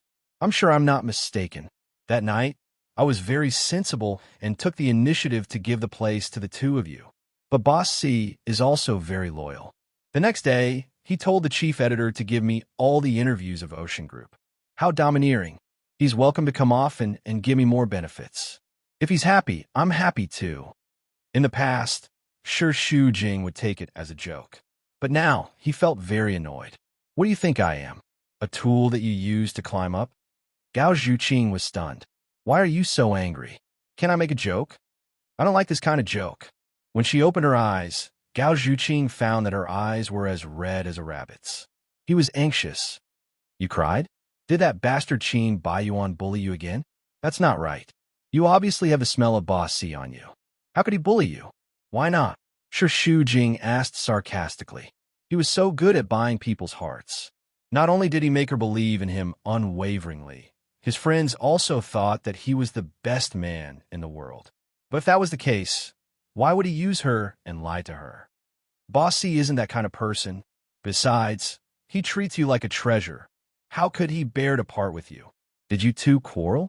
There must be a misunderstanding. It's not a misunderstanding. Shu Jing sighed with a conflicted look in his eyes. Have you ever wondered why he chose me when there are so many women around him? Liking is liking. What's the point? The feeling was right, and we hit it off. Gao Zhuqing replied with a question of her own. Besides, other than liking you, what other reason could there be? Don't tell me he's interested in your money. Are you overthinking things and feeling that he has ulterior motives towards you because of your inferiority complex? Let me tell you, a man with ulterior motives is definitely not like him. You've already done it. He could have just left, but did he? I know he's good to me, but what? Forget it, it's nothing. Sure, Shu Jing shook his head. He didn't want to continue this topic. I'm going to take a shower. Hey, don't be like this. Don't you know you'll be struck by lightning if you don't finish your sentence? Sure, Shu Jing's suffering now was no different from being struck by lightning. Sure, Shu Jing wasn't feeling well. Si Wenchen wasn't feeling well either. He was frustrated and wanted a drink to his heart's content, but he didn't want to go to the bar. It was too noisy, so he took a detour and returned to the Si family's old mansion. When he returned to his room, he threw his suit casually and threw himself into the large office chair. He lay down and pinched his forehead tiredly. His heart was filled with frustration. When it came to work, nothing could stump him. If there was a problem, he just had to solve it. However, it was different when it came to relationships. He knew what the problem was, but the other party didn't give him a chance, so he couldn't do anything about it. His heart felt as though it was being squeezed at all times. It was so stuffy that he couldn't breathe. He didn't have the mood to deal with other problems. Ceylon knocked on the door and entered. Sister E's mung bean paste is good for clearing heat. According to your taste, there's no sugar. But does it taste good without sugar? I can't even drink a mouthful. Si Wenshun sighed. I don't want to drink it now. Did you have a conflict with Miss Sure? Yes. Si Wenshun sat up slightly. How did she know about your relationship with the Qin family? I didn't mention it to her. She might have overheard my conversation with Yin Jingqi in the corridor. That's the only possibility. Sealand's reply was very calm and indifferent. Why did you insist on going to the hospital with her? Are you blaming me? Si Wenchon didn't make a sound. In my opinion, it's better for her to know as soon as possible. If it drags on, she won't be able to forgive you. But knowing it from you feels different from knowing it from me. She's now convinced that I'm lying to her on purpose. She can't accept it. You lied to her in the first place. But I didn't want to use her to take revenge on the Qin family. All right, I admit that there was a little relationship at the beginning, but it gradually changed. I'm sincere towards her. But because of that matter at the beginning, she no longer trusts me. This was the first time Ceylon saw Si Wenshun so anxious. It seemed that he had fallen deeper than she thought. However, she wasn't worried. Don't think so much. It's normal for lovers to quarrel. Which couple doesn't break up and get back together? Sometimes, quarreling can make their relationship better. Don't act like the sky is falling every time you quarrel. You won't break up so easily. Ceylon served the mung bean soup with both hands. Look at how anxious you are now. Drink some mung beans to calm down. How can I be in a mood now? Is there a need to be like this because of a small conflict? My brother isn't as irrational as you. Si Wenxin's breathing was even more irritated. You go out first. I want to be alone. The night was silent. Si Wenxin faced the mountain scenery and smoked one cigarette after another. However, he still couldn't calm his emotions. The more he smoked, the more agitated he became. He took out his phone and hesitated for a long time on Shi Shujing's number. He didn't dial it until midnight. He sent a text message. Sorry. Good night. The next day, the secretary came in to inform Shi Shujing that he would be attending a meeting at Ocean Group in the afternoon. She hesitated. She didn't want to bring her personal emotions into work, but she couldn't face Si Wenxin. In the end, she couldn't escape her heart.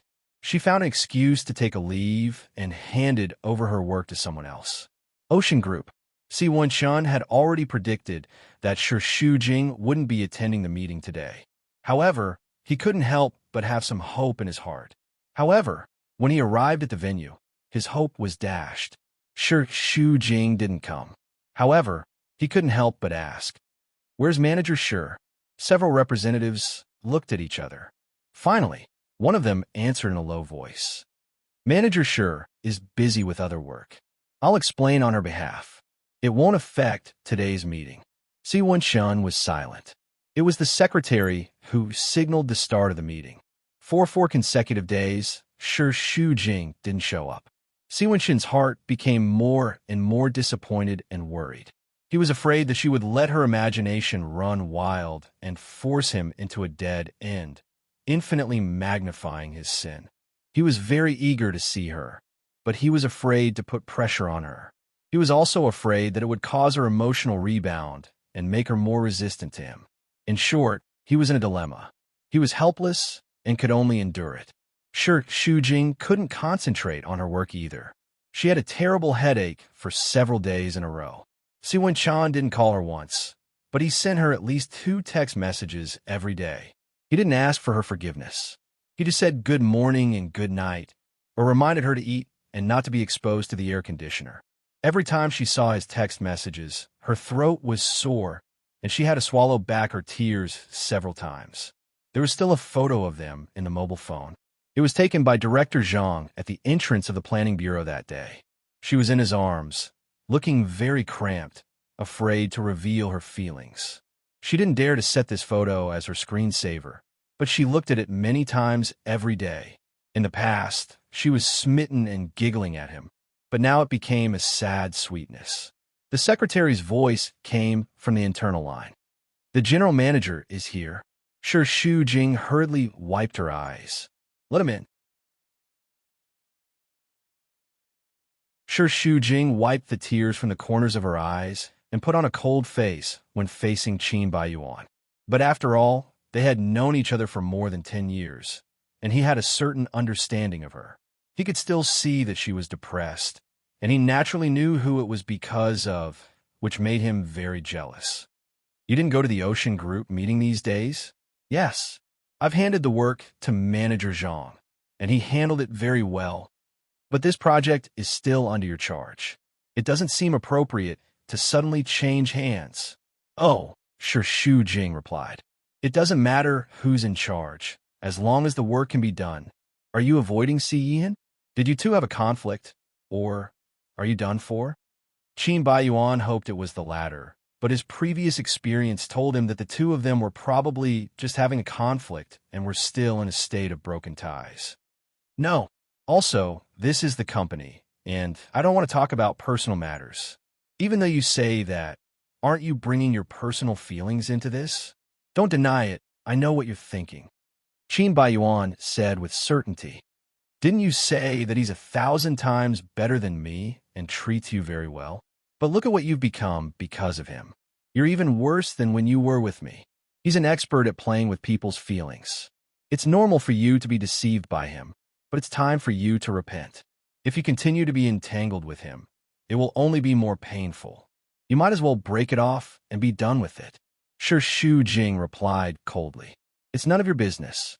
Qin Baiyuan knew that she had a stubborn temper. Previously, when he was having fun every night, there must have been many people who advised her to divorce, but she insisted to the end. As for Mr. C, he was afraid that she would not give up so easily. She was the kind of woman who would not turn back until her head was broken and bleeding. Thinking about it, it was quite pitiful. She was considered a good woman, but every relationship she had was so unsuccessful. He really didn't know what kind of sin she had committed. Anyway, Qin Baiyuan was not in the mood to mock her now. He felt more sorry for her. "Forget it. If you don't want to go, then don't go. I'll handle it for you." Shi Shujing blurted out. "Don't interfere in the matter between me and him. Didn't you just say that it's just work? I'm already in a mess. Please don't hit me when I'm down." Shi Shujing's expression was very unpleasant and very impatient. "I'm not here to find trouble with you. I just feel sorry for you."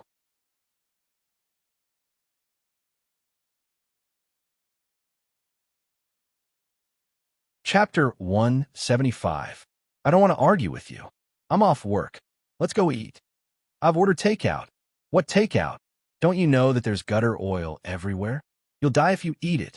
You're already in poor health. If you eat so casually, you'll be courting death. I still have a lot of things to do. Just eat at the company's cafeteria. It's not that far." Qin Baiyuan stood up and urged impatiently. "What are you looking at? Let's go." Sure, Shu Jing rejected him bluntly. I don't want to eat with you. I have no appetite when I look at you. That's because you're blind. So many women are drooling over me, waiting in line. Do you think I'll feel good when I see your bitter face? I'm just worried that you won't eat well and your health will deteriorate. Stop nagging. Let's go. Qin Baiyuan couldn't be bothered to waste his breath on her. He went straight to drag her. Sure, Shu Jing was dragged up from the chair and staggered a few steps. You're hurting me. Let go. I'll go with you. The two of them arrived at the staff cafeteria. It was the peak hour for lunch. Dozens of pairs of eyes were staring at them. Sure, Shu Jing felt uncomfortable. Qin Baiyuan was cool. He crossed his legs and handed her a menu. What do you want to eat? I have no appetite. You have to eat even if you don't have an appetite. You'll be hungry if you don't eat. Do you know that? Besides, you have stomach problems. Sure, Shu Jing asked impatiently. Since when did you care about me? Why do you care about me? I have too much kindness. Can't I give it to you? His words were always so infuriating. I don't want your charity. You don't know what's good for you. If it weren't for me, you'd still be eating gutter oil in the office. That's still better than being watched like a monkey. Qin Baiyuan looked around. The surrounding staff lowered their heads, but it still made him a little unhappy. These people are really boring. Did the company hire them to work or to gossip? Isn't it all thanks to you? Qin Baiyuan was speechless for a long time, but he still felt that even if he could blackmail her, it was better than looking at her from afar. He really couldn't stand her cold attitude of treating him like air. After eating a big bowl of rice with Sure Shu Jing, Qin Baiyuan went to the Ocean Group for a meeting. There was already a powerful Si Wenxun in the meeting room. With him and those rumors, the atmosphere was naturally a little tense. However, in order to maintain their composure, the two of them did not show their emotions on their faces. The meeting began. I've carefully studied Plan A and Plan B provided by Blue Sky. I personally prefer the first plan. Before Si Wenxun could finish, Qin Baiyuan interrupted him. Plan A is stable, but in terms of aesthetics and design, it's not as good as Plan B. Nowadays, the requirements for architecture are different from before. You can't just focus on stability. The architecture itself is also a work of art. Aesthetics are very important. This is the first cooperation between Blue Sky and Ocean Group. It's a demonstration of Blue Sky's ability. I advocate Plan B, which can give people the most direct visual shock. Qin Baiyuan's behavior was obviously impolite, but Si Wenxun was not angry. He held the big office chair with one hand and tapped the armrest with his slender index finger. The whole meeting room was silent, and everyone else held their breath. After a few seconds, Si Wenxun smiled. It seems that Manager Qin is very visual. Of course, men are visual animals. If the appearance doesn't attract me, then the architecture itself will not be successful. That's true. Just look at the rumors about Manager Qin. Which new lover isn't beautiful? However, I'm a person who pays attention to practicality. The important thing is not determined by the appearance, but by the inside. That's what attracts me the most. Because you pay too much attention to the appearance, it's easy for Manager Qin to ignore the real value. If you miss it, it's too late to regret it. Whether it's the appearance or the inside, it's Blue Sky's plan. It's something that belongs to our Qin family. You can't take it away. If it's not yours, you'd better not covet it. This project is under the name of Ocean Group. Everything designed by Blue Sky, including the people, belongs to Ocean Group, which means it belongs to me. General Manager Qin should recognize this clearly. In the discussion that followed, the conflict continued to escalate. It became a contest between the two of them. Qin Baiyuan targeted Si Wenxun for everything, and Si Wenxun didn't show any mercy. The others in the room couldn't hold on any longer. It wasn't easy for them to endure until the end of the meeting. There were only two people left in the meeting room. When Si Wenxun passed behind them, Qin Baiyuan stopped him. What did you do to Sure Shu Jing? That's between me and her. It's not your place to ask. Damn it. Qin Baiyuan stepped in front of him. Sure Shu Jing is my wife. What happened to her is related to me. What did you do to her to make her so sad? You dumped her? Si Wenxun looked at him funny. What do you mean by asking me this? Are you questioning me as a husband why I didn't mess with your wife? You like to play with women's feelings, but sure Shu Jing can't afford it. You used those disgusting sweet words to deceive her. Now that you're tired of playing with her, you want to dump her? Are you still human? Have you ever considered her feelings? You still have the cheek to talk about me? Huh. See, Wan Shun sneered. If you were as affectionate as you say, you wouldn't have fooled around with women. When you criticize me, you should reflect on your own virtue. That's in the past. Qin Baiyuan gritted his teeth. I admit that I've wronged her. That's why I want to make it up to her. If you're done, don't mess with her anymore. Don't get involved with her again. Si Wenshun was enraged when he heard that. He pushed Qin Baiyuan hard and raised his voice. Who do you think you are? You want to be the messenger of justice? Are you qualified? No matter how useless I am, I'm better than a bastard like you. You hurt Shi Shujing. I won't let you off. Qin Baiyuan punched angrily. Si Wenshun dodged it. Seeing that the two were about to fight, Yin Jingqi rushed in and separated them. She raised her hand and slapped Qin Baiyuan. Mom, you, shut up. No matter what, you shouldn't have hit Mr. C. Yin Jingqi apologized. It's okay that he's my son. Bai Yuan is young and impetuous. Mr. C, don't mind him. Si Wenshun snorted coldly, his posture arrogant. Not everyone is worth my time, but the Qin family's upbringing is terrible. Those who don't know might think that someone released a mad dog to bite people. Si Wenshun's words were so ruthless that Yin Jingqi felt like she had been slapped, but she didn't dare to say anything. She still grabbed Qin Baiyuan to stop him from arguing. She didn't let go of him until Si Wenshun left the conference room. Why did you stop me? Why didn't you let me hit him? Qin Baiyuan roared and kicked over several chairs. You hit him? Have you thought about the consequences? Yin Jingqi was angry at him. Get this straight. Blue Sky is begging Ocean Group for cooperation. Do you want to mess it up? Without the project, Blue Sky won't collapse. Do I, Qin Baiyuan, need to beg him? Now he slept with my wife. What's wrong with me teaching him a lesson? Yin Jingqi shook her head, disappointed. Look at you now. You can't keep calm at all. How can Blue Sky be handed to you in the future? And it's all because of Shi Shujing. Is it worth it? Son, wake up. Maybe the two of them are scheming against you. Don't fall for it. Don't ruin your future step by step for that bitch. In this world, there's only one person who will treat you sincerely, and that's your mother. Don't trust anyone else. Qin Baiyuan's heart was filled with sadness. His fists powerlessly slammed on the conference table, and his eyes were sore. How could he say that he had already fallen in love with the woman who had betrayed him? He didn't even hesitate to trample on his dignity for her and find an adulterer to seek justice for her. Sadly, even if he did everything for her, it would only make her hate him more. He had been asking to be humiliated. Before Shu Jing got off work, Yin Jingqi called her into the office and scolded her. She was ordered to attend a meeting for the next week and not to let Qin Baiyuan attend. Shu Jing couldn't refuse the order from her superior. The next morning, she went to Ocean Group. When she arrived, there was no one there. She first distributed the information. Hearing the footsteps, she seemed to have a premonition. She didn't dare to look back. The surrounding air suddenly became thin. Si Wenshun was surprised by Shi Shujing's appearance. He stood there for a few seconds before walking over and trying to relax. Morning. Yes. Good morning, Mr. C. Shi Shujing continued to distribute the information. She didn't even bat an eyelid. So early today? The road conditions are fine. I arrived early. Oh, I see. Si Wenshun had never experienced such an awkward situation. It seemed that he had to rack his brains to find a topic. Why didn't I see you a few days ago? I have other things to do. Besides, I've already assigned some work. It shouldn't affect the meeting. I don't mean that. Are you avoiding me?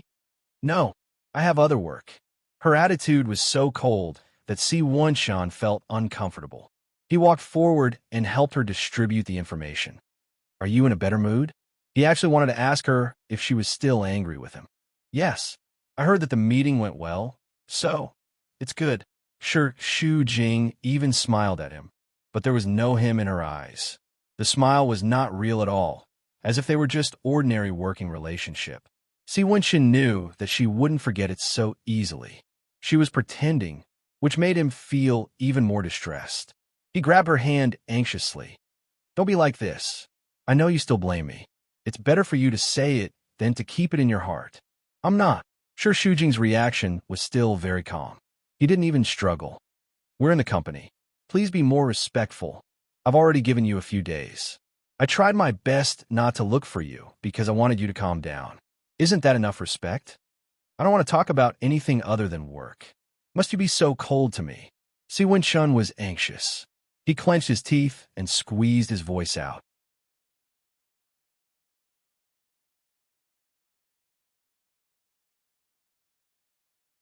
Chapter 176. When a woman was angry, she hated to hear this sentence the most.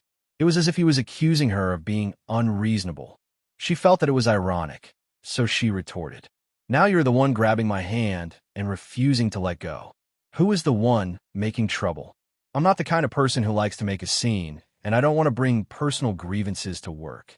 Is there anything wrong with this? I'm not saying that you're wrong, but I really hate it when you're like this. Yes, it's my fault, but is it interesting for you to keep quiet and pretend that nothing happened? I'd rather you say it than keep it in your heart and pretend that nothing happened. If you're like this, both of us will feel uncomfortable. Let's just talk about it. You can scold me if you want. I'm sorry. I don't like scolding people, and things have already happened. Can scolding solve the problem? Then how can you solve the problem by doing this? What do you want? For a few days, he was troubled by this matter.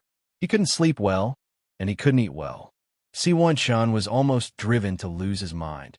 Now he was still treated as a stranger by her. He really wanted to tear her apart. I don't know what I want either. Sure, Xu Jing looked determined, but she was also conflicted in her heart. She knew that it was meaningless to continue this stalemate, but at the same time, she couldn't forget that matter, so she was in so much pain. But at least I know that I don't want to talk about this during work time. Let's talk about it later. Later? When is the future? How long are you going to blame me? I don't know. Sure, Xu Jing sighed and was tired of being entangled with him. They're coming. Please let go of me. Xu Jing. Si Wenxin still wanted to fight for it. I could do anything to make it up to you, but please don't continue to torture me. Let go. There were footsteps outside the door. Sure, Xu Jing pulled her hand out of Si Wenxin's palm and continued to hand out the information. He looked at her. She was only a few steps away, but she seemed very far away from him. The situation in the next few days was similar. Except for the necessary contact at work, sure, Xu Jing treated Si Wenxin like air. He couldn't find a chance to please her even if he wanted to. He was a proud man. After being thwarted time and time again, he must be very frustrated. Sometimes, when he was angry, he wanted to ignore her and continue the Cold War. However, when he saw her, he could not be so heartless and wanted to explain to her. The two of them arrived together in the morning. As soon as they stepped out of the elevator, Si Wenxin immediately caught up with Sure Xu Jing. He was very anxious, but he did not want to attract attention in the company, so he forced himself to slow down and walk side by side with her. You've had enough of a Cold War these past few days. Can we not continue this stalemate? Let's find a place to talk things out. I'm very busy with work. I don't have time. Must you not give me any chance at all? Sorry. Sure, Xu Jing looked forward and walked very fast. It had been more than a week, but she still felt angry. And a common problem of angry women was that the more the other party coaxed them, the angrier they became. Their temper was even more stubborn than a cow. Si Wenxin reached out and grabbed her wrist, and there was a trace of suppressed anger in the corner of his eyes. I was wrong first, but should you be like this?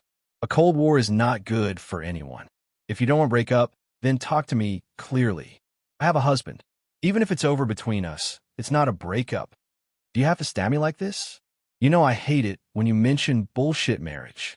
There were only the two of them in the corridor, but someone could appear at any time. Sure, Xu Jing was secretly anxious and twisted her wrist twice. I'm here to discuss a project with your company on behalf of Blue Sky. You will cause misunderstandings. Misunderstanding? Do you think it's a misunderstanding? We've come to this point, and you can still deny it? I don't know what you're talking about. Let go. Sure, Shu Jing was like a frightened bird. Let go. I said, don't ask me to let go again. See, Wen Shan was angry, and his chest was fiercely heaving, showing his anger. He apologized again and tried to find opportunities to ease their relationship. But in exchange, she coldly refused him. No matter how much patience he had, he ran out. You must be like this, right? Fine. Whatever you want. After that, he shook off her hand and strode away. At the meeting that morning, everyone could feel the hostility from Si Wenqin. Once a man who was usually calm and introverted was angered, it was quite a terrible thing. Everyone present was trembling with fear, for fear of making any mistakes.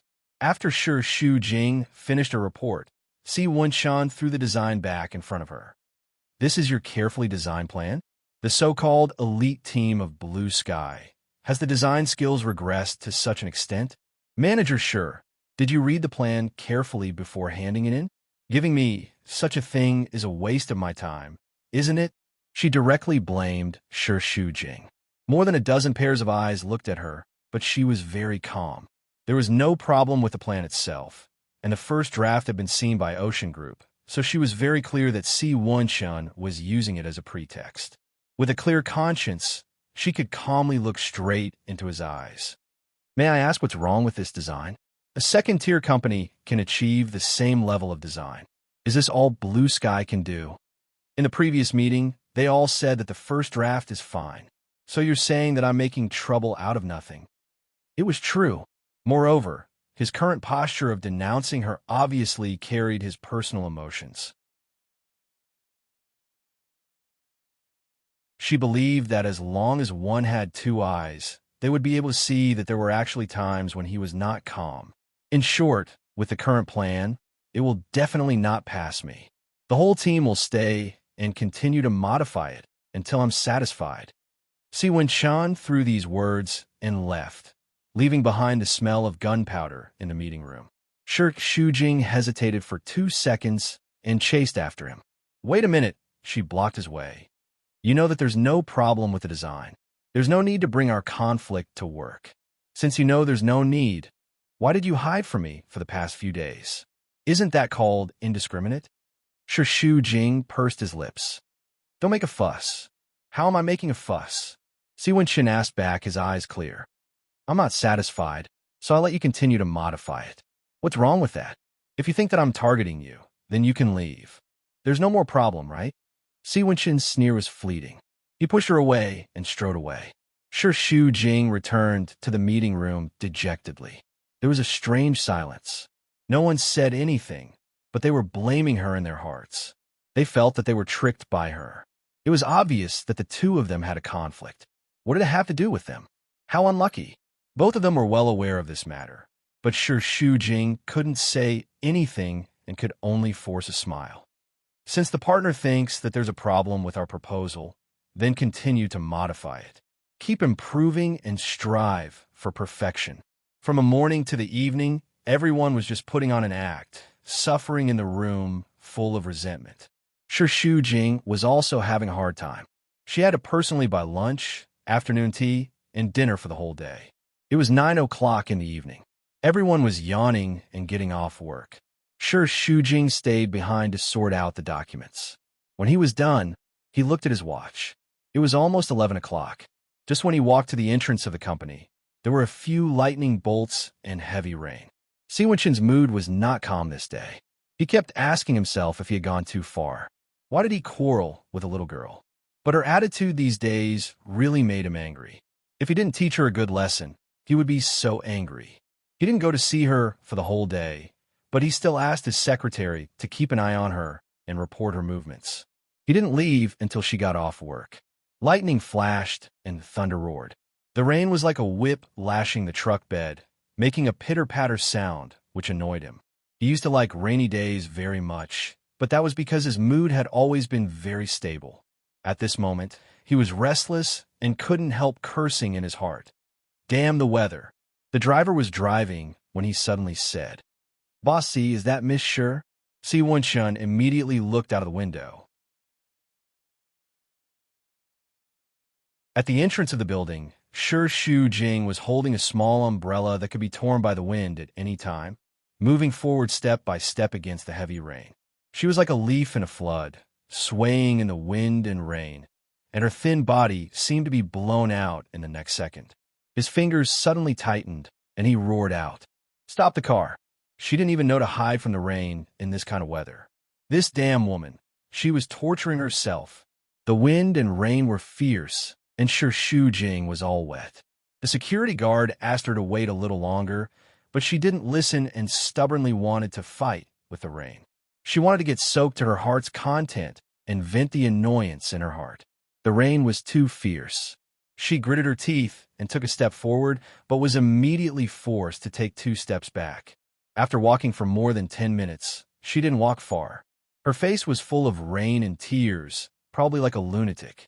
She passed by one car after another, and the water splashed on her several times.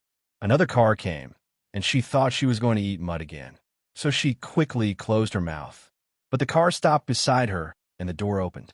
Si Wen-chin was in the back seat. "Get in the car," being seen by him in a mess. Shu Jing was even more depressed and shouted at him, "I don't want to." "Get in the car." The rain was too heavy, but his voice was still low and clear. "Get in the car."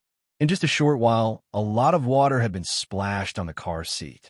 "Shu Jing, don't force me to get down to catch you." He was always so domineering, and she had no room to resist at all. Couldn't he just let her be miserable for once? Shu Jing sat in the car, and her whole body was dripping water from head to toe. Si Wen-chan took a towel and covered her head to wipe her. Because of her self-abuse, his face was extremely gloomy, and he pursed his lips tightly. He didn't say a word of concern, and his actions were very rough. "You're hurting me." Shu Jing snatched the towel away. "I'll do it myself. You also know pain." In the end, Si Wen-chan couldn't hold back his temper and reprimanded her loudly. "You know pain, and yet you still walk in the rain? Who are you trying to hurt yourself for?" "I'm not. Don't I even have the right to get soaked in the rain?" "You can't hurt yourself like this." His angry voice was full of deep concern. Shu Jing also knew that, but she was angry and didn't appreciate it. Instead, she became even more emotional.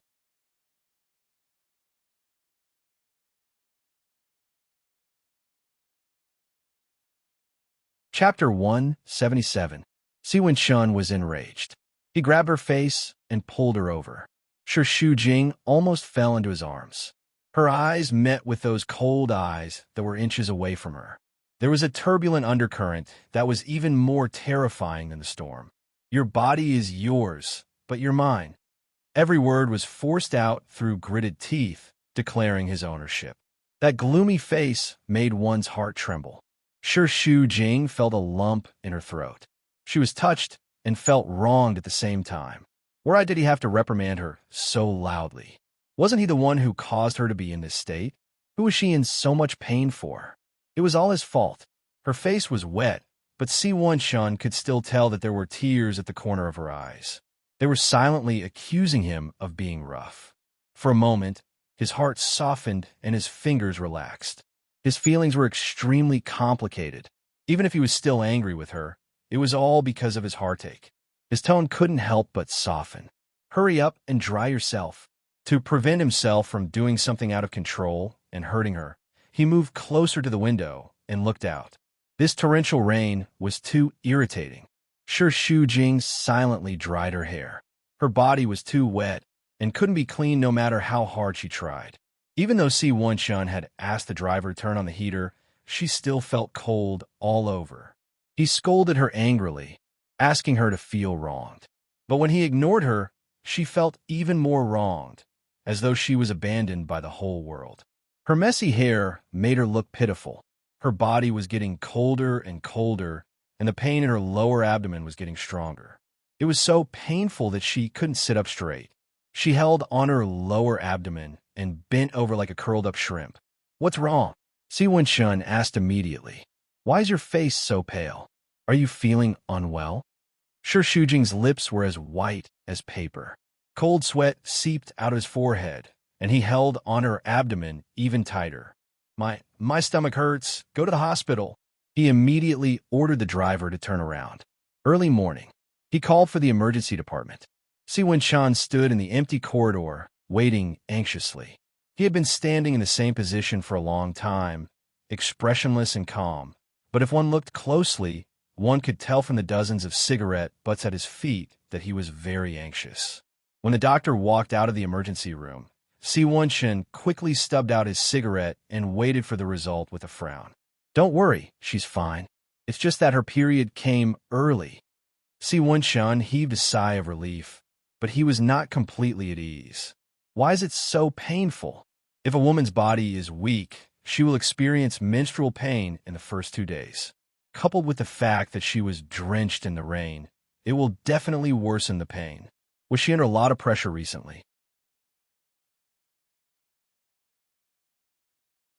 It was no wonder that she didn't know that she had come 10 days earlier. A woman's mood will affect her period. In addition, she already has headaches and blood deficiency problems, so her period is not normal. I'll prescribe some medicine for her to replenish her blood and regulate her period. But these are only supplementary effects. The key is still her mood. A woman's period must be highly valued. If she has plans to get pregnant, her period cannot be messed up.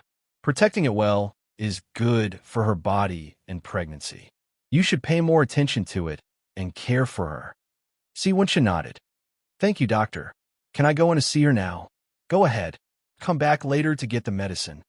Shu Jing changed into sanitary pads and came out. Her face was haggard, and there was no trace of blood in her. One of her hands was still covering her abdomen. Her pitiful appearance made Si Wen-chan's heart ache. He felt that he really deserved to die. "Is it still very painful?" "The doctor is going to prescribe some medicine for menstrual pain." Shu Jing rarely experienced menstrual pain, but at this moment, she was in excruciating pain. Not only her body, but her heart was also tormenting her the most. When she was at her weakest, her eyes revealed a look of grievance as she complained to him. "If it's painful, rest for a while more. I don't want to stay in the hospital. I hate the smell of disinfectant here." Shu Jing's face scrunched up as she complained childishly. But what?" She bit her lip and said with difficulty, My pants are stained with that. How can I walk?" Si Wen-chan smiled. He took off his suit as he walked toward her and covered her body with it. Shu Jing used her hand to stop him. "This will stain your suit." He raised his eyebrows, and his gaze returned to its initial gentleness and doting. "I'm already yours. Why would I care about a suit?" Shu Jing's heart skipped a beat, and she let go of him subconsciously. "Let's go." The moment she said that, he carried her into his arms. Afraid that she might fall, she instinctively wrapped her arms around his neck. "There's no need to do this. I can still walk. I can't bear to." Si Wen-chan kissed her wet hair. Shu Jing's heart melted and her throat felt sour. The chauffeur came back with the medicine and continued driving. Si Wen-chan hugged Shu Jing with one arm and covered her lower abdomen with the other. "Is it here? Feeling better?" She nodded. She was very obedient. She knew that she shouldn't indulge in his gentleness, but she was so fragile right now. The whole world only wanted him, Si Wen-chan, to care for her. Her slender body shrunk into his loose suit, looking so small and obedient. Si Wen-chan couldn't help but question himself. How could he bear to hurt her? He was a man and had always been gentlemanly and respectful to women. This was the first time he got angry with a woman. He was so childish that even he looked down on himself. But this was the first time he fell in love. He was not rational at all. His EQ was almost zero, and his temper was terrible. Anyway, he was completely out of control. His fragrant scent filled her nostrils. Shu Jing felt very at ease and unknowingly leaned her head on his chest. She knew that she couldn't forgive him yet, but at least at this moment, she didn't want to have a cold war with him anymore. She was really tired. In a daze, the car stopped, and she heard his magnetic voice. "We're here." Shu Jing was a little reluctant to part with him, so she glanced outside. "Why did you bring me to your house? You sent me back to Gao Zhuqing's place. You have menstrual cramps. I have to take care of you." "There's Gao Zhuqing. I'll only be reassured if I take care of you personally. Sit here for a while. I'll go buy tampons. Is there a specific brand? Sure, Shujing blushed and said 2 brands. I'll be right back. Si Wenshin got out of the car. Holding a black umbrella, his tall figure walked into the rain. Sure, Shujing leaned on the car seat and looked at him as though she was looking at her hero. He was really tall. Even his back view gave her a sense of security. His broad shoulders were enough for her to rely on for a lifetime. This is the first time I've seen Boss C care so much about someone, the driver said. Oh no, to be precise, this is the first time I've seen Boss C care about a woman. I've been by Boss C's side for 10 years, but I've never seen him personally buy tampons. Miss Sure, Boss C must love you very much. Sure, Shu Jing smiled bitterly. There was a bittersweet feeling in her smile. The human heart was made of flesh. How could she not know how good he was to her? That love, she had never doubted it. Perhaps she shouldn't care about how it all started. She should look at the present and see how deeply he loved her. Since it dragged on and both of them were exhausted, should they choose to forgive and let go? After Shu Jing finished her shower, her body felt much warmer.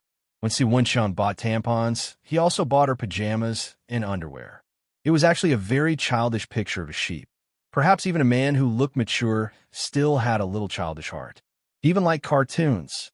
There was a sweet smell of ginger in the living room.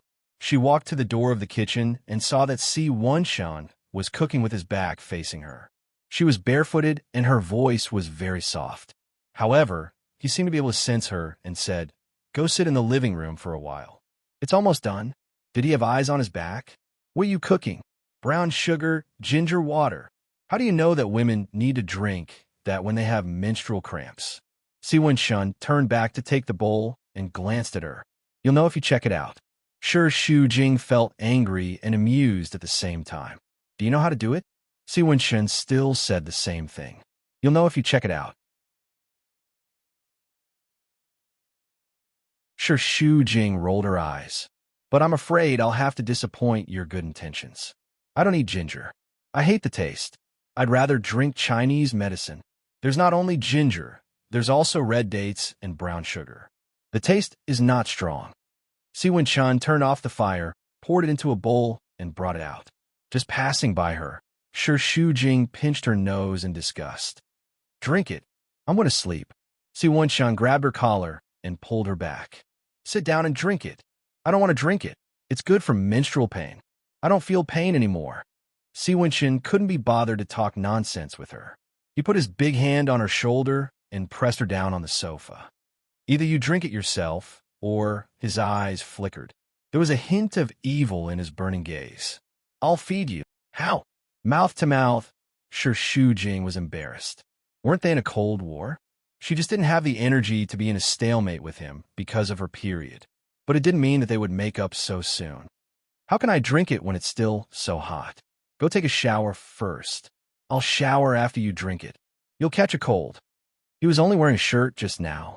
It was soaked after a few steps, and it was still sticking to his body. I'm not that weak, Si Wenshan said as he unbuttoned his shirt with one hand and threw the wet clothes aside. She blushed and looked to the other side. It's not like I haven't seen it before. I've touched it so many times. Why are you still shy? Si Wenshan said lightly as he blew the medicine for her. Do you have to say that? I'm telling the truth. Then continue to be a hooligan. I don't want to talk to you anymore. Sure, Shu Jing was about to get up after saying that, but Si Wenshan grabbed her hand and shook his head as if he was compromising. I won't say it anymore, okay? Be a good girl and drink it. I know it doesn't taste good, but it's definitely good for your body.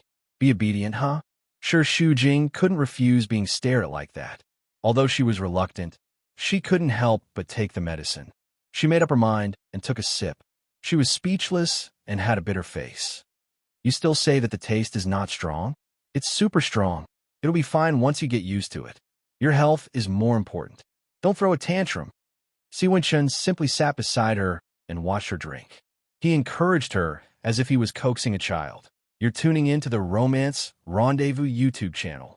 We're so grateful for your support, and don't forget to subscribe to join us on this incredible journey through captivating stories. Your generosity through donations truly makes a world of difference, as it's the primary source of revenue that allows me to expand and enhance this channel for you. Thank you from the bottom of my heart for being a part of this adventure.